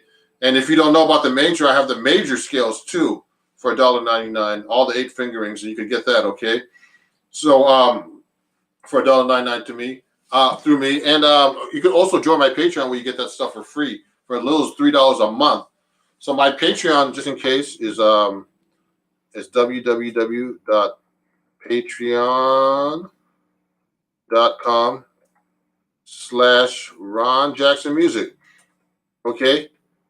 And if you have any more questions, let me know. You can just send me an email directly at ronjacksonmusic@gmail.com.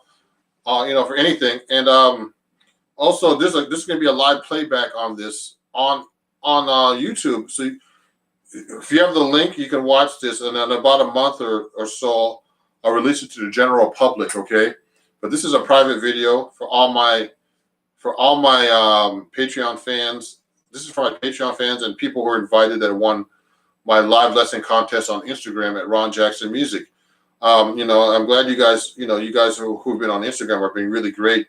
And my Instagram is really taking off. Also, my TikTok and my Facebook and my YouTube, they're all really taking off right now. Thanks to your help, guys. So please follow me, as well as my Twitter. So please follow me on all those channels if you don't share it to your friends. Follow me at YouTube, Instagram, Facebook, TikTok, Twitter, all at Ron Jackson Music. Okay, all at Ron Jackson Music. And so we did a melodic minor today. And if there's any other questions, send me an email or direct message me on any platform.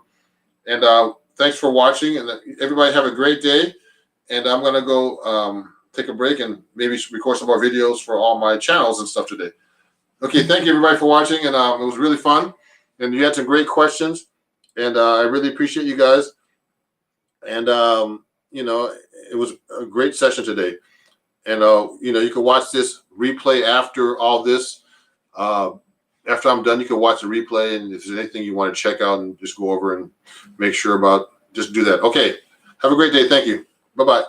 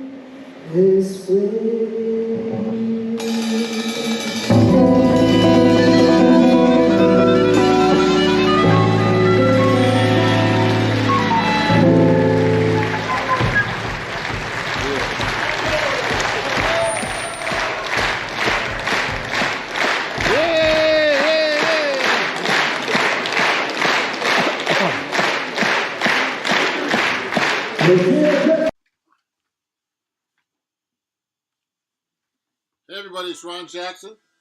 And how's everybody doing? This is a Patreon only and lesson for my students. I'm gonna have a few guests up today. So my Patreon account is an exclusive account where I give lessons like sheet music, all kinds of stuff like this that students can actually watch. And they can actually download these lessons. They come with tabs, exercises for jazz improvisation. And the cool thing now is I usually just like I'll do a live lesson every month, just broadcasting my lesson just to Patreon. But now I use StreamYard. So today I'm going to be inviting some people that are on my Patreon. If they show up, I know a couple people are going to show up at about 2:30. And if they want to go live with me, I sent you guys the link already. My patrons and my students, you should have got the email last night. And then you could actually just go hit that link and you can go live with me. So please do that if you can. So I'm just going to be basically teaching about jazz improvisation today.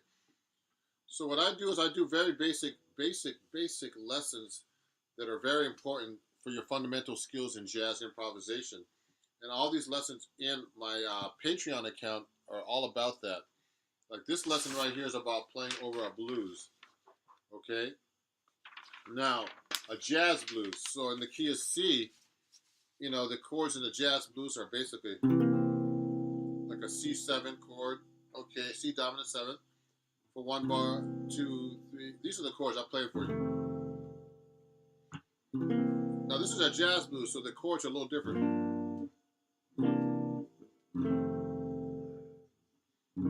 I'm sure you see this a million times on YouTube.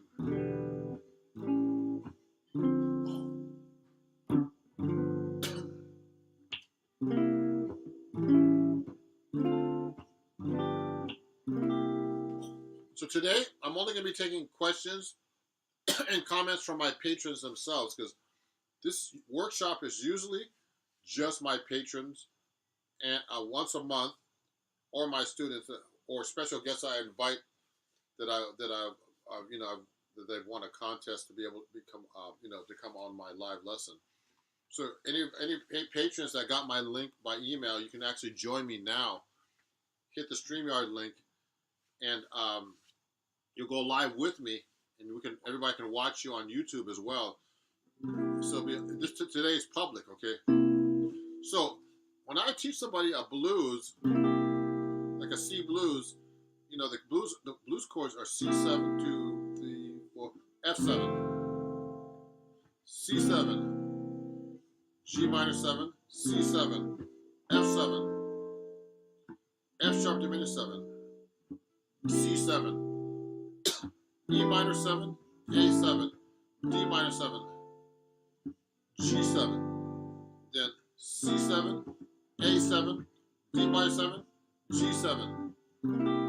So that's how you actually play a jazz blues. The jazz blues actually is just the history. Back in the old days when the blues started, it's just an evolution of the very, very first blueses that came out.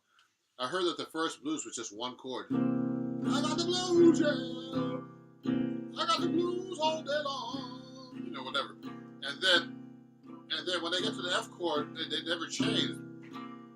I got the blues, yeah. And someone said, man, you gotta throw an F chord in there.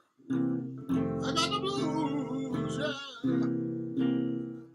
And then, when you get to the 5 chord, I'm just shortening it. I'm just making it shorter. I got the blues. But before all that, they actually just played the same chord, I heard, until they started making it more complicated. Then they made the traditional blues, which is the 1-4-5 blues, which most guitar players know. And then some guitar players know the jazz blues, which is 1, 2, 3, 4, 4, 2, 3, 4, 1, 2, 3, 4, 2, 5 of the 4, 4, sharp 4 diminished 7, 1, 1, 7, then 2, 5 of the 2, 2, 5 of the 1, then a 1, 6, or 5, 7 of the 2, 2 minor, 5, 7, 1. So that's the traditional jazz blues. So when I teach improvisation, I teach you how to play over changes. Now, jazz is all about playing the changes, they call it, okay? So in this workshop today, it's all about learning how to play the changes, and also This workshop is for my patrons and my students usually, but I have this open for the public today, so you can all watch. Okay. So these are the things I teach my patrons and my students, and my private students online, and my patrons get all this sheet music about learning how to do this stuff. Okay. So you can just, if you're interested in my Patreon, just go here to patreon.com/Ron Jackson Music. It's just like my YouTube channel and all my channels. Okay. So I'm going to be taking questions only from my patrons who are going to be on later and who are watching if they want to send me a comment. Also, I'm going to have a guest with his son. He's a jazz guitar student. I don't know exactly how old he is, but his son is about 8. He just turned 8. He's a guitar student. He's going to be a great guitar player by the time he turns 18 because he's studying with me right now. He started when he was 7. So you're going to see him. His name is Morrissey, and it's going to be Malachi, his father. So, they're really great people. And also, this is what I use with my students, too. This book is called Chords at Your Fingertips, okay? It's a very popular book. I have so many copies here on YouTube. And a lot of my students who are my actual students on Patreon have this book, actually. So I'll talk about this book a little bit today. So learning how to do walking bass lines, chord melody, all kinds of stuff, okay? And also, right now you can get this book discounted. You'll see the link on my description here. You can get this book at 20% off because I'm actually doing an Indiegogo for my new album. So you can actually get this book 20% off if you get it right now while it lasts, okay? Right now I have about 20 copies. I'm going to have to reorder some more if I run out here on Indiegogo on my campaign. So just hit that over there. And hey, Glenn, okay. Glenn is one of my patrons. Let me show this right now. How you doing, Glenn? If you want to join me, Glenn? Well, I don't know. Actually, I don't know if you are one of my patrons. You're welcome, Glenn. But thank you. You're welcome. I'm here to show this to the public. Glenn, if you want to support me, definitely be a patron. This is mainly for my patrons, but also I'm doing that campaign for my new album. So you can actually, see the link. Someone's going to post a link probably soon about that too on the comment chain here. Okay. And so let's talk about playing chord changes. Yeah. So for example, if I'm playing changes over a blues, you have to be able to play the scale through it. So one of the exercises I like to use that I teach all my students is just playing 8th notes to scale on each chord like this: 1 and 2 and 3 and 4 and, or 1 and 2 and 3 and 4 and end on 4 and going up the scale. So this is on a C7 chord. It's a C dominant scale, or mixolydian we call it. Some scales have 2 names, okay, or more. Sometimes some scales have more than 2 names. So on a C7, I play a C dominant scale. So it's very important, everybody. When you play the guitar, you just don't play up and down the scale like this in the same octave. You got to be able to play this all the way across the neck, up and down the neck. Watch it.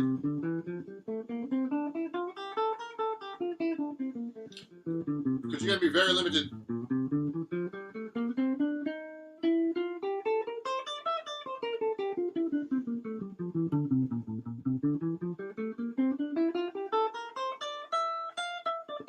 See what I'm doing?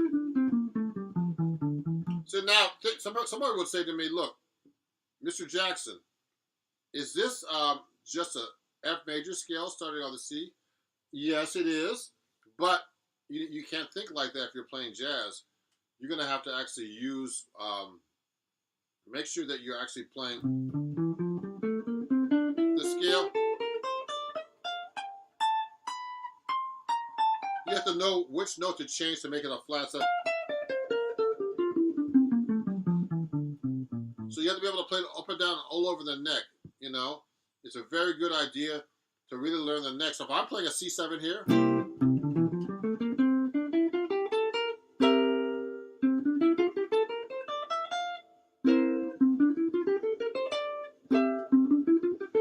I'm playing all these different C7s.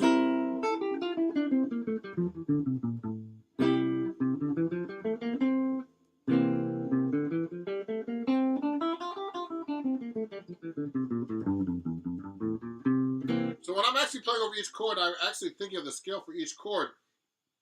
That's what jazz musicians call playing over the changes. So it's very important to learn how to play over the changes and know what scale you're playing. Okay.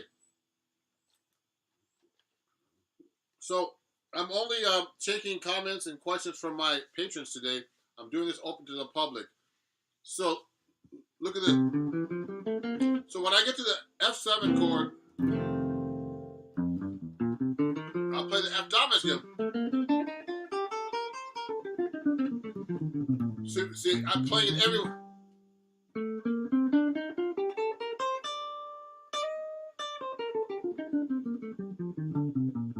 Oh, Tom is one of my... Tom, thank you for joining me. Tom is actually one of my patrons. How are you doing, Tom? Hi. He's watching on his other YouTube account. Just switch so you can see.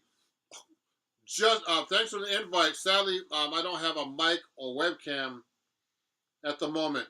We'll enjoy the stream though. Cheers. Okay. Oh, that's too bad, Tom. It would have been great to have you on the live stream. Okay. Now, Tom is actually one of my patrons, and I appreciate you, Tom. For, right now it's been very busy, Tom. If you look very carefully on my Patreon, I'm doing an Indiegogo campaign trying to raise money for my new album. And Tom is one of my longtime patrons, really great guy, and I really appreciate him. And please, if go to my my link in my description here, and you can actually support my Patreon account, where you can actually get this book that a lot of my patrons have and my students, called Chords at Your Fingertips, at a very reduced price. And you can take guitar lessons with me very cheap on my new, on my campaign to help support my new album. Okay, so you just go to the link here. Just go to Indiegogo / Ron's new album. So let's keep talking about this. And let me see this right here. Oh, yeah. Okay, cool. Oh, nice, nice. So now let me go.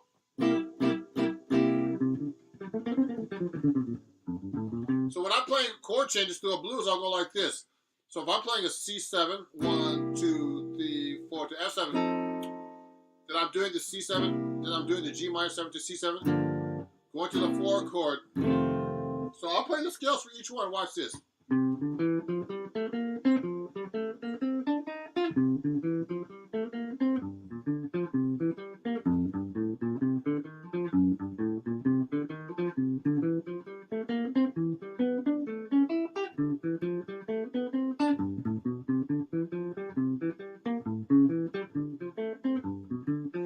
Now, what I did was I played through all the chords of an F blues, okay? And what I did was, I'm going to move over here a little bit so you can see my neck better. What I did was I played through all the chords, all the scales, and that's a really great exercise to learn how to improvise, everybody. So, but you have to be able to you can't just play it in one area. You can't just start on the root. You have to be able to go like this. What I did was I played the same exact thing, but I did it in a different position.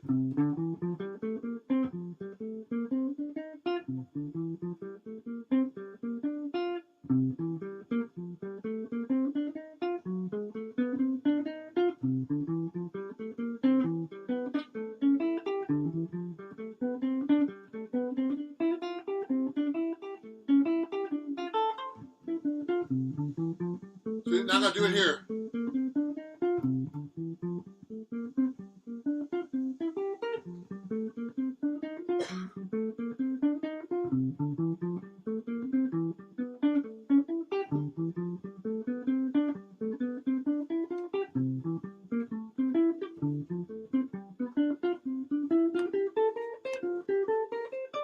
See, what I did was I tried to figure out every possible position to be able to play the same scale, okay? And so, it's a really great exercise to do, to be able to execute when you're trying to play changes, okay? So that's what you would do through a blues. So, but you can't just play like, just the same scale starting on the root, you could go like this.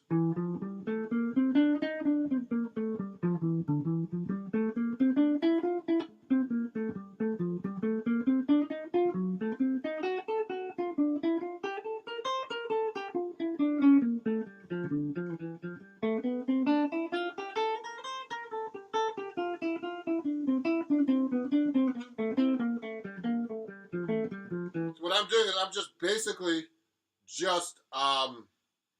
just playing through the scale. Huh? So in a way, watch this. We're gonna clean the camera up for a second, everybody. So so it looks better. I don't think it's gonna do anything. So that's actually how you actually play through changes. Now what happened was I was actually playing the scale for each chord in time and in eighth notes. That's how you really play changes, okay? And I'm playing in eighth notes. That's a Barry Harris method I teach, okay?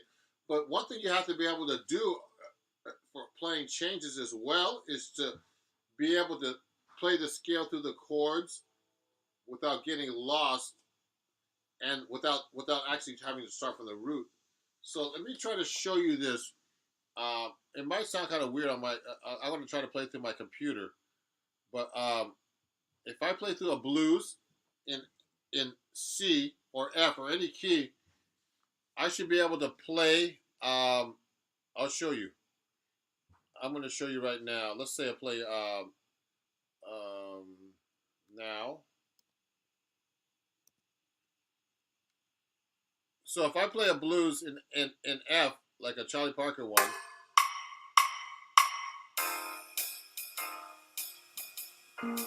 watch this.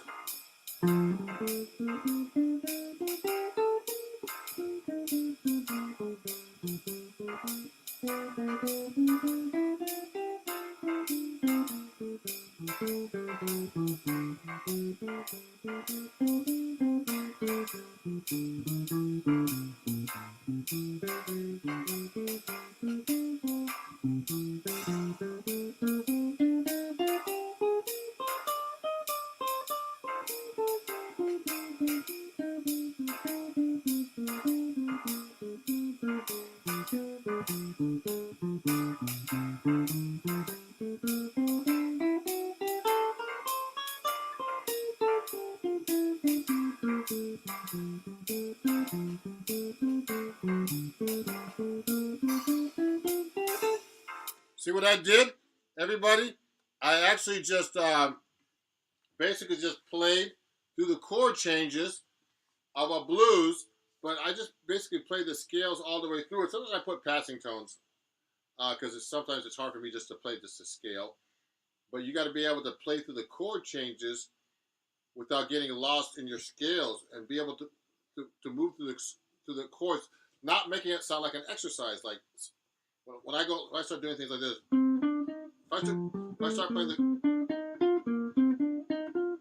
sounds like an exercise, but if I go like this,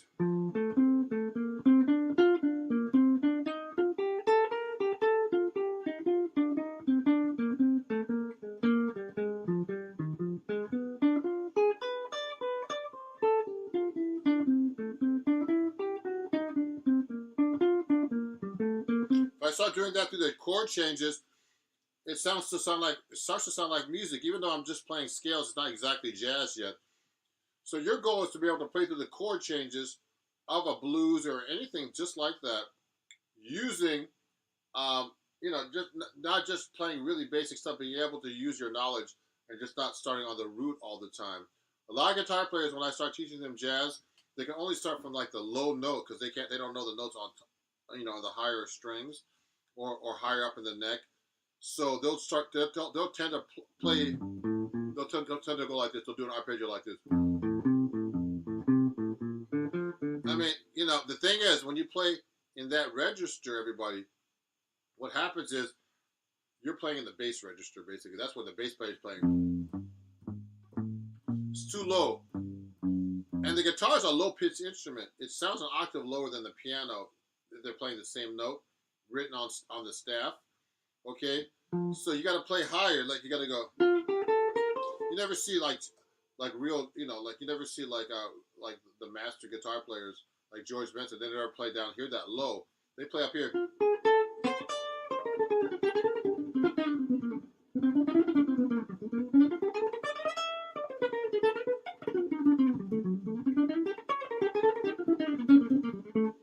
They tend to play in this register up here, okay? Oh, I forgot to tell you guys, I'm playing, usually I play my D'Angelico, but it's funny, I have this set up because one of the perks of my Indiegogo, I'm raising money for my new album, and you'll see it on the link here, where you can actually get a discount on this book as well, 20% off. If you get it now, okay, and it'll help support my new album, and you'll get it signed by me, it's 20% off. Just go to Indiegogo.com, and then you look for Ron's new album. Now, this guitar is actually, I'm playing this guitar a lot today because this is one of the perks you get, that you can actually get on that campaign. I mean, it's not a cheap perk, but you'll get this guitar signed. It's a really great guitar. Take a look at this. You know, there's a couple little bumps here just from me putting it on the guitar stand that I have right here. But otherwise, I've never taken this out of the house. It's a brand new guitar that I got from Eastman. And then, you know, this is actually a part of one of the perks I'm giving, you know, that someone could actually buy if they join my Indiegogo campaign and help me with for my new album. Okay? So this is a Patreon-only lesson. I'm not taking any questions or anything other than my patrons who are here. And one first patron that's watching right now is Glenn Michael Thompson. No, sorry, not Glenn Michael Thompson. I'm sorry, Glenn. I keep thinking you're a patron. It's Tom Rogers. Sorry, Tom. Now, Tom said he's watching from his other YouTube channel, switched so he could see. And he, you know, I invited him and some of my patrons. So some of them are probably watching and don't want to want me to invite them. But I'm going to have a student of mine too that's coming up in about 5 minutes, and he's going to be actually, you know, joining me to play show me some jazz guitar that I'm showing him. He's going to be live in the studio here. It's going to be like a little studio. And his son, who's 8. Watch out, guys. This kid's going to be great in about 2 or 3 years. So all you adults, you know, and the reason why he's doing so good, because he's taking lessons with me. You know, so I always tell everybody watching me on YouTube, are you studying with a guitar teacher? If you're not, this is the time to get your lessons with me on my, you know, on my Indiegogo, because my lessons are really much cheaper. Actually, they're going to be buying some lessons from me, you know, my guests, because they're so much cheaper than what I usually charge.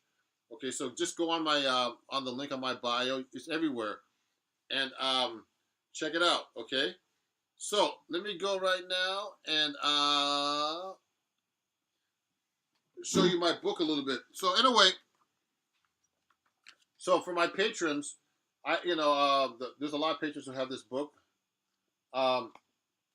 It's a really great book if you want to learn how to do walking bass lines. So I have a lesson in here called Pass It On. Okay? Now, remember, you can get this book on my website, but particularly on this Indiegogo site. So look at this. There's a picture of Freddie Green. It's actually one of my, you know, popular articles that was written, too, on Acoustic Guitar Magazine. It's a really great book. And so I do a thing about walking bass lines here. So it's in the key of G blues, just a jazz blues. Like I've been doing a jazz blues the whole day today. I did jazz blues in C, then jazz blues in F. And so this is really cool. So take a look at this. So what I do is, in this book, for my patrons, they actually have a lesson kind of like this already. And so what happens is, if you're playing a blues, like in the key of G, so this lesson in the book,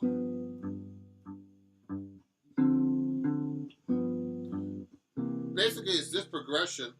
It's just a 3-note voicing like this: a G, the root of the chord, and you put the 3rd and the 7th on top, which is F and B flat. Now I'm playing. You can play the 3rd here, the B. Sorry, in a B natural, sorry. Looks like that.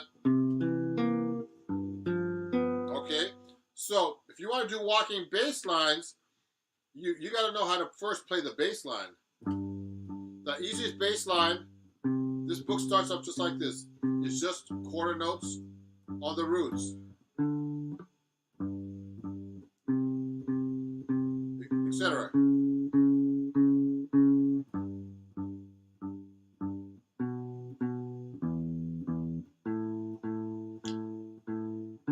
Now,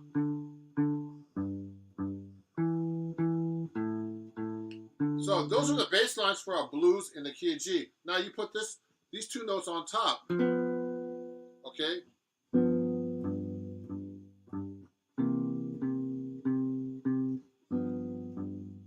That's how you start doing walking bass lines. So I put the third and seventh of each chord. Before you put the third and seventh of each chord there, you have to learn how to do the third and seventh without the bass line. So I see my chords without the bass note. You have to be able to see the chords without a bass note. 2, 3, 4, like this. Now you can hear the chords with this actually.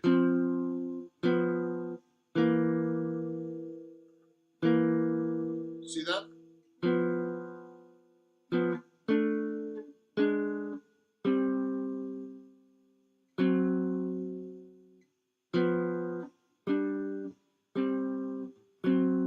So that's a G blues with all the chords now.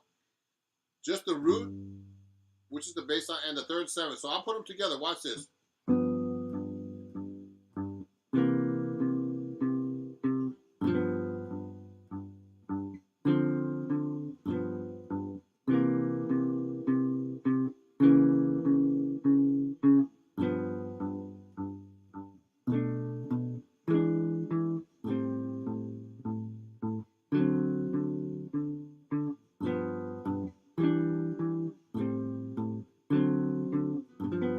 So that's actually how you do a walking bass line with chords in a blues, a jazz blues in the key of G.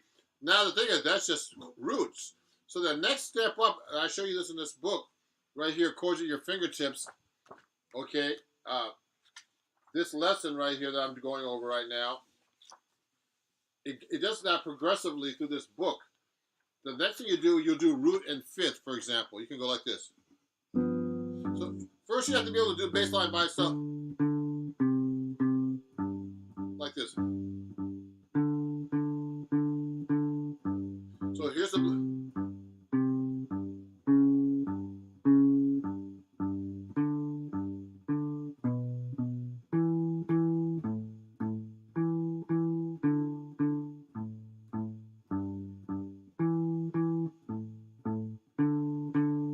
Like that, you see that?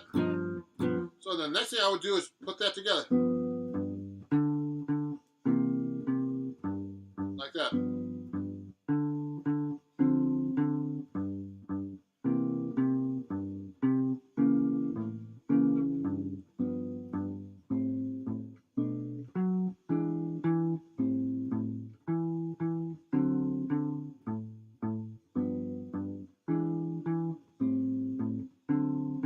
See what I did just now? The thing now is to put a bass line together while you're playing those notes. Now, you can't hold, it's really hard to actually hold those notes. Let me show you this before we keep going. Biker Chick put up, you can get lessons at a deep discount right now if you go to the link in my bio in YouTube, because I'm actually having a sale on my lessons through my Indiegogo for my new album. I have a new album that's coming out, and actually we're going to be recording it on November 3rd and mixing it the following week. And it's going to be a follow-up to my last album called Standards in My and Other Songs. It's going to be called Standards in My Songs. And so you can actually pick up the book, and you can also be like, you can actually come to the studio if you're in New York and see us record or mix. And you could be an art director to help design this. You could be a producer, arranger, a producer, and name a song. Those are some of the perks you can get other than getting this book at a deep discount. So go there right now and check it out, okay? Let me hide this. So let's do this with a walking bass line. I don't know where my student's coming, but he's going to be coming soon to be on the broadcast with me. So watch this.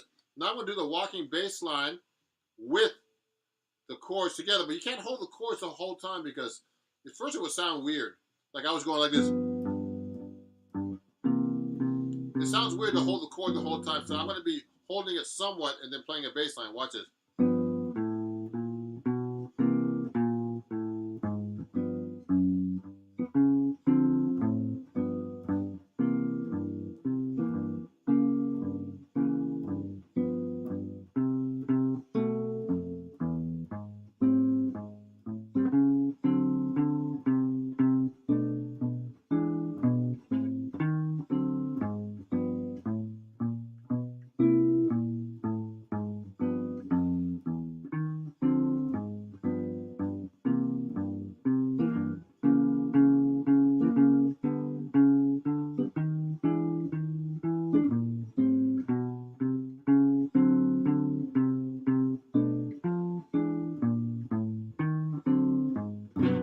So that's what I did, okay, is that I actually played the walking bass line completely. So that's actually one of the cool things you can learn from this book, okay, is to play the walking bass line and the chord melody.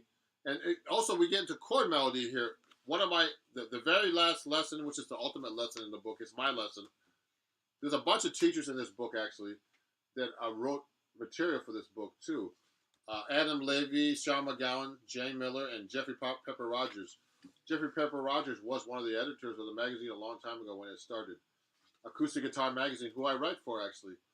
So I'm one of the writers. I'm actually writing an article for them right now. And I'm going to have to work on it later on tonight, okay? So look at this.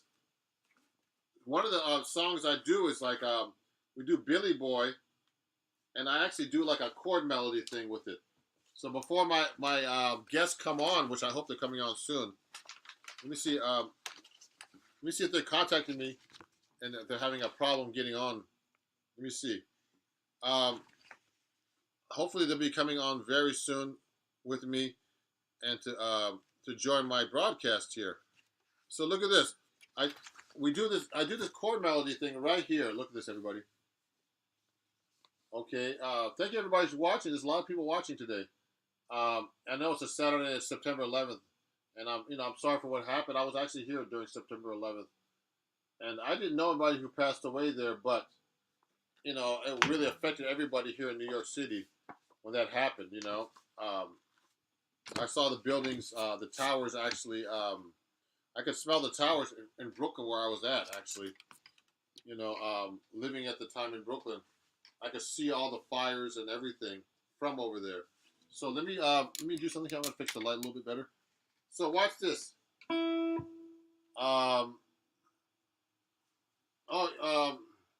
So everybody. So this is actually. I'm not responding to anybody who's not a patron or a student, because this is like a private lesson for my students that I usually give if you're a patron on Patreon, excuse me, and also if you're a student of mine, you get all the sheet music. All this stuff I have right here, everybody, is available on my website. Now, I show this to everybody right now on camera because most of my guitar players and most guitar players don't know how to read, so they wouldn't be able to read this. They need tabs, so it's important to learn how to read. When I created my Patreon account, what happened was a lot of my students, I have to write the tabs out, so I had to rewrite all this music that I already have with tabs. So for my new album that's coming out, and if you support it, I'm gonna have the whole record with the lead sheets, which are the melodies, with the tabs, so you can be able to play it like me. Okay, so thank you everybody who's watching, and I'm glad everybody's. I'm seeing that everybody is really enjoying this. So hopefully, I'm gonna have one of my patrons or students come on right now. It's also for people who bought my book. So you know what, Dario, next time, I know Dario's watching. I'm going to have him come live with me because he did buy one of my books. Let me show that to Dario. Dario bought my book, actually. So next time, Dario, I'm going to send you an email, and you're going to go live with us, okay? Sorry about that. I'm sorry I missed you. I mean, since I have this campaign going, I haven't been able to keep track of all the people who bought my book who haven't. But we'll get you on next time, okay? I want to invite people up to play for me, and the whole world will be watching, okay, when you do this. So look at this.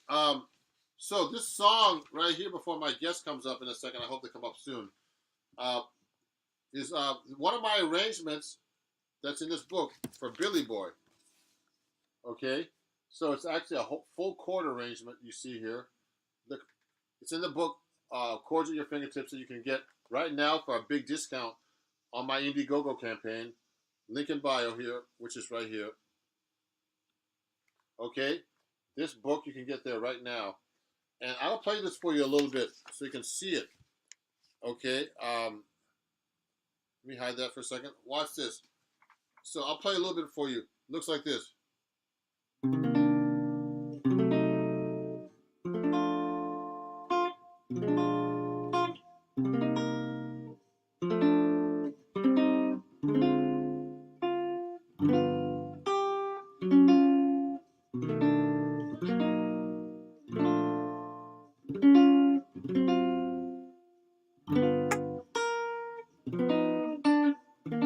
Oh!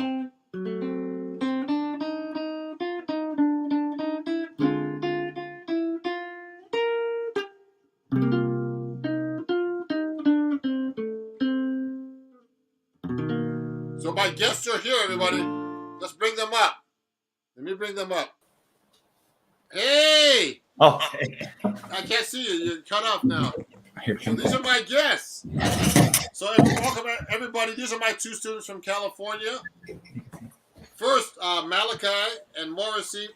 So Malachi is actually my jazz guitar student, and his son is Morrissey. Malachi, how old are you? I'm 40. Oh wow! And his son is 7. Yeah. So before we keep going, Dario, check your email. I'm going to invite you up if you want to be on this live stream too. There's instructions because Dario actually bought my book. So this live stream is actually exclusive to my students and my patrons. And so Morrissey just been studying with me for just about a month. No. So Morrissey already knows how to play a song from his book. Let's have him play something. Now, Morrissey's a beginner student, but by the time he's about 13 to 14, he's going to be a monster. He's going to be scaring everybody on YouTube. Now, this is important, everybody.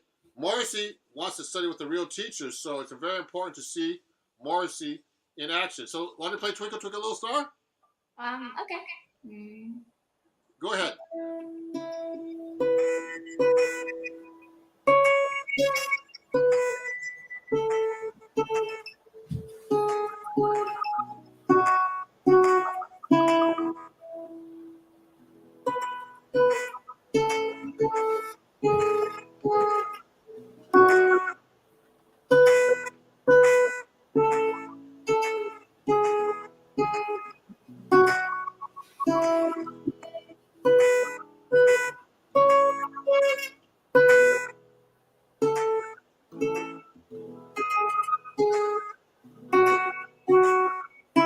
Yay!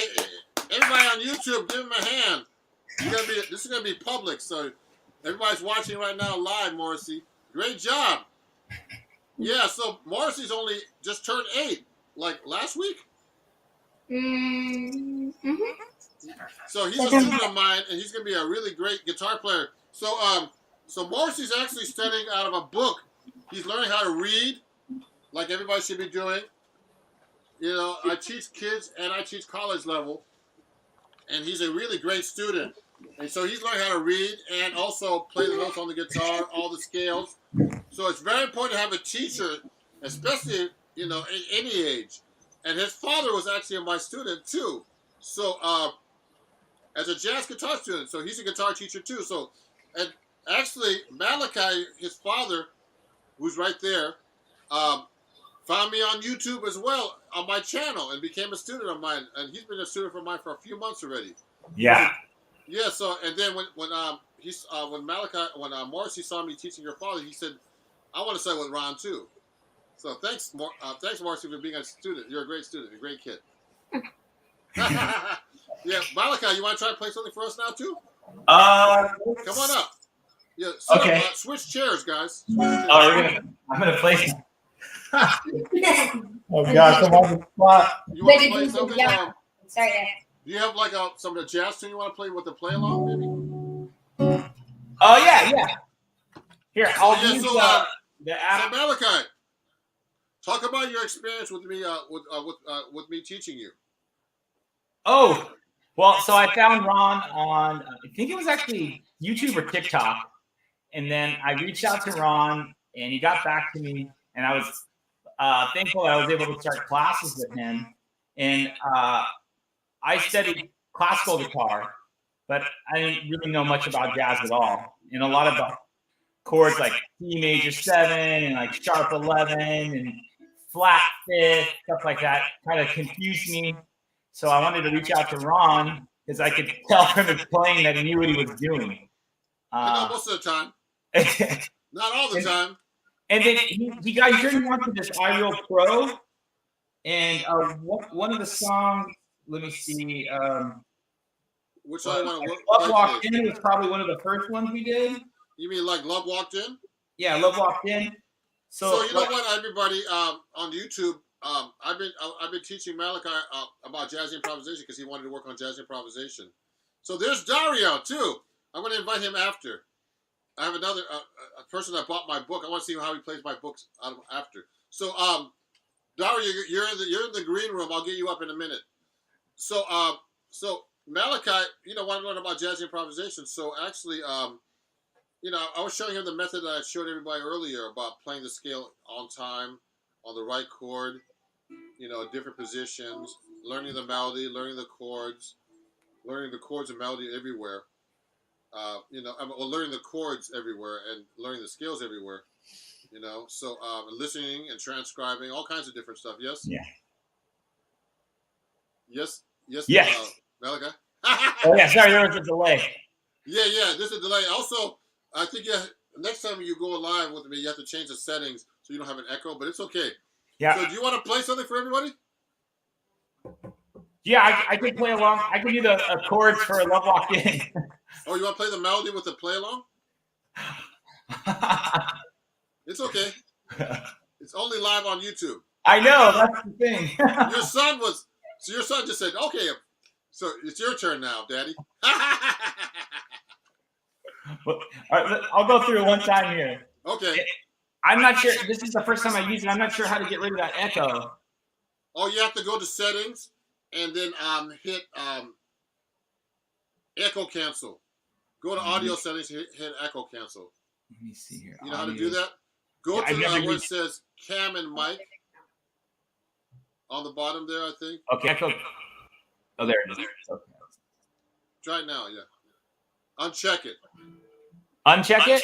No, check it. Oh, it is on. I think it's because of the YouTube. Maybe I should turn the YouTube off. Yeah, turn the YouTube, if it's on the computer, down so you don't hear the echo. How about now? Yeah, that's better. Okay, that's what it was. Oh yeah, good. So try that. Malachi, I keep mentioning your names up. All right, here, let's see. But make sure I hear it. Here's Love Walked In. Here we go.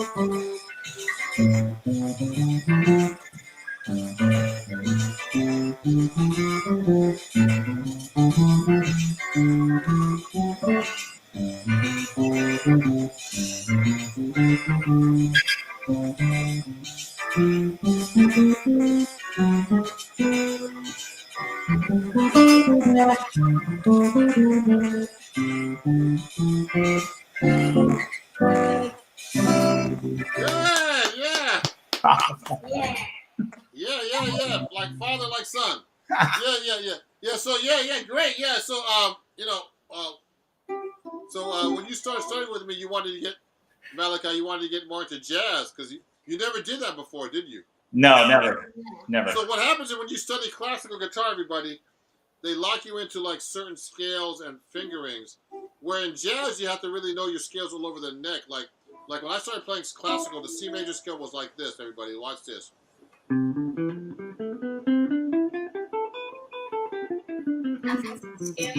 That's the typical C major scale in classical, isn't that Malachi? Oh yeah. And the G major scale is like this.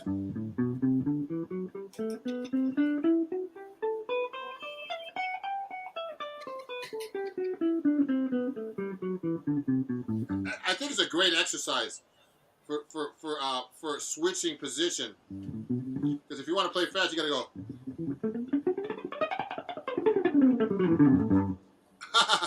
You know what I mean? Like it's a really good exercise for pivoting your fingers.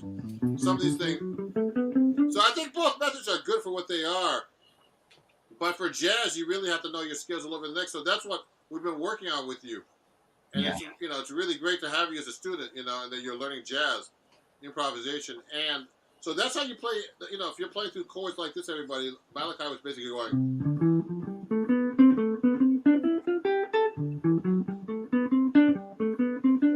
You just play through those chords of Love Walked In, like as a scale exercise, but the goal eventually is to be able to not only play the scale, but to actually improvise.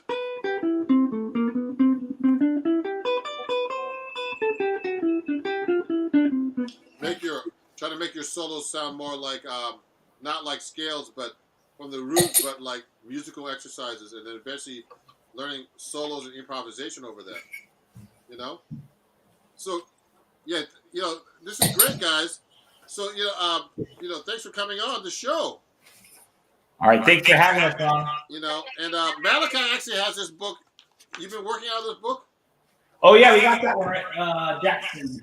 Yeah, so just so you know, everybody, I'm doing an Indiegogo campaign, and actually Malachi is one of my big contributors. And he owns this book, and he's going to pick up some lessons for his son at a discount right on my at my Indiegogo. So everybody, if you want to get lessons with me, now's the time. We got an autograph by Ron Jackson. Oh yes, thanks. Oh yeah, that's me. Yeah. So you can get a book right now on YouTube. Just go to the link in my description, and it's at a discount. And also he's going to be picking up a bunch of lessons from Morrissey and himself at a really even cheaper price than I'm charging him now. Yeah, great price. Yeah. So thanks for coming on the show, and also Malachi, you have your own YouTube channel too, don't you know that? Oh yeah, Mr. M's Music. What's it called? You can also find me at MalachiHernandezMusic.com. Yeah.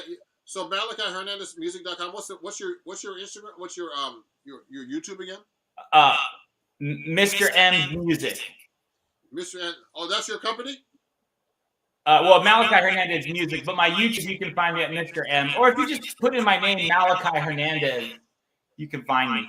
Yeah. So Malachi does lessons too, so I want to help him out with that too. Thanks, Ron. Yeah, so thanks for coming on the show, guys. You guys are stars now on YouTube.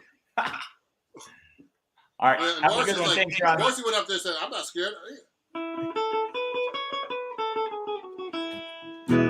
Okay, see you guys. See ya. Bye-bye. Okay, so everybody, thanks for those them coming on. Where's Dario? Dario, you gonna come on? Because I'm gonna be going off soon. Because I'm getting tired. I need to eat lunch. Dario? There he is. I think Dario is coming on soon. So anyway, so this is what I do on Patreon every month, everybody. I have guests coming on now.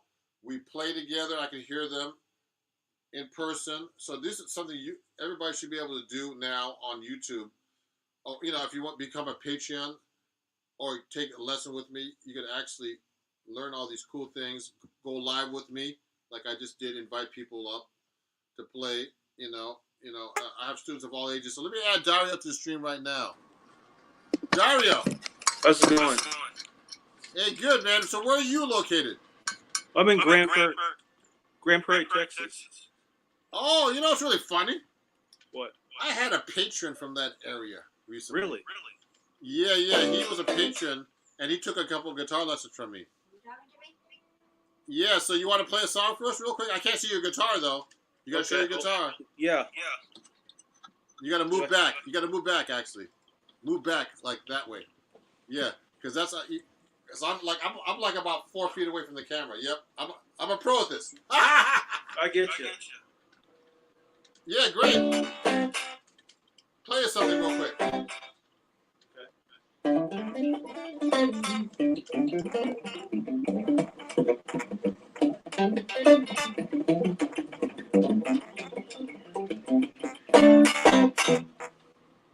Nice. Oh, that's supposed to be So What? No. It's the only jazz standard I know. Oh, wow, cool. So, Dario, how long you been playing guitar? I've been playing since I was about 10 years old. Cool. It's been a long time, but I took some time off, and I really got into it when I was about 20. Oh, cool. I'm 51 now. Oh, yeah, good. So do you play out over there? What's that? Do you play out anywhere? No, I just play. I'm a bedroom guitar hero. Bedroom guitar. I never heard that one before. That's a good one. I gotta use that one actually.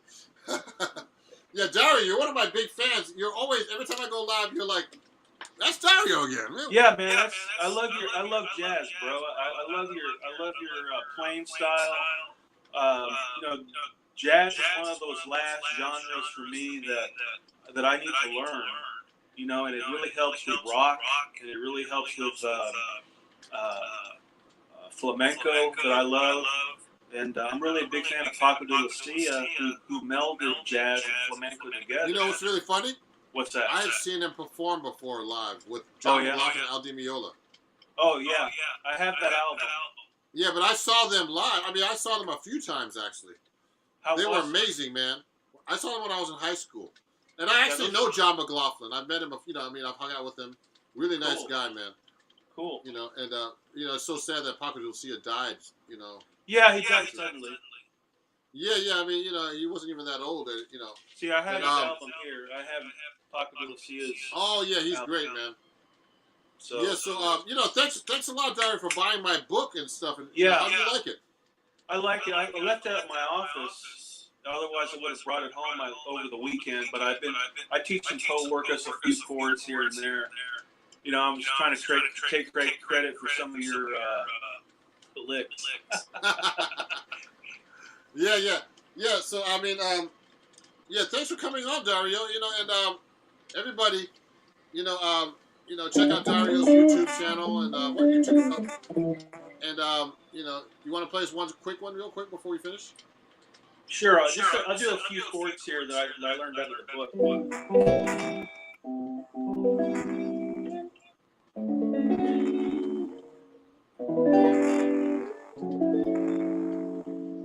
Good. Here's one of my favorites. Oh, that's a nice chord. Yeah. There's a lot of chords. This book has a lot of chords in it. I mean, I love to learn. There's a ton. but it's all about chords. So it's not only from me, from a lot of great guitar teachers. So everybody, you can pick up that book right now on my Patreon. Excuse me, on my Indiegogo campaign that's happening right now at a discount. Okay. You know, and hopefully one day, Dario, you can take some lessons with me. I'm gonna take lessons from. That's the plan. Yeah, right now I'm telling you, I'm having a sale right now on my Indiegogo.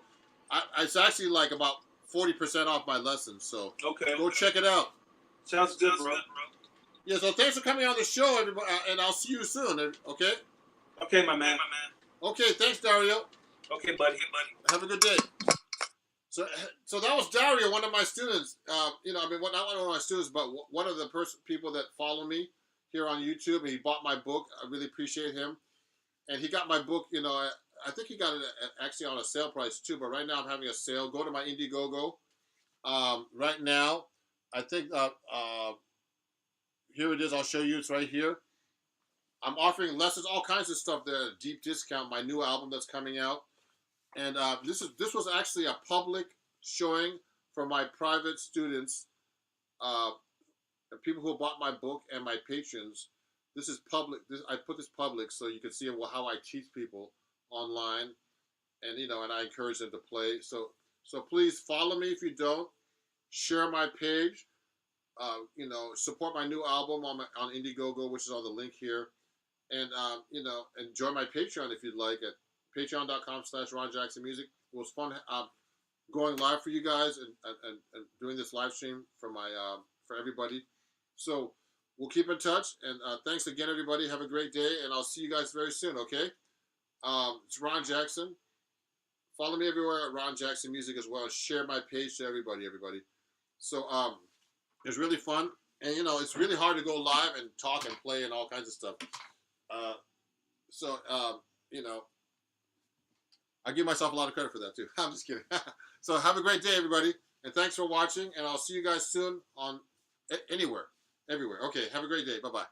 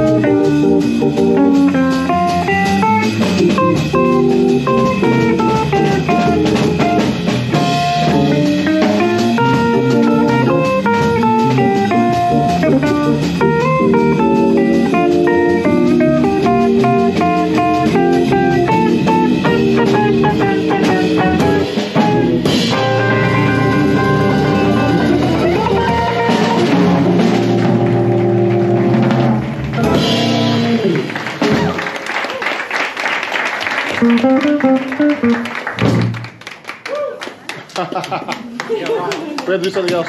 Do a little different tonight. Frosty the Snowman. How about it for Ron Jackson, Pete Zimmer, and Dan Chase? Good evening. I'm Leslie Harrison. How's everybody? Yay! A pleasure to be here in your wonderful, warm city.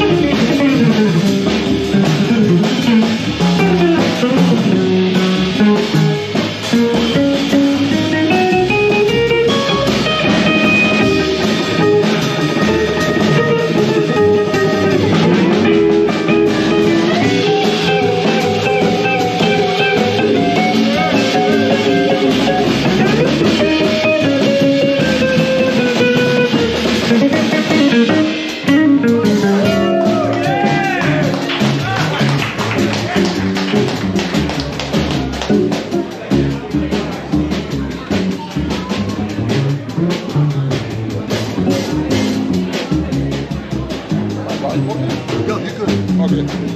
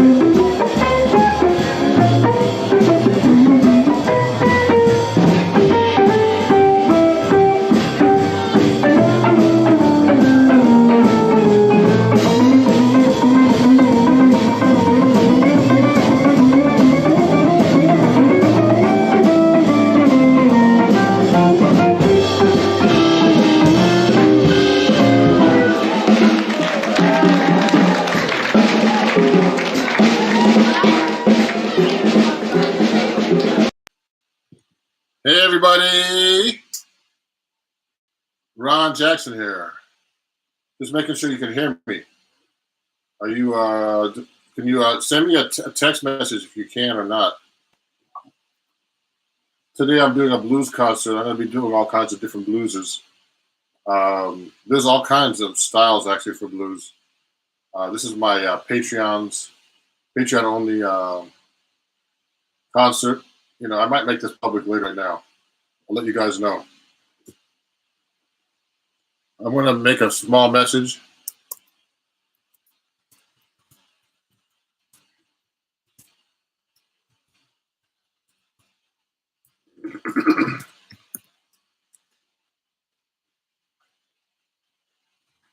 Okay, just making sure you can hear me.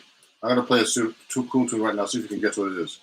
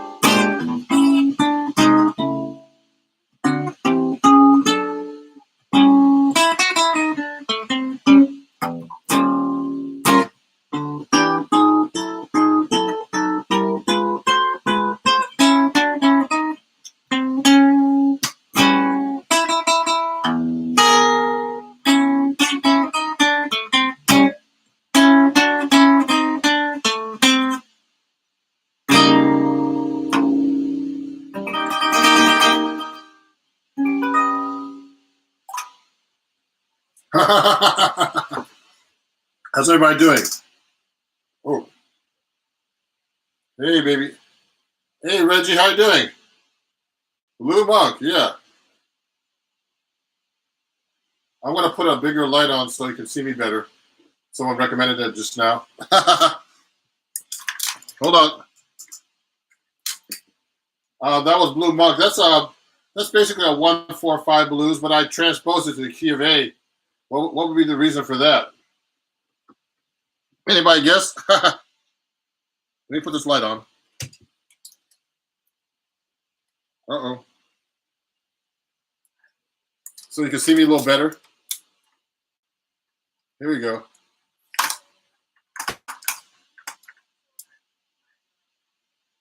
Yeah, so the reason why I put the song Blue Monk in the key of A so I can play those open strings.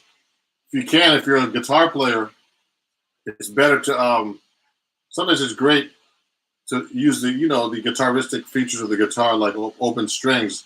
When I used to see Joe Pass, see his videos, I saw a workshop of him years ago. He would take a song and put it to a different key so he could play those open strings. George Benson, Wes Montgomery, all the great guitar players, try to use open strings because, you can actually do it. With the 7th string, I have that low A note. So we're going to actually do that. So, this is a new thing I'm trying. I'm actually playing through my Motu M2 audio card. So now I'm actually playing through that and going directly from there and getting a decent sound. I'm not even using an amp. So it's a more clear, direct sound. I'm going to play you another blues. Now, there's all kinds of blueses, everybody. So I just did a kind of a traditional slow blues. I'm going to play you a blues in 3. Now, no one knows this, but this song was written by Toots Thielemans. And this song is very famous. A lot of jazz musicians play it.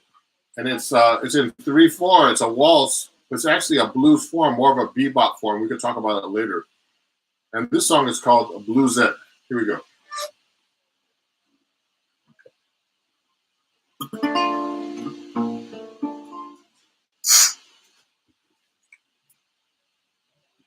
Can I get comfortable here?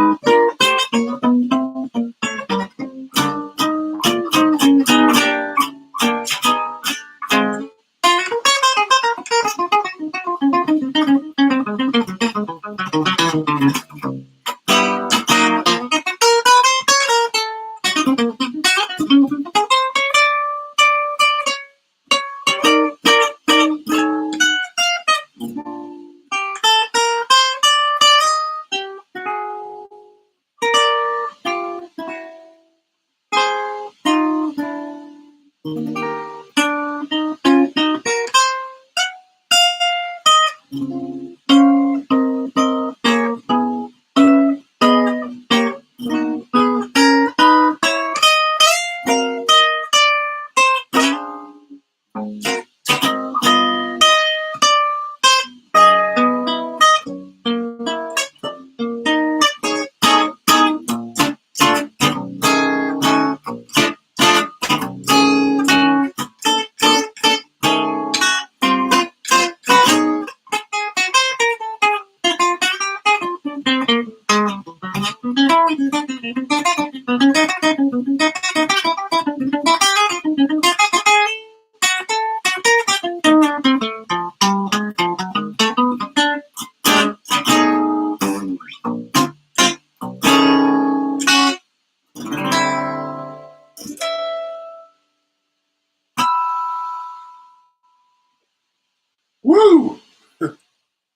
Oh, gotta turn the mic back on.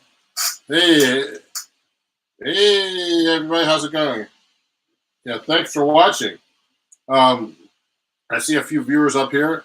It's not a public stream, but I could make it public, but maybe next time I'd like to have these Patreon only concerts. I might actually put some of these and make them public later.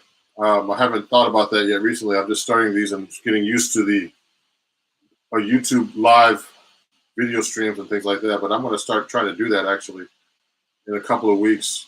Now that I'm getting my act together with my equipment here at home. So that was another blues. Now, for people who are wondering what bluesette is like, it's actually a blues, but it's an extended blues. So two Steelman, there's some blueses that are called bebop blues, like Blues for Alice, songs like that.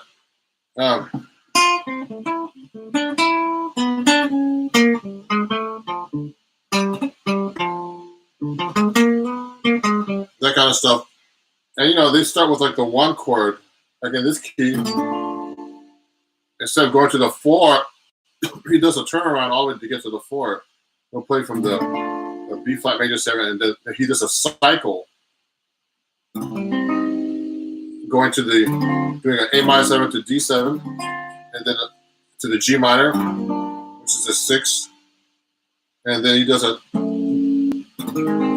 6. He makes it to a 2/5. It goes to the 2/5 of the 4. He gets to the 4 chord there.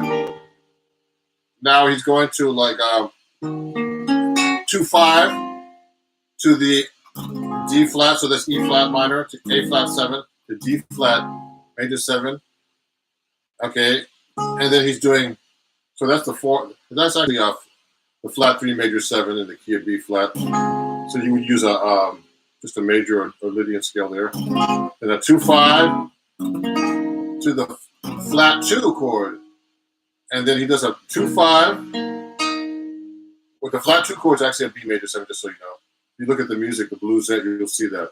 And he does a minor 2/5, C minor 7 to F7, back to the 1 chord. Then a 1/6 2/5 basically. B flat, which G minor, C minor to F7. So that's not blues, but it's an extended blues, and we call that a bebop blues, really. Or a form of bebop blues. We go through all these changes, and you actually it's a blues form, but it's actually comes from the original blues, which is the original blues I heard actually started as just one chord, and the guy would change his voice and actually go to the 4 chord and the 5 chord in his voice, and eventually it developed to the next step, which was 1/4, then 1/5, and you got the 1/4/5 blues. Then in jazz, we started doing it more. We actually started putting like 1/2/5 of the 4, and then 4, then sharp 4, and all the stuff like that. So I'm going to play you another type of blues.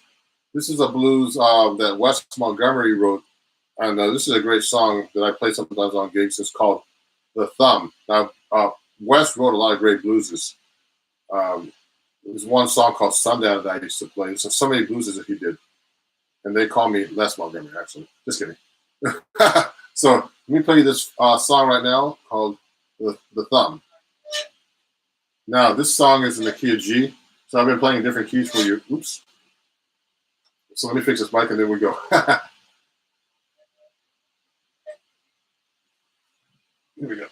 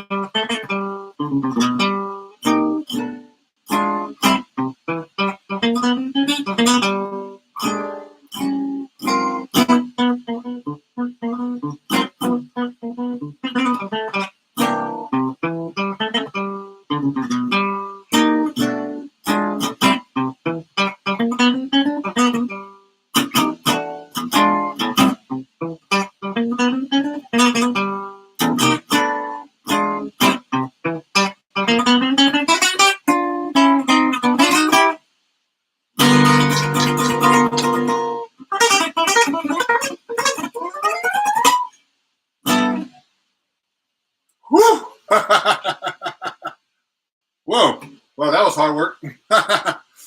Yeah. Hey everybody, yeah, thanks for listening. Hey, thank you, Reggie. Reggie's a great student of mine for what great guitar player. And if I could figure out a way of putting you guys, I think there's a way actually. Oh, I could have done this on StreamYard. Man, I can't believe this. You know what? Next week, guys, I'm going to use StreamYard to do a live, so we can chat and I can invite some of my students in to this live broadcast. You know what? I forgot I can actually use that. So I'm going to write this down for you guys right now.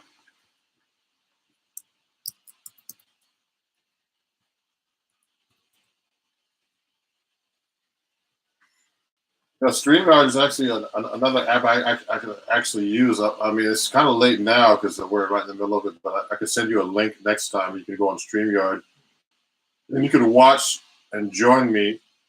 I don't think we can actually go private on that. Maybe we can, but I can invite some students up to talk and hang out a little bit too, and patrons, of course. If you want any questions, to go through StreamYard. I've never really used StreamYard like this as a private concert yet. So thank everybody for watching and liking this. Reggie's asking about, are there any particular scales you prefer over the blues? I use all kinds of different scales and stuff, Reggie. Let me talk about that a little bit. So if I'm playing over a blues, I mean, I'll use the minor pentatonic, of course. You should know all your minor pentatonics, everybody, all over the neck. So if I'm in the key of G, there's about 5 of them. Now, I mean, I won't show you. I'll just show you the 6-string version. This is a 7-string, so.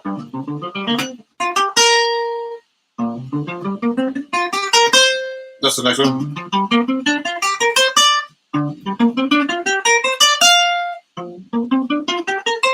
All the minor pentatonic, okay?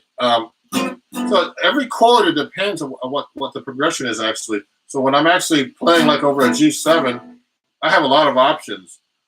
So I'll just take just a dominant scale. Now remember to be able to play this all over the neck.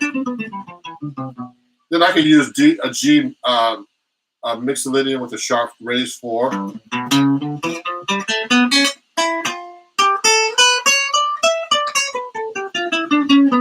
I could use G altered. I usually do that when I'm going to the chord next. It's not going to make, when you do G altered, it makes a flat 9. Okay. And then I'm leading to the C chord, so I'm doing like a dominant altered chord. Now for everybody who wants who are scared about these, not scared, but the word is like don't understand how to use these altered chords. A great substitution, that's the easiest thing to do. If you're playing a G7 flat 9 with a sharp or with a flat 13 or a sharp 9, like that, okay, you could just play a D flat 7 chord instead in your solo, or a D flat dominant scale. It's called a tritone substitution, and that's the easiest way to play an altered. It's basically a half step above the chord you're approaching. So if I'm playing a G7 altered going to a C, I'll just play a D flat instead. It's the same exact scale. And you can just raise the 4 on that dominant scale. Okay? That's the 4. And then lead to the C chord. So that's a D flat to a C. That's the easiest way, actually, to be able to play an altered chord. That's another scale I use. I mean, I'll use whole tone too on the G7. The whole tone scale. I like that scale. And then it's a symmetric scale, so I can do some cool things with it, like half steps below you know.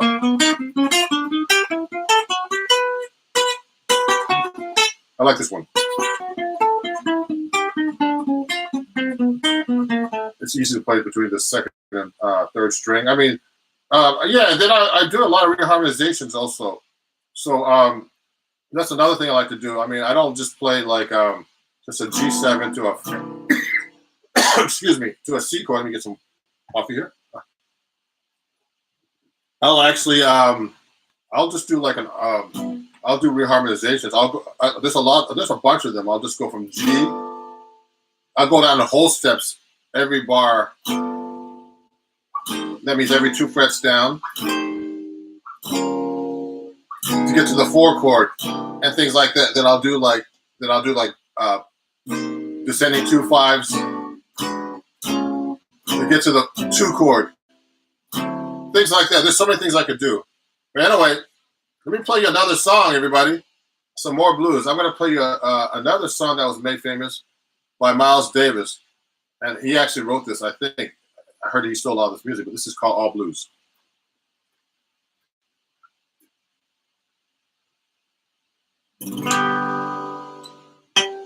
Let me tune up.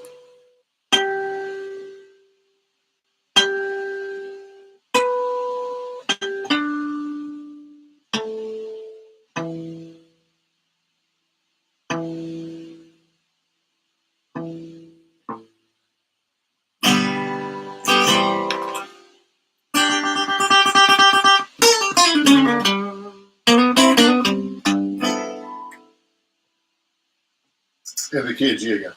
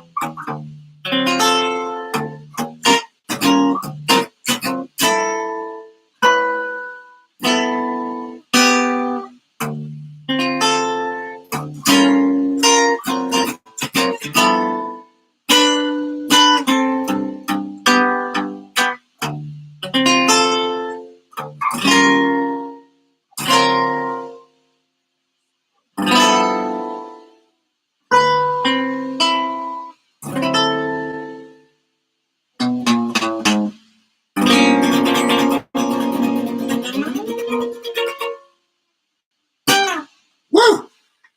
Oh, okay. Some blues. We can talk about the blues all day. There's so many blueses. Does anybody have any questions that are watching? Let me know.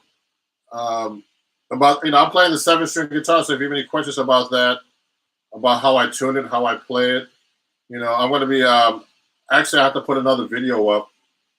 I'm going to be putting up one up this week, a new video on one of the lessons that I have about walking bass lines.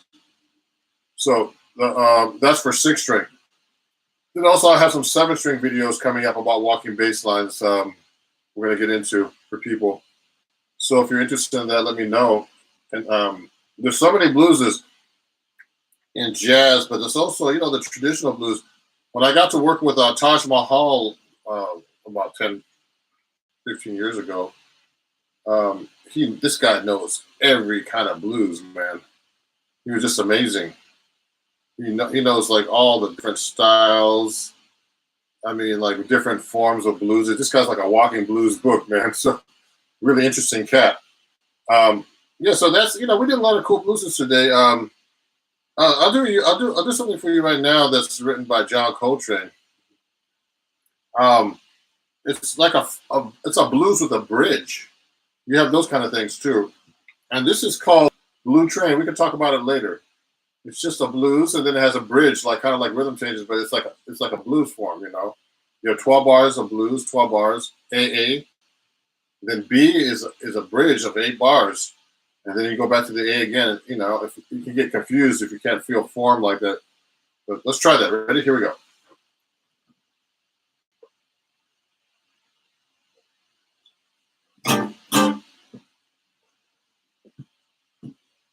It's in B flat.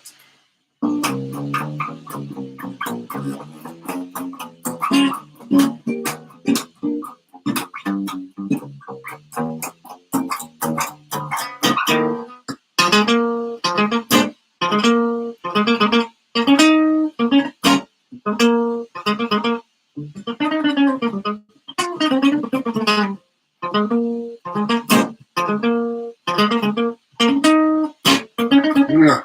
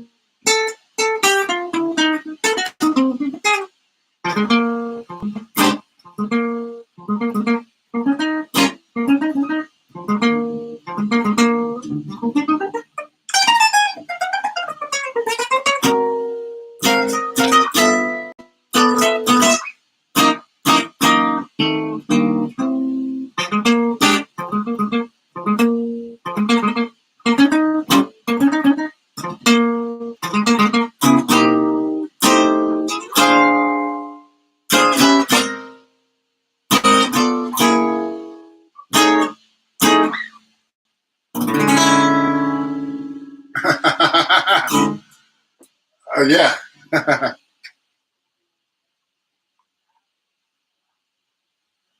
Hey everybody, how's it going? Okay, yeah, that was called. Actually, what was that song called? It's a John Coltrane song. a blue train. Not Blue Train. Let me think about it. I just had the name here. It's one of his famous songs. It's actually a blues with a bridge. Okay, and basically the bridge goes to A flat for 2 bars, G for 2 bars, and then F for 2 bars. It's actually like a variation on rhythm changes. The bridge to rhythm changes, which is I Got Rhythm.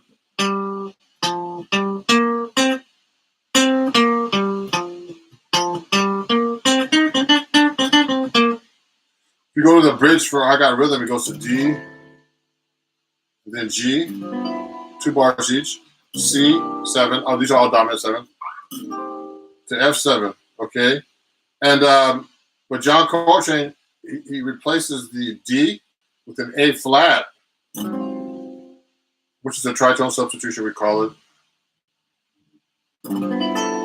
Okay, and then it goes down to the G, and then he goes to the G flat, which is a tritone substitution of the C7. It goes to the F. Okay, I think that was called Locomotion, actually, that song. But it's a great song, and it's a fast song, you know. But it's a blues, so blues is a little bit easier to play faster than rhythm changes. But we'll talk about rhythm changes another time. Now, if anybody has any questions, let me know. I think I'm getting a little tired here. I'm gonna actually probably end the live stream right now.